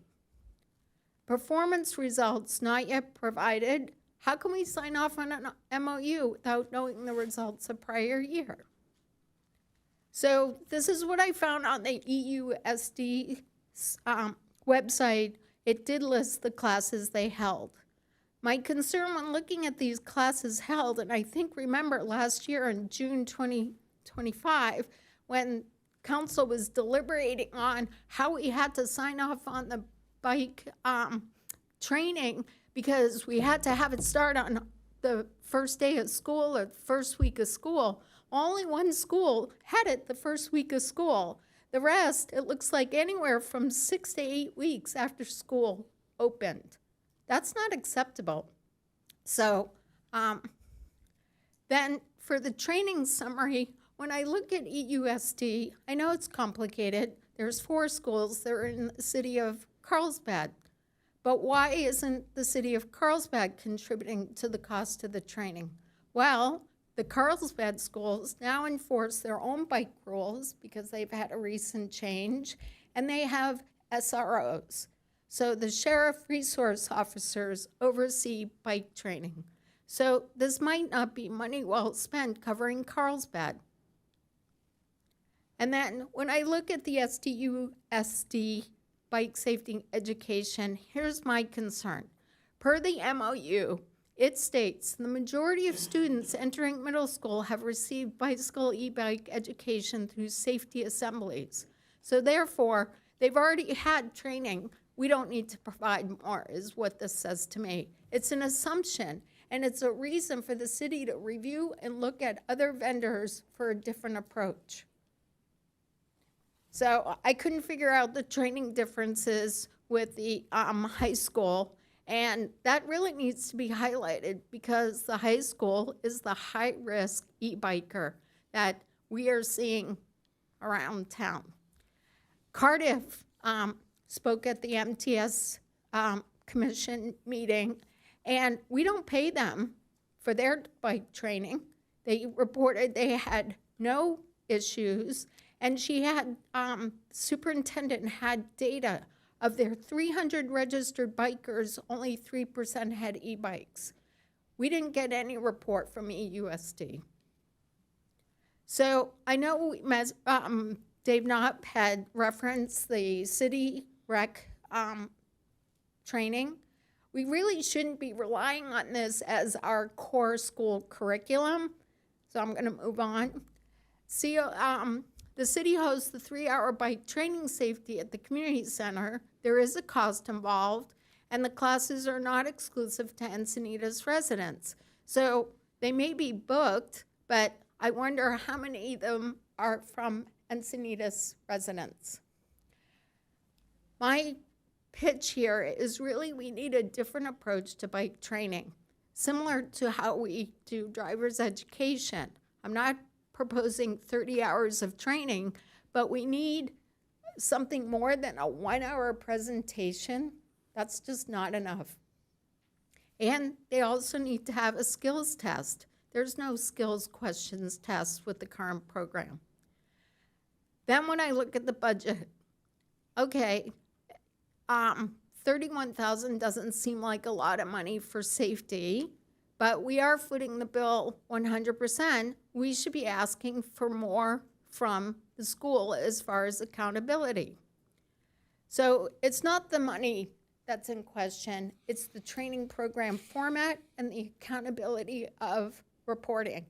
So I spoke to Captain Watts, and he provided some of the codes for the California Education Code that the schools need to be more responsible in enforcing bike safety from a standpoint of discipline, of misconduct.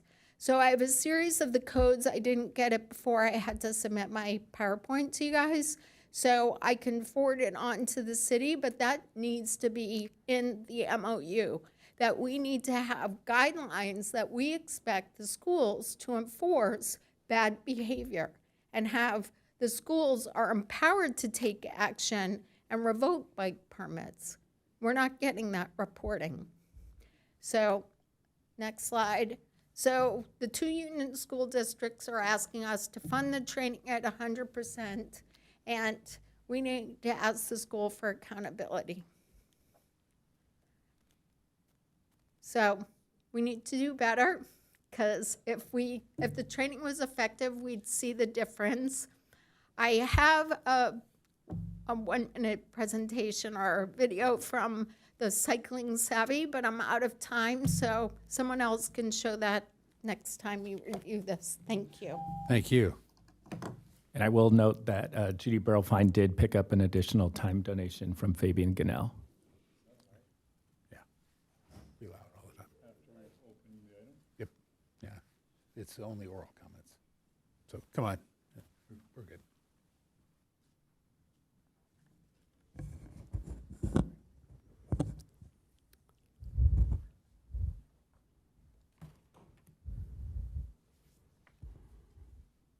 Are you ready?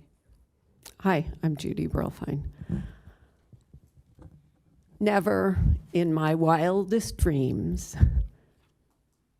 did I think cycling safety could be so controversial. Never did I think I would see comments on social media attacking the people who work in our city for the hard work that they do. I have 9 minutes, and I need to go slowly, because a lot of what we just heard was inaccurate, conspiratorial, and frightening. If you don't like the work of of San Diego County Bike Coalition? Why don't you meet with them and provide suggestions on how they could improve their training? At your request, we put this out to bid. And you know, there are thousands of people who want to get up every Saturday morning for a very meager salary and spend 3 hours with teenagers teaching them how to ride a bike. They're like knocking down the doors everywhere. They're dying to do it. And when we put it out to bid, we got 2 bids. The San Diego County Bike Coalition, and I believe the other was Cycling Savvy. They're in Irvine, and their bid was, as I understand it, twice or triple what the Bike Coalition's asking for. So if you want to spend that kind of money, let's spend it. If they provide a better program, let's hire them. But all this name calling for people who just want to make sure kids don't get run over, this is just the most bizarre thing I've ever heard. So let me see if I can respond to anything from our previous speaker.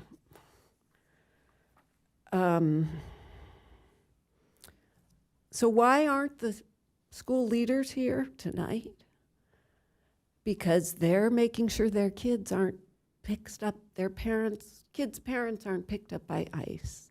They are building a new school. They are keeping kids safe. They're keeping kids fed. Being a school principal, running a school is not an easy task, and they've got a lot to do.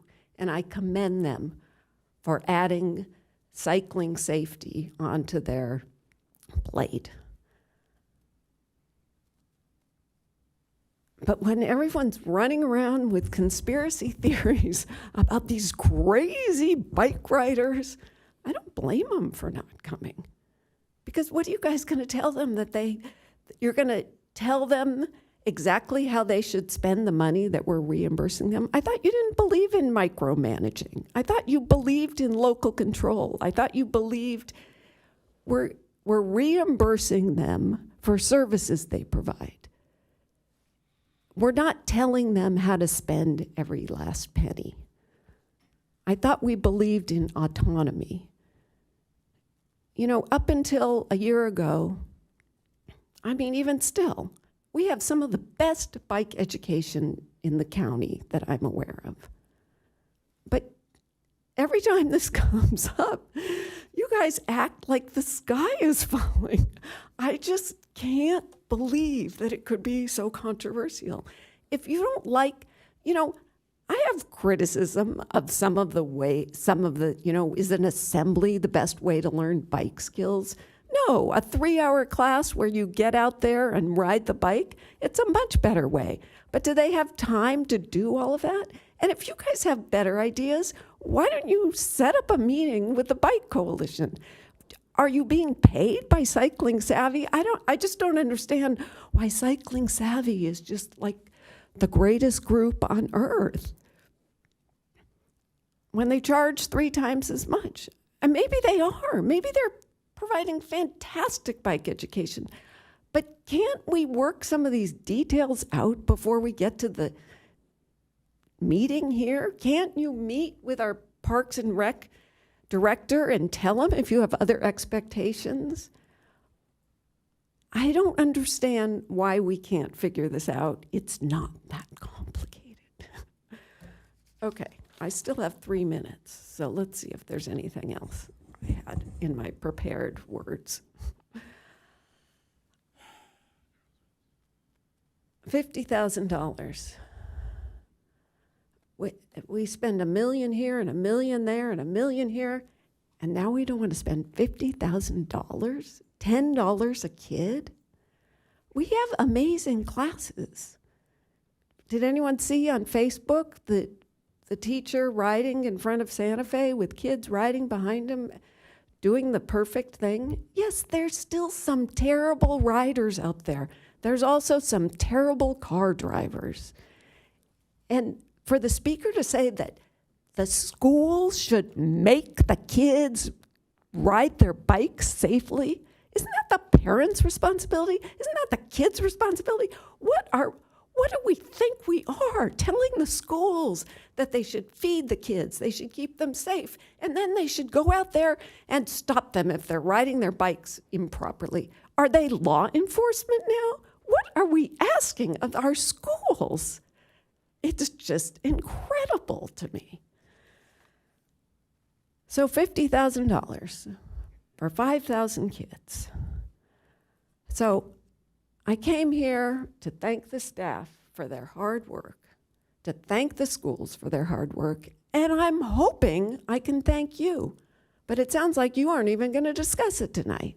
So if you don't discuss it tonight, if you don't want to work with the schools, tell them now, but don't come every year and say, oh, we just figured something out. We didn't know it before. We just figured it out. Like I said, never in my wildest dreams did I think bicycle education should be so controversial. I wonder what it was like when we first had cars on the road and we had to have driver's ed. We probably had these same meetings. And people were like, I'm just astounded. And giving public comment, you have to give it before the discussion. So I'm sure you guys are going to say more things that I wish I could respond to, but I can't. You know, this business about Carlsbad, that there are 3 schools in Carlsbad. You know, some of those kids ride their bikes in Encinitas. Are we that poor that we can't keep things simple because it's a single school district and train all the kids? As I understand it, Carlsbad dropped their bike training. So if we don't do it, who's going to do it? Are we that? The word is escaping me, but are we that? Do we have so little money that we can't train kids at 3 schools that happen to be on the other side of the border to Carlsbad because we have this funky district for $50,000 when we spend $1 million here, $1 million there, $1 million everywhere? Let's see. Thank you.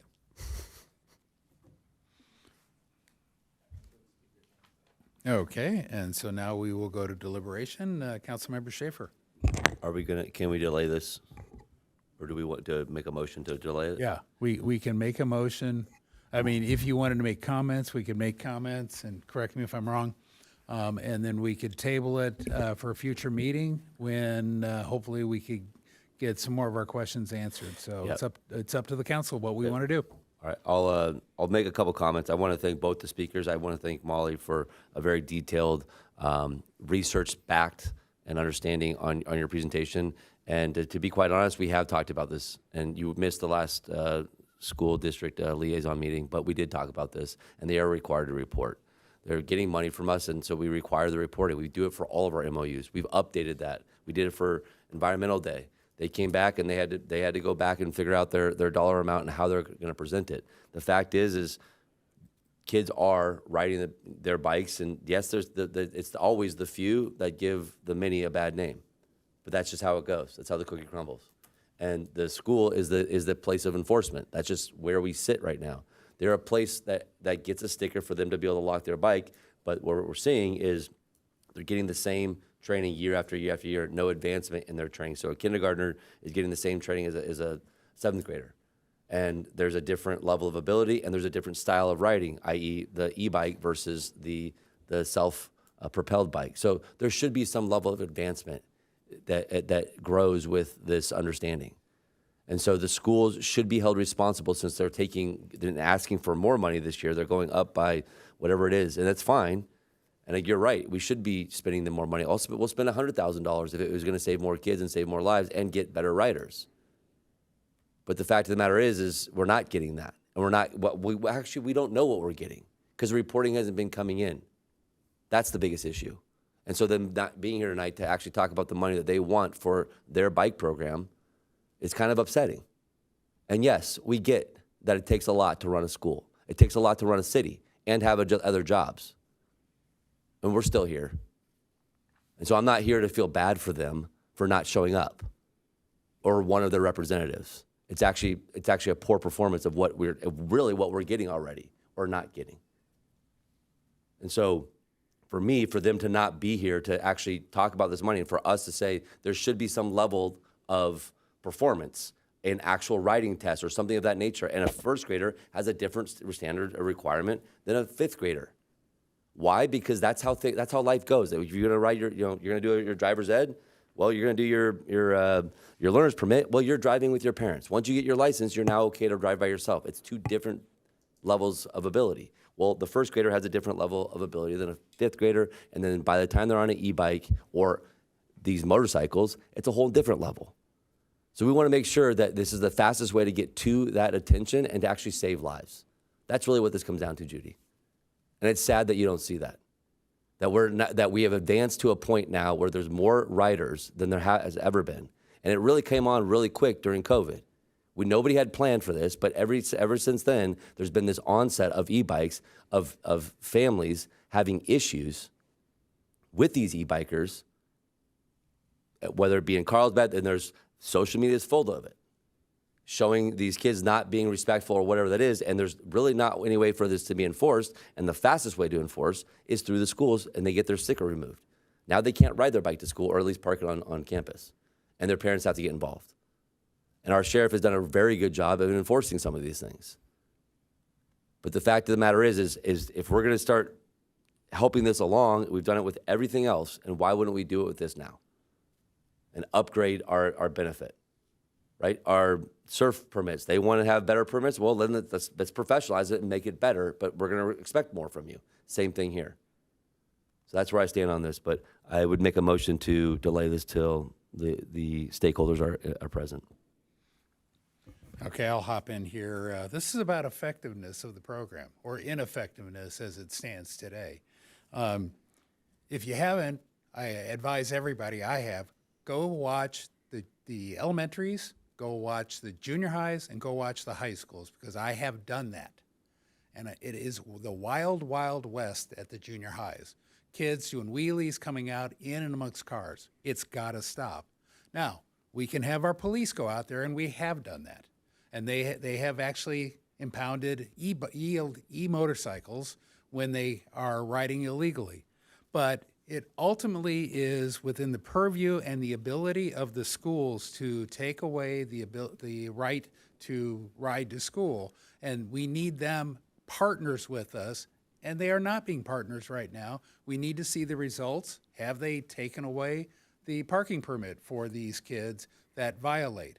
It's not a job of a sheriff to be out there doing that. They will do it. They have done it, but they're not going to be out there day in and day out. So I support the whole goal here is to get to a much more effective program. We just right now, we're spending money. In fact, the one thing we didn't talk about, there are a couple of things.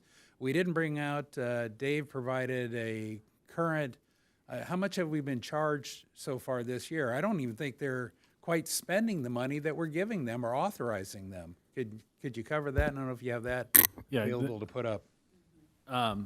The final invoices aren't in. The first set of invoices for the first half of the year were $8,100 for Encinitas Union and $7,000 for San Diego. Both report they expect to spend the majority of the remaining money. They think they will? Yes. Okay. So, and the bottom line is, what are we getting for that money? And are they effective in getting through to these kids? Like I say, I think the majority of the problem is at the junior highs and high school, which isn't to say you shouldn't be training elementary, because you want to start early with them. So I support tabling this until we can come back with the performance reports from the prior year. I'd like to see those, and I'd like to understand how effective this is. So with that, I'll go on to Councilmember Lyons. I'll second the motion on the Okay, I got a second. I got a primary and a first and a second. And Councilmember Lyons. I can't think of anything better for a city to invest their money in than the training of our children to ride safely in the roadway where there's vehicles, to ride safely with their bikes and with their e-bikes. This program is effective, and it has been effective. So, and I've gone to the sessions, and I've seen what they're teaching. It's the carrot. It's what needs to be done at the school level to make sure the kids know the information. And then the enforcement is the stick. And we need to combine both of those together to end up with the right multi-pronged strategy and solution. But the training is effective. So if we can't find a way to continue with the training through the schools, through the program of them having the certificates for the kids to bring their bikes to schools, then I think we have failed. So I want to call us out on this. If we can't do this, if we can't fund kids, I will be shocked if we can't fund this training. So I do want to conclude by saying I want maybe a lot more information from our head of Parks and Rec on what reporting are we asking for and what are we not getting. Because I don't want to just kick this can down the road and then have us come back at this later and say it's still not enough. And I suspect that's what might happen. So what are we asking for and what haven't we gotten from the schools? Well, I mean, my first go around, we've gotten the number of sessions, but the impact of it, that's a measurement we would need from the school district. Have we asked them for that? We're we've asked for the information, and what we've gotten back so far is the numbers. We've asked for the impact is what you're saying. And how did we ask for that? Is it in the MOU or is it through the school liaison meeting? It's in the MOU, and it's part of the I'm sorry, what was the liaison? Yeah, that meeting. Sorry. School district liaison meeting. Just to read the MOU, it says in sub-bullet C, monitor the effectiveness of the bicycle safety education program and report in writing to city at the end of each school year or upon request from the city. So that's in the MOU. So we can pull those in. And their response to that was to give you the number of participants in the program? Yes, that's what I received. And that's it? And that's all they've given? That's all they've given, yes. Okay. Sorry to be redundant. I just want to be clear. Okay. I'll rest. Okay, Deputy Mayor O'Hara. Okay. There's a lot of problems with this MOU, which is really, I think, where it comes down to. Dave, can you go over those numbers again? How much was allocated? What was spent so far? Yeah, so far the San Diego is $7,000 was what's been submitted, and Encinitas Union was $8,100.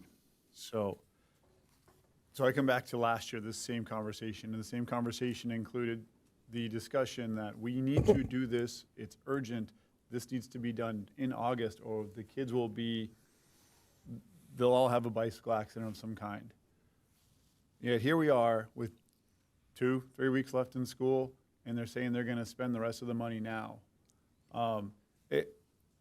There's a disconnect here, and to go any farther than that, I think would be presumptuous on everybody's part. I think we need to sit down and figure out what works for the city, and then go to the schools with the opportunity to partner, so that we get you can't ride your bike to school without the sticker, but we have a little more accountability or feedback and say in the process, because I don't know why the record and accountability isn't coming back to us.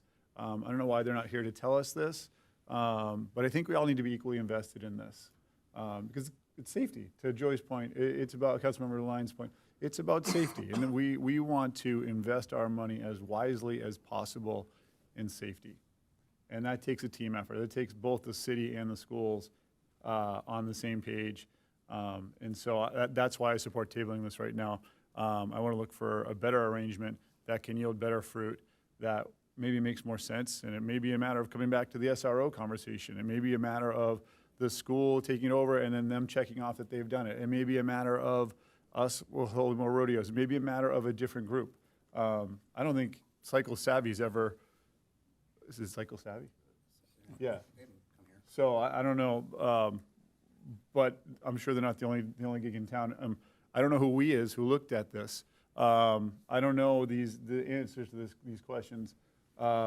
So without someone here to tell us this, again, when we're spending the residents' money, we need to spend it with all the information, and it's clear in this case. Again, like last year, we don't have it. Councilmember Schaefer. Yeah, just to be absolutely clear, this has nothing to do with funding this. I'm all about it. I try to just move $50,000 to keep our people from dying under bluffs, but you know, I'm all about spending even more money and doing it right. But I'm not about not doing it right and holding any accountability, because right now that's what's happening.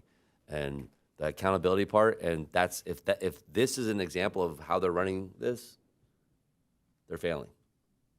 Period. And it's that simple, right? We have two people here waiting for the council initiated item that have been here all night, right? For something it's going to be pretty easy, I think.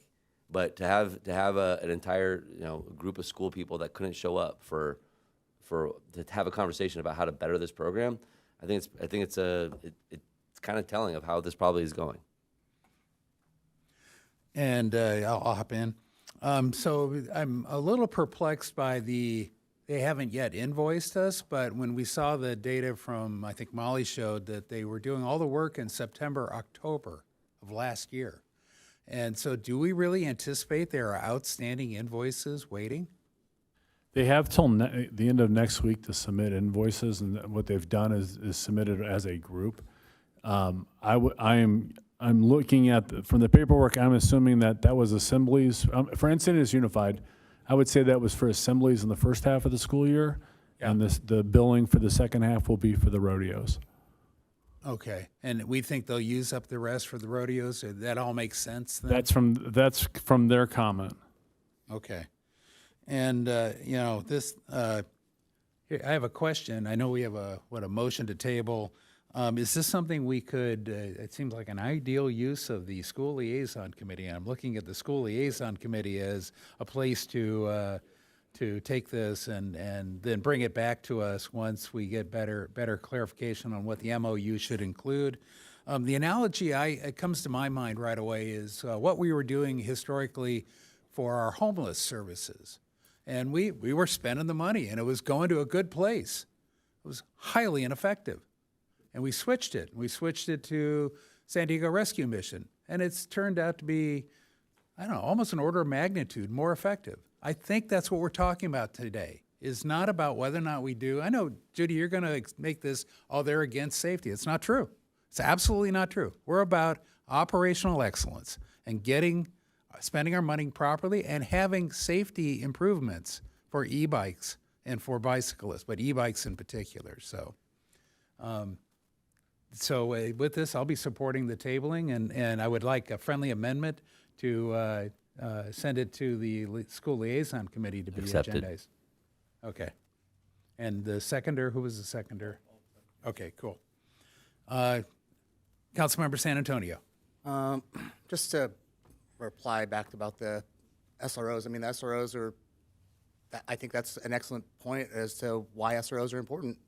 They're doing some great work over there at the schools, teaching the kids and having good, doing that part. But here we are talking about SROs in Encinitas versus having them in the same school district, but not in Carlsbad, but not in Encinitas. So I don't know. I just want to put it out there. I mean, if the SROs are effective in doing what they're doing for that, then why would they not be implemented in Encinitas? I'm just throwing it out there.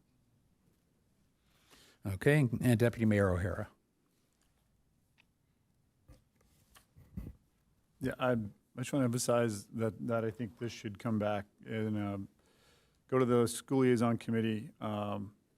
Certainly, I would encourage the rest of council and the public to let us know what they'd like out of a program like this, so we can just have it all on the table at one time. And again, this isn't about anything other than who showed up, who didn't show up. This is about getting it right. And I think that's the goal is right now we need all the information we can to do this as best as possible. the moment is important. I think I read 430% increase in bicycle injuries in Southern California in 1 year, typically because of e-bikes. And you know, some of it is going to be kids being kids, but where we can step in and get them righted and have a program that supports them to be safer, and we feel like we've done the best to do that at that point, I think that's where we need to go. And I think if that delays this decision about an MOU to have the best MOU, that's the right decision. Okay, with that, I don't have any other speakers. Let's call the question. Sure. So just so I'm clear, the motion by Councilmember Schaefer, seconded by O'Hara, to table this item and then send it to the School District Liaison Committee to review the MOU and return to council with findings. Yep.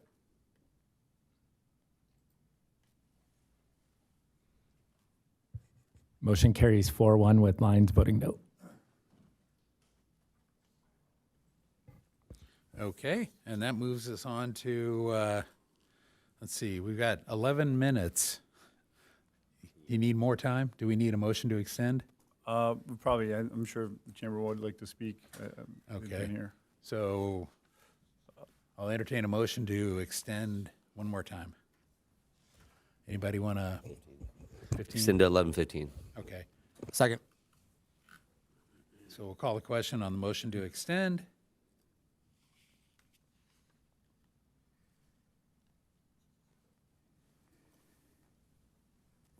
That motion carries unanimously. Okay, and let's see, this is item 12A, council-initiated item by Councilmember O'Hara, establishing a process for agendizing future State of the City addresses. Okay, I want to start off by thanking the Chamber of Commerce for their support and hosting of the State of the City address for the past few years. I think their performance has been excellent and well done. I also want to make it clear that I have spoke with them prior to this discussion and consulted with them on this a little bit, this item. And my intention, and I want to go on the record as saying, should this move forward, I want the council, and I will myself, support them in a replacement option or event should they decide they have something that they want to replace this opportunity with them. I do understand that this does impact them on the fundraising side, and I don't want, this is not about the chamber. This is about, this item is about equal opportunity for our residents. But I do realize it impacts the chamber, and I want to make it clear that we want to support them and thank them for their hard work getting it to this point. So the State of the City address is the community's annual overview of local achievements, challenges, and priorities, generally by the mayor. It helps residents understand how the city is performing and where resources are being directed and what goals lie ahead. Ensuring overall the item is to ensure that the first presentation or the initial presentation of this address occurs directly during a public agenda-sized city council meeting, giving every resident equal access and the option to participate in the evening right from the outset in the very first reading of it.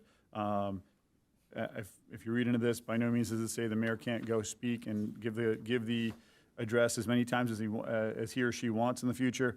It says that the first reading will be here at a council meeting where everybody is open to attend. This is about access. This, even for the council members, all the council members can then attend. This is purely about everybody in the city, from the person who could never afford to join us at the other event to the person who's sitting at the table next to us can participate. And that's really all it is about. It's about doing, I think, what the right thing is to do for all of our residents, to represent them, create transparency, and an opportunity to participate. I believe participation in local government is key, and we've had a lot of participation tonight, and I want to make sure everybody has that opportunity on this occasion. I'm in a rest. We'll let it go to speakers and then deliberation. Okay. Do we have any questions of clarification first, or can we go to speakers? Let's do public. We have two speakers right now, Molly Hantlian, followed by Fabian Gannell.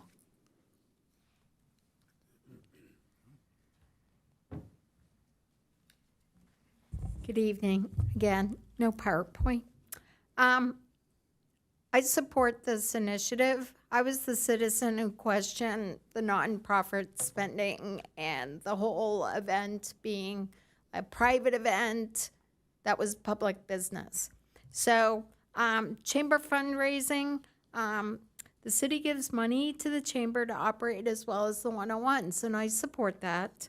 It just feels like this event, the specific State of the City event, seemed to be Peter robbing Paul to pay Paul. Peter robbing whatever. You know what I'm saying here. In the end, it's just a money shuffle. So my thought is we do away with the private party and just host it as a big public event, maybe at because you want more people to attend, have it at the community center.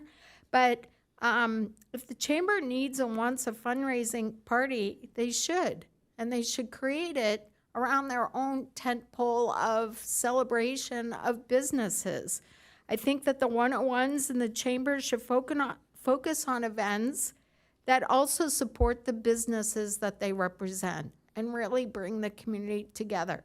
So I think there's a new way of looking at it rather than a bad way, but I think from a State of the City, it's about stating what the city has accomplished in their governance, and that a party should be separate from that. So that's it. Thank you. Thank you. And I will note, after Fabian, we do have an additional speaker, Carol Knight.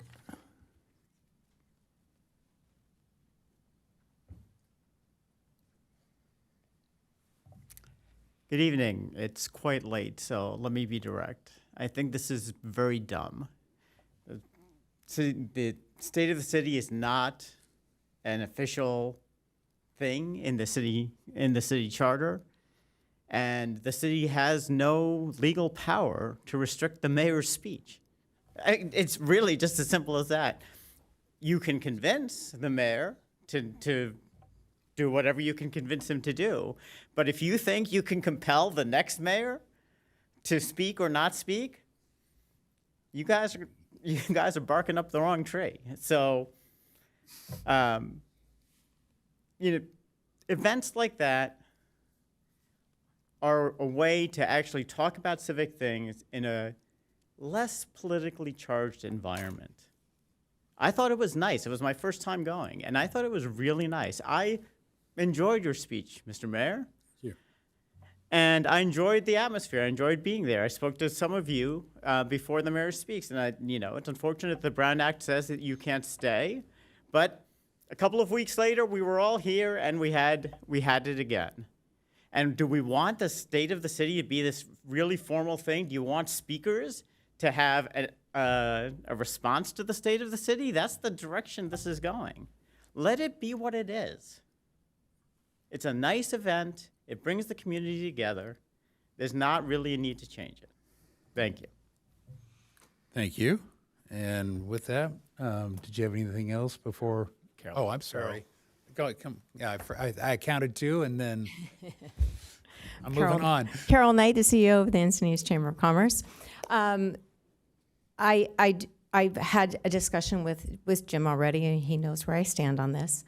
But I do want to say that the State of the City is much more than the mayor's address. No offense there. It is really the only event in the city of Encinitas that brings together our community leaders, our elected officials, our state and county representatives, as well as our nonprofits, our businesses, our 101s, and the chamber. So it really is the only opportunity for all these people to get together in a room. I take great care when I set the tables of who I'm putting at each table, because I know Diana Cutlow should be with Belmont Village. I know Jim should be with the YMCA, wherever it is, because I want to make those connections. And the networking part is a really important part of that evening. And so if we have to pivot, we will pivot. There will always be some sort of community celebration where we can bring all those parties together. Thank you. Okay, and Councilmember Lyons is on the floor. Okay. So Councilmember Lyons. In the interest of time, I'm going to agree with Fabian. I'm going to say that I think this is government overreach, and I don't see the need for us to inject ourselves into this chamber event. So I also see that it's a spend of city staff's time and resources and our money on developing a policy to address how we would change our approach. And I just don't see the need. We don't need to do this for the Brown Act. And so I will not be supporting it. In the interest of time, I'll rest. Okay, and I'll hop in now. This is a conundrum we've had. I mean, and it's varied over time. It went from from a private-only event, which I never thought was right, and I thought we needed to do it, to then even the prior mayor switched it and did both, and did a private event at a private venue, and then we did a private event at a public venue at least, and then we did private event, public venue, and streamed it. And so one of the things I did was I repeated it here in chambers, so it was free to everybody and on our standard mechanism. So really the question on the table tonight, I think, is does it have to be here first? And what legal ramifications are there, if any? And as I looked at it, as a mayor, I'm giving a state of the city almost every day I talk, whether I'm talking to one person or 100 or 200.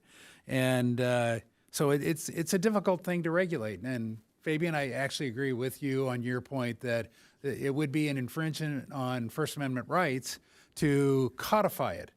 However, we could have a policy. And so one of my questions, and I'm going to throw the new city attorney under the bus here, or ask a question, is what do you have an opinion on this? And what mechanism, if you wanted to do this kind of policy, would you do it as a city administrative policy or certainly not municipal code? Because as I understand, I looked and there's nothing about a State of the City address in our code like there is about a State of the Union address in the U.S. Constitution. Correct. So I was just looking at the code as well. There's nothing in there that prescribes a duty upon the mayor to give a State of the City or how it's supposed to be done. So obviously, the municipal code is not the right vehicle for something like this. It would be a city council policy or administrative policy. Sure. That's the right vehicle for it. And it's strictly a policy choice. It's not something that the council has to do. It's not something that the council doesn't have to do either. It's up to the council. Obviously, if the mayor is going to be giving the State of the City address at any event, as you all know, it would be considered a Brown Act meeting if there are 3 of you in attendance at that time. So it's up to the council to make that decision. Ultimately, it could be something that this council does as part of a policy and a future council decides otherwise. Yeah. And then the one thing is, how do you decide what the first one is? You know, it is this thing you do often. Sorry, before you argue with me, let me finish. We have to have some definition in the policy how we do that and how we decide what's allowable and what's not. And if we had competing chamber, or there could be some other Rotary, I've done it at the Rotary too.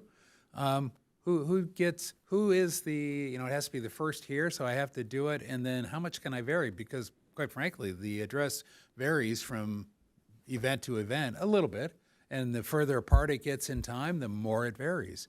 In fact, I think there were changes, certain things got done, and so the second one, I had to change the verbiage to cover that. So it's not as easy. I agree with the spirit, I'll put it that way. It's the implementation details I'm a little worried about. So, did you spend time writing the speech? Yeah, for the State of hang the on, City? Jim, I've got the floor. Oh. I'm just making sure I've got all my points out there. And would a charter city be a mechanism? That's kind of putting it in the municipal code, so probably not. So, okay. And with that, I will rest. And that next it's Councilmember Schaefer. Okay, I mean, it's modern day and age with streaming and all that stuff. Is there any way to just combine the two where you can stream it from there? The fact of the matter is we have 3 of us have to leave, and there is an issue there. So the fact that we're doing it in the first place, we don't have to do it. It's something that we're choosing to do, and we're, you know, it kind of started, I think, by going to the chamber. Is that how it started? I don't even know how it started. Did it start here and then it went to the chamber? Or? Oh, no, oh gosh. Going back to 2000, 2002, I remember it down at the lumberyard outdoor at one time, and it was the chamber doing it back then. So 20 plus years. It is live streamed, if that's what you were asking. It is now. It wasn't back then. Yeah. So my point is I think that there's an opportunity if we could put it on our website. We may not even have to have a second version.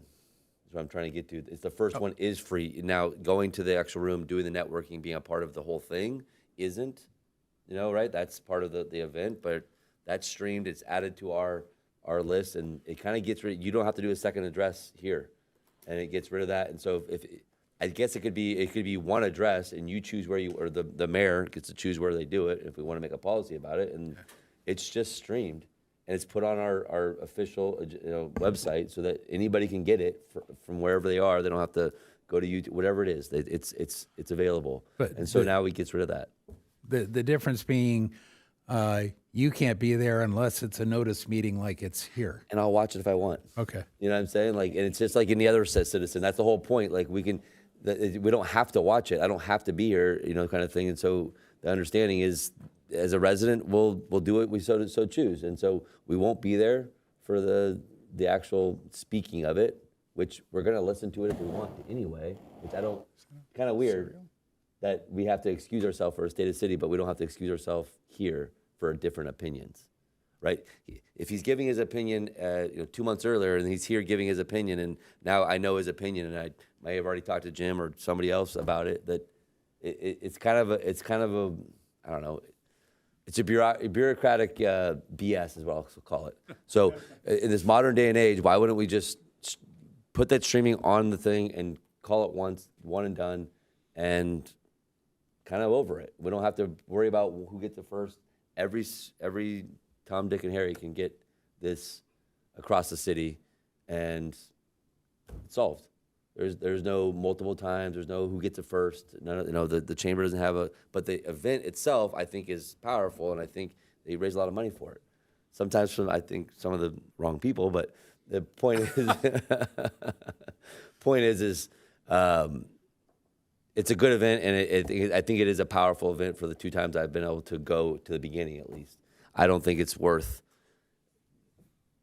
making a big deal about it if we can just add it to our city website. I yield. Okay, and we'll go on to Deputy Mayor O'Hara. I'll come back. I'll go last. Okay. Councilmember San Antonio. I've been there twice. I've enjoyed both times, and I do think it's a great event. Do I think it should be for everybody? I do agree that it should be for everybody, and I don't know if streaming is I think that maybe that's the answer. I don't know. I don't have an answer, but I just feel like, I don't know if there's a way to, I don't know, we have tables down at the bottom, and then people can watch. If they want to buy a ticket, they can watch from the grandstands. I don't know what that looks like, but I think it should be for everybody. That's why I think that maybe the streaming is the right way to go, but it is the fun part of what I am excited when I get to go to the State of the City. I think it's a fun event. I think it's the networking part. I didn't even eat. I just walked around. I talked to as many people as I possibly could.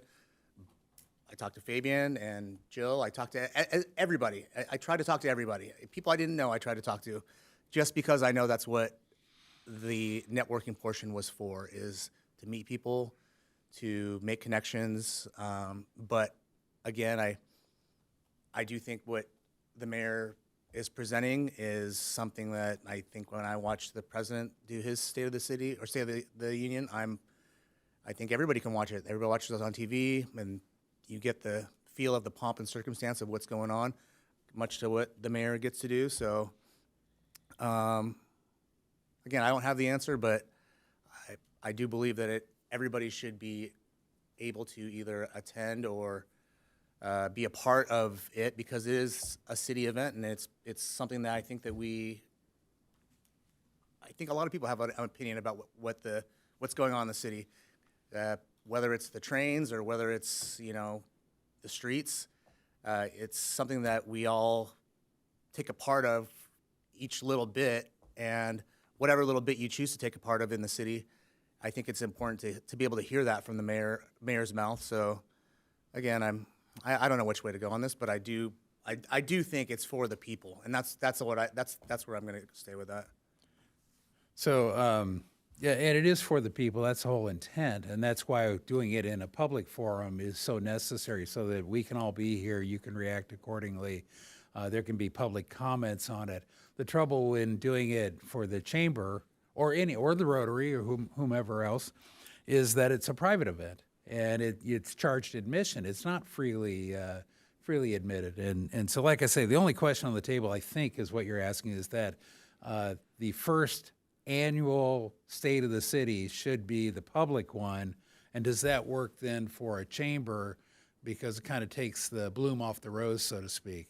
And I don't know that we have a legal mechanism to force it. We may have a policy way of doing it, but it can be, I mean, I think there'd be no ramification. I would agree with Fabian in the comment that it's First Amendment rights. So if you haven't, I would suggest people pull up the Office of Attorney General opinion from April 18th, 2024.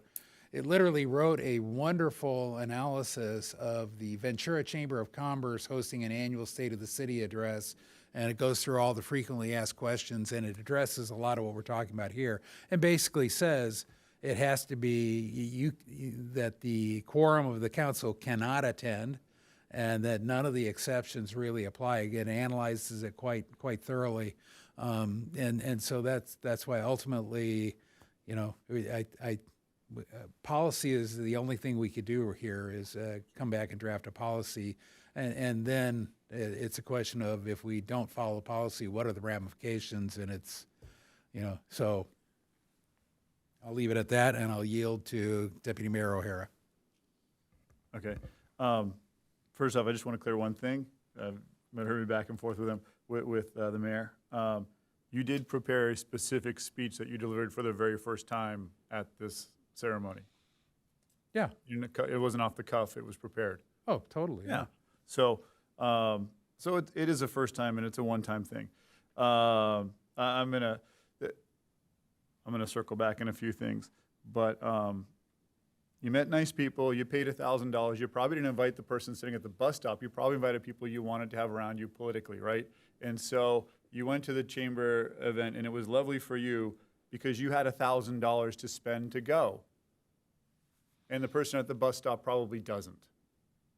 And they have just as much right to hear our mayor speak as you do. Excuse me? No, let's not interact with the audience at this point.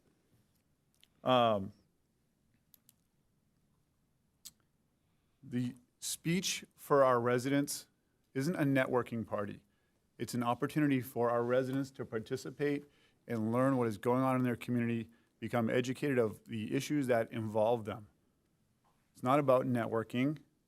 It's about the people. It's about our residents, their opportunity to participate.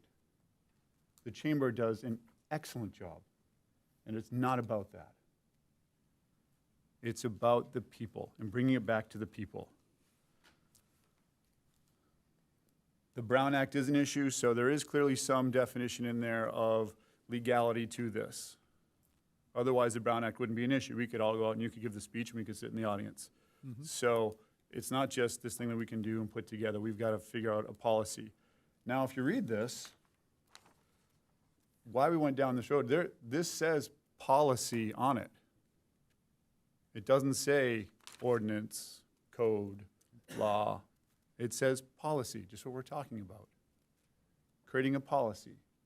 As far as I'm concerned, a great policy would be to have it agendized as a presentation at the start of a council meeting, like we do with many of the other presentations or proclamations. Mm-hmm.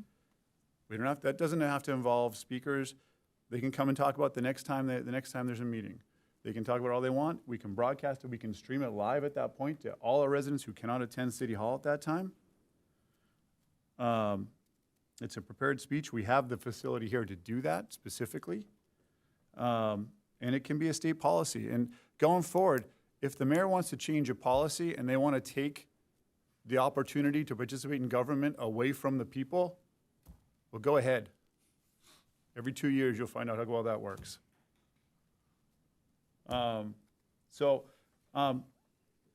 Again, I want to push this forward. I'm going to make my motion to do exactly what I said, which is create a policy, have staff help us create a policy, that council does, the mayor presents the first initial presentation of the state of the city here as a presentation or some sort of setup like that for the public here at City Council as the first initial reading. And I'm going to stand there. Okay. I'll second that motion. Thank you. Yep. Do we have anybody else? If not, let's call the question.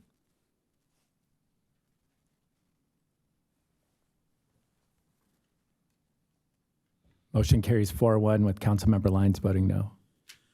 Okay. And that takes us on to AB 1234 reports. We'll start down at the far end. This morning, I attended the Encina Wastewater Authority Capital Improvement Committee meeting. I forgot to mention earlier, but I attended the meeting with Luke for, at the Joint Facilities at Santa Fe Irrigation District. Attended the Santa Fe Irrigation District, went over the budget for the next fiscal year. Doing well, but rates are going up, obviously. So same thing at San Luis JPA. Attended that yesterday morning, and a couple of emergencies over there, but have the capital to cover, and everything's going great. I also attended the San Luis Joint Power Water Association. Great leadership down there, and heck of a new president of the board, doing a great job. And I don't have anything to report. City Manager. I've got two things. This Saturday, the 23rd, we will be doing a free document shredding, battery collection, e-waste, recycling, and mulch giveaway over here at Encinitas City Hall. The event will include on-site document shredding for up to 2 bankers boxes per household, household battery and electronic waste, bulky item donation, and a mulch giveaway. Please remember to bring your own cans, bags, and gloves for the mulch. And that, again, is Saturday, May 23rd from 9 a.m. to 12 p.m. right here at City Hall. And then the other thing is the Grandview Stairs will be opening on Friday. So it was going to be around end of May, but we will make it before the Memorial holiday. Awesome. So thank you. Yay. City Attorney. No report. City Clerk. Yes, we are currently recruiting for an unscheduled vacancy on the Parks and Rec Commission and also for the Skate Feature Committee, and those applications are available on our website. And we are adjourned 11:16, so 11:15 and 61 seconds. Yeah.